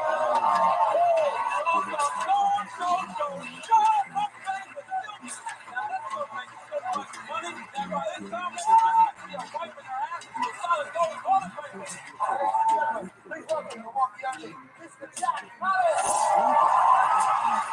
Jack, I'm such a fan. It's great to meet you. Thank you for being here. The songs feels like they are there a place.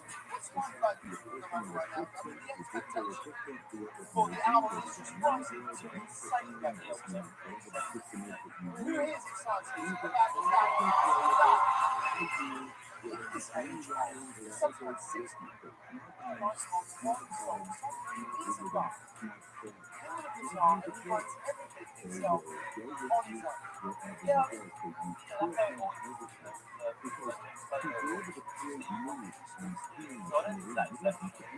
but is it just you?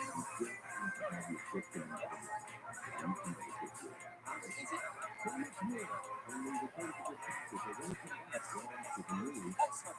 Because I'm chanting back on this show. It's chanted darn well and I've got two men backstage playing the songs fans. Fans, they say the audience are working their bands.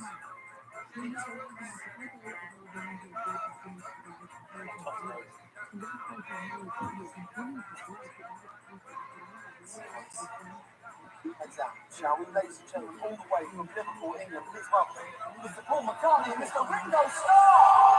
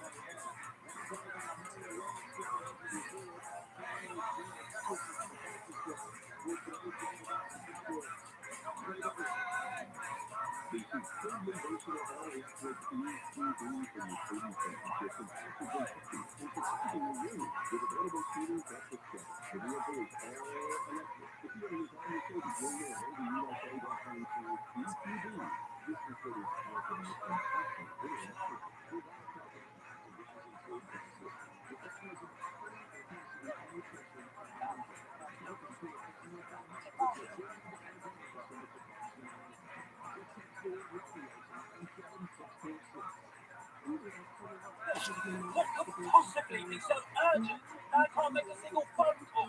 How the hell am I supposed to get any of the songs right if digital clustering me stopping me from being creative? How can I ever be creative if I'm never ever left alone?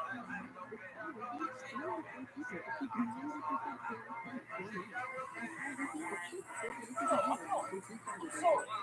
No.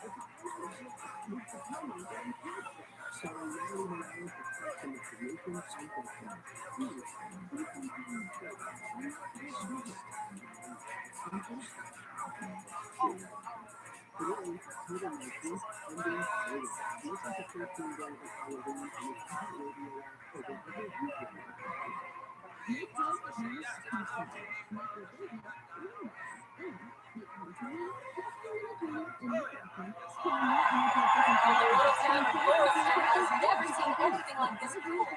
At 3 p.m. today, on the rooftop of the Pier Hotel, Jack Mallett, global top phenomenon, will premiere his highly anticipated first album, and word seems to have got out.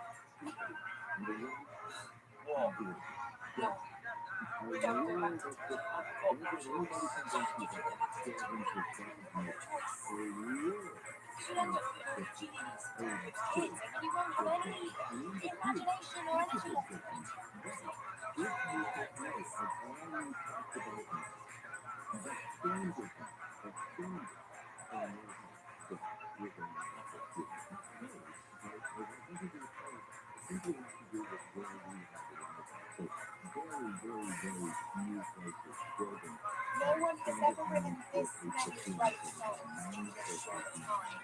How do you do it?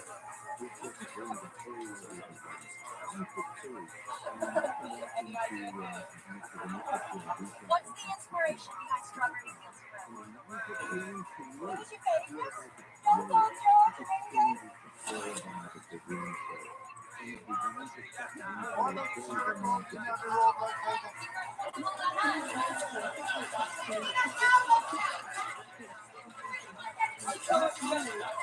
Thank you so much. We have to go to the room now. We'll see you later.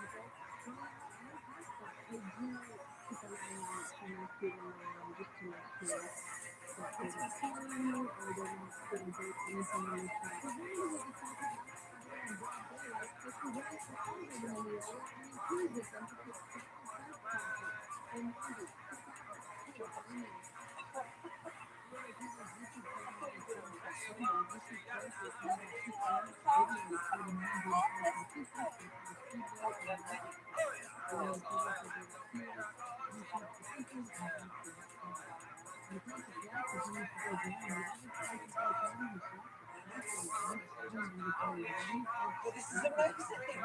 I'm glad because I feel like I'm running around the whole country and I'm finally putting this TV news making it English.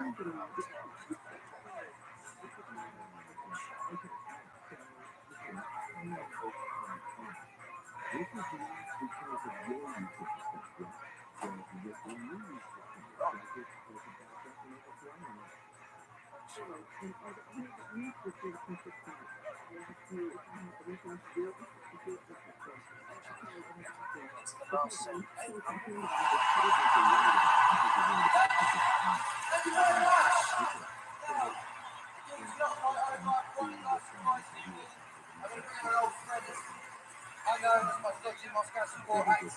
You know him as a man that writes very, very good songs. When we see him, please make some noise for Mr. Jack.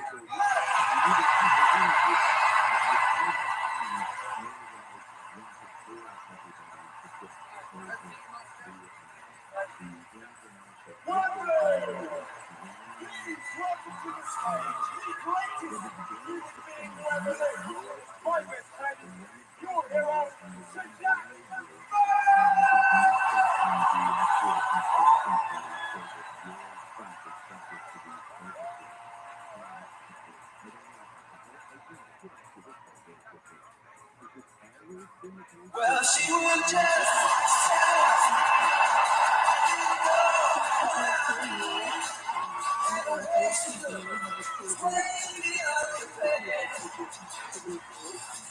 here comes the sun. Here comes the sun. Here's some triggers for you.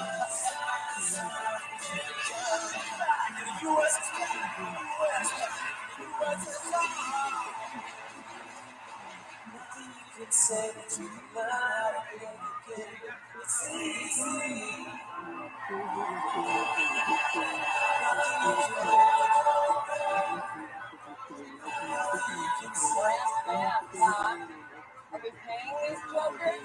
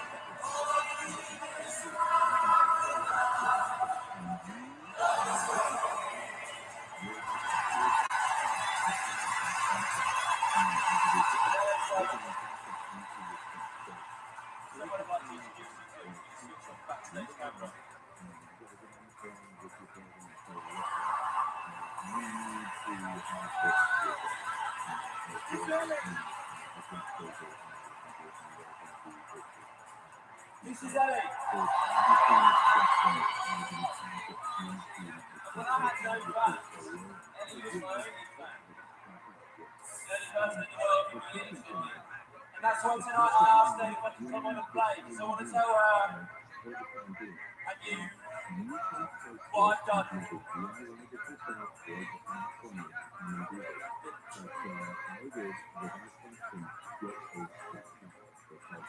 All the songs I've sung tonight were really written and performed by four men called John Lennon, Paul McCartney, George Harrison, Ringo Starr, the Beatles.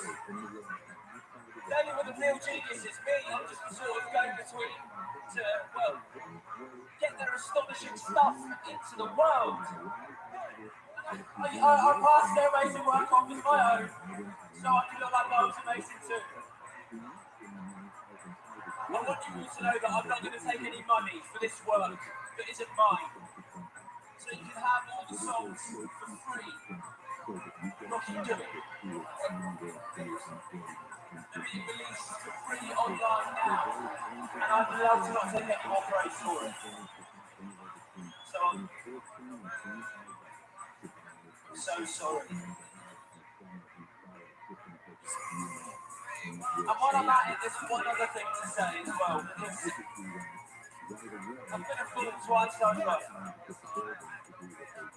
And I want to thank Ellie for her love.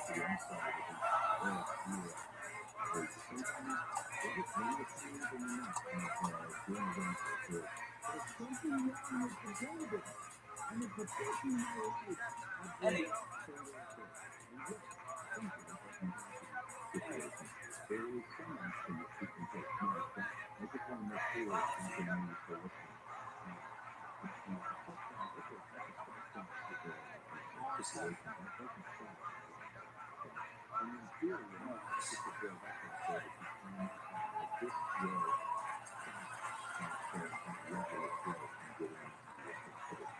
I was definitely not talking for one night.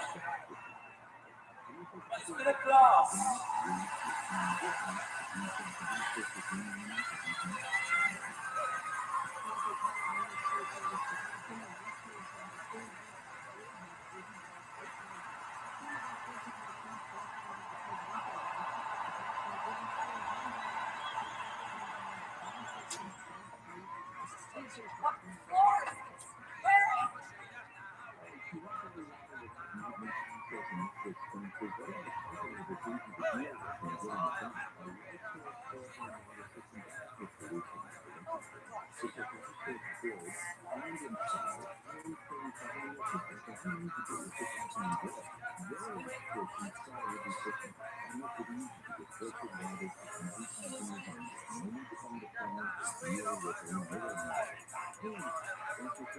In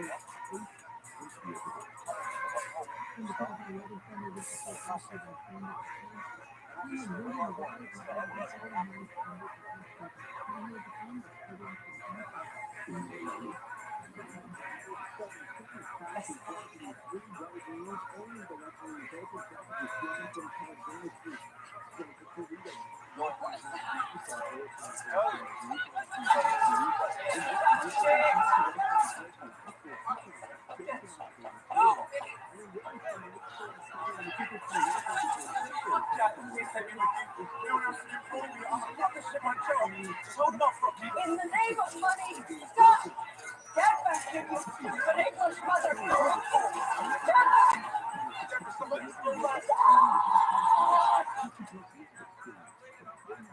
Such a beautiful night to make a change in our lives. Please stand in the sky, empty bottle of wine.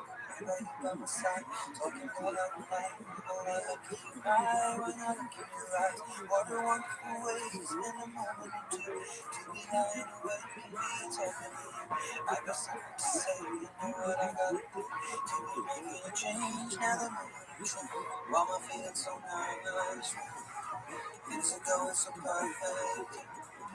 But I know that it's worth it. Spend forever with you, so I can choose you.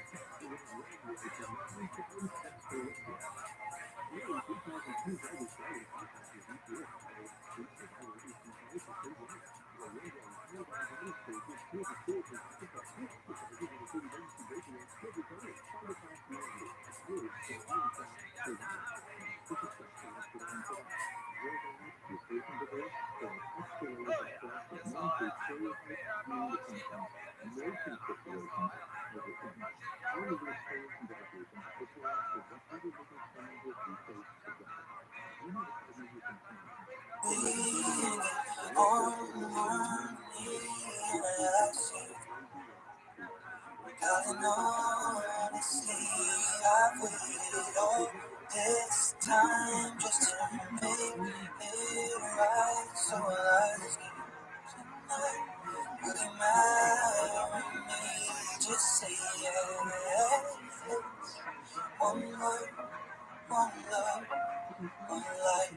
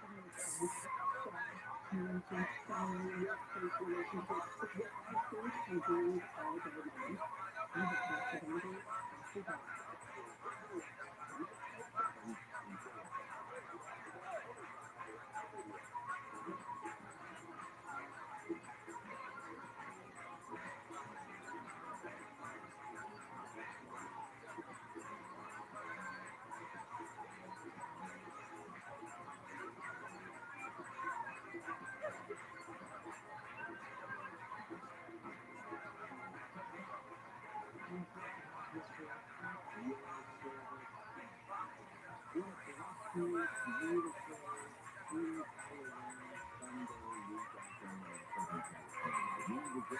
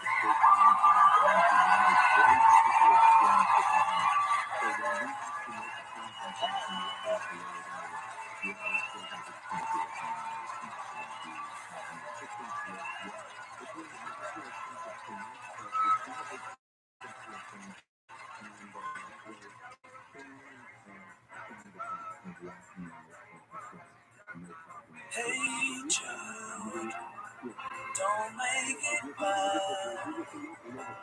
Take a sad song and make it better. Remember to let her into your heart. Then you can start to make it better. Hey Jude, don't be afraid. You were made to go out and get her. The minute you let her under your skin, you begin to make it better. And anytime you feel the pain, hey Jude, refrain. Don't carry the world upon your shoulder. Well, you know that it's a fool plays it cool by making its world a little colder. Na, na, na, na, na. Hey Jude, don't let me down. I found her, now go and get her. Remember, when you let her into your heart, then you can start to make it better.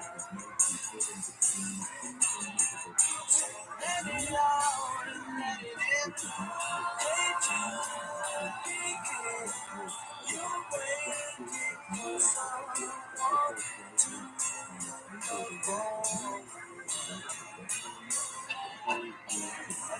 you know that it's just you?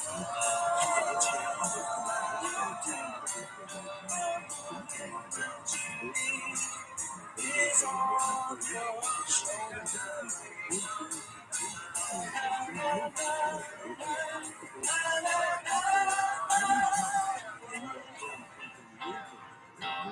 Hey, Jude, don't make it bad. Take a sad song and make it better. Remember to let her run through your skin. You begin to make it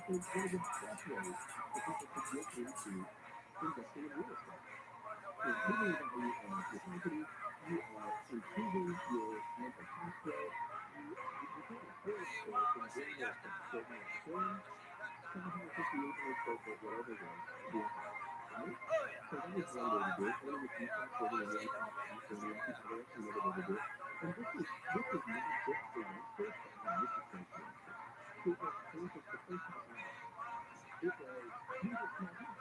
But it was these 2 bedroom at the time. And I rented out the other bedroom. And that was, the night, that was a trailer house hunting. That was a trailer house hunting. I wanted to make sure that I was a house where I could afford the mortgage if I didn't have a tenant. But then when somebody moved into that bedroom, it was the, I mean, I'm telling you, it was the greatest thing ever. I was like, wait a second, this is cheaper than rent. This is, why didn't I do this more often? And so then later on, my family, I had secrets at the time. We had this other house that was it was virtually detached and 4 bedroom, 2 room. And so we rented out the house to a friend. And eventually, after 4 years, we turned that duplex into a single family rental property. Very, so we lived on the road. It was the perfect time. It was the perfect time we made from renting this out as a duplex and turning it into a single family renovation. And so this is so odd if you think about it. If you think about things from an outside perspective. And that was exactly what house hunting is. It was an attempt to significantly reduce your monthly payments on home insurance. And if you can think about it a little outside the box like that, this is pain to financial people. Especially that what you really truly want. Let's say you are a 29-year-old, a 27-year-old, and you say, oh, you really want to sell the house. Well, instead of having to sell the duplex, and you want the other half of the duplex, and then guess what? When you eventually want to buy a second house for your family, you keep the duplex, you sell the money down payment, you keep the duplex, and you keep living your life. I love that. I love that as a way to start to build a little bit of real estate, as a way to learn about your house, and a way just to think differently about your contract. You can even do something as simple as renting out all or part of your house for like a short-term rental contract. I believe the tax code says that if you don't rent out your house for more than 2 weeks of the year, that you don't pay any taxes on anything anyway. So you could say, oh, it's only $20 this week. And you could throw up or down those types of separate tax credits, or you could do however you like. Things are going on whatever you do.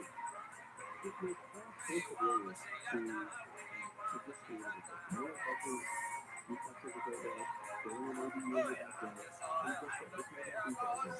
But this is a way, if you're saying, I'm behind, or sometimes this to reach this financial goal, a way to actually then build as an industry.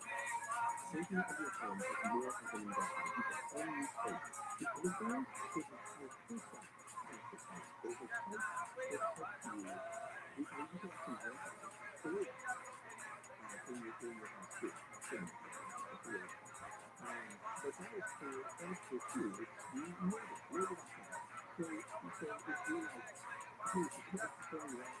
hey, I don't necessarily want you individuals stay in my house. I just have a few extra bedrooms, but sorry, too close for comfort. Well, going to people can never go to, so this is like self-storage. But there's another one where people can just like outfit boxes in your garage or something. You can just have an investment. So people have they're rented spaces, they're unused spaces, they're a way that you can capitalize on the home, which is maybe not necessarily so investment. They kind of need it as an investment. And I love that. You're taking a second, you're taking this outside and making it a different way. And so if you're nice, you need a partial down payment, full of the down payment if you do a house hunt. And usually you'll need to look in your house if you need to think about what you feel comfortable with. And for a whole lot of people, it's just going to depend on the phase of life and how willing you are to experience discomfort. But the more discomfort we're willing to experience, the greater financial gains we can have. Right? Because if you have like a 4 bedroom house and you literally have a friend who rented the whole house out to you to visit, who lived in the living room and rented out all the bedrooms. And most people, I hate to even mention this because most people are not going to, people have a curtain around the living room, made that his bedroom, so he could rent out all the other bedrooms so that he could make a significant amount of cash flow every single month. And he did this for a couple of years, and he always found a way to function because it is this massive brilliance to him financially now. He is sitting pretty, he is living comfortable, he has amassed a number of properties, and now he's living in a single family home with 12, and he's still not going to pay this property.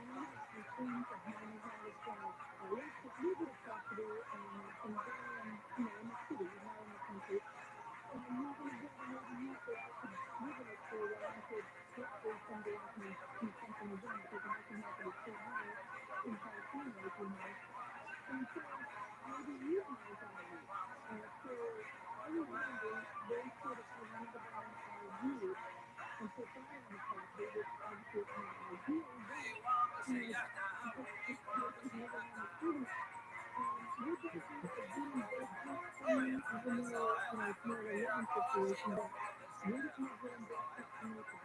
that we have to do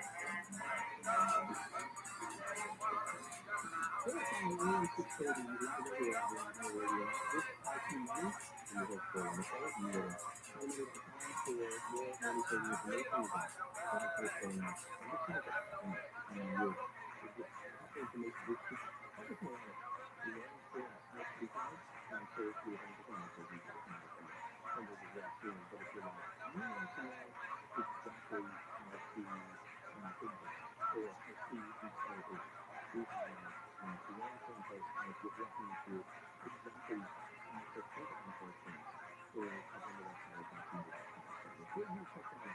So let's talk about, I know we have talked maybe in other episodes about some of the blogs, but let's talk about what we say take up index. It's important to take about because of all those that for a long time now, because when you go to any to your favorite retailer, it seems like you skip a lot of the holiday stuff and then you go to Christmas and you're like, oh, you're like, oh, these things are still in green.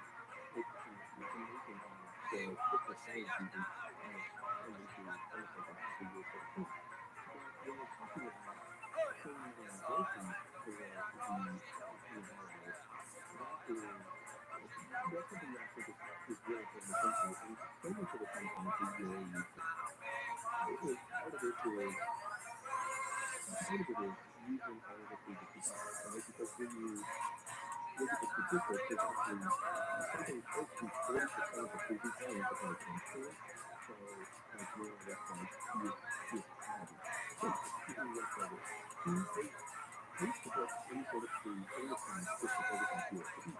Because these are like this is the whole deal for me.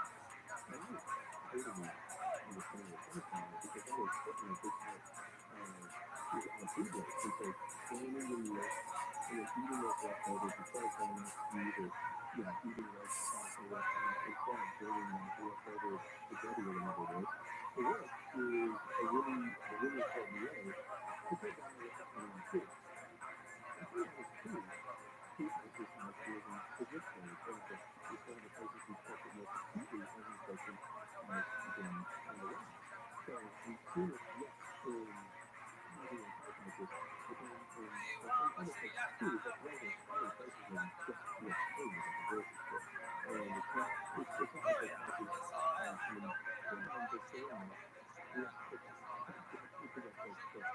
And I think that one of the best ways to save is to cut your living costs. And so basically, like I have this Walmart and Aldi, they basically both said this week that they are going to dramatically reduce prices in order to help their customers deal with inflation. And this has been Aldi and Walmart's been there for a long time now. Their whole thing is to charge the lowest prices possible. And the way that those companies are set up, and Aldi specifically, the ROI is between the cost for you. So maybe not be quite as convenient if you're reaching the day that you think about convenience when you're shopping at the grocery store. Because let me tell you this, if you have a cell phone now, you don't have to run and walk into a new hardware grocery store. It's going to save millions of money. Seriously, if you're older, it has 52 different sizes and brands of checkout. So like you might have another grocery store. So what you're going to get is ridiculously low prices. And so, for instance, one of the ways they do that is through checkout. Just on example, when you put a quarter in your cart with a card, then you can walk in the store, and then guess what? They're incentivized with the checkout to keep ordering. And it's brilliant. It's so incredibly brilliant because think about it. Every time I go to Costco and I see the guys doing a cart, and we have it for months now. A lot of families are doing moving these things to and from. They probably say, oh man, if it's $3.50, why would we use a checkout? So keep it small. That is one of the ways that Aldi is keeping the prices down in groceries. And this is a lot of fun. If you go to the right grocery store, you can charge your bill something like 20 or 30% no charge. This is when I was on groceries last night. And then 2 or 3 years later, to go to one of these grocery stores, Walmart or Aldi, and see if you save as much as I'm saying. I would be curious to hear your results. And there's even a comparison. So now I am going on what this organization, they are truly focused, the key supervisor in this space of grocery stores, where some people will accuse company like Kroger of, raising prices and too much overstock or something like that.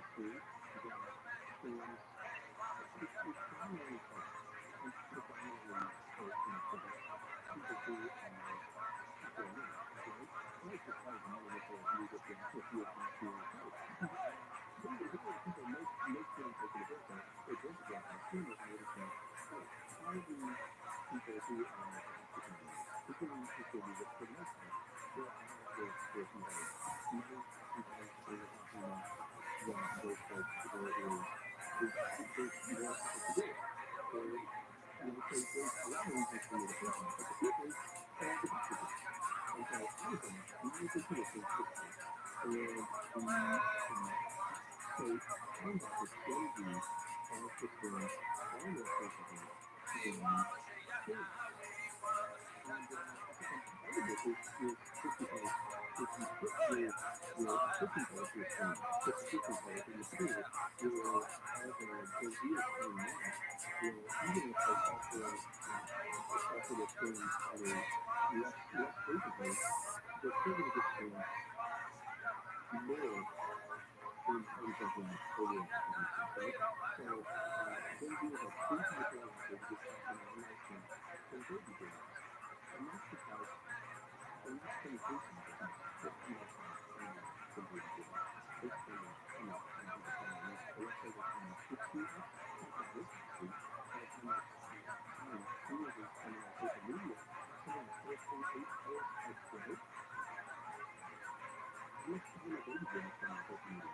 That's a bigger problem, right? And so because of that, because of the temptation to a lifestyle of spending so much time in those spaces, they're likely out there. Scammers sell a people as well as TV attention. And social media is one of the places, if not the predominant email intermediary for selling to where people come and to where it's easy if you don't like to click a link, especially in short order.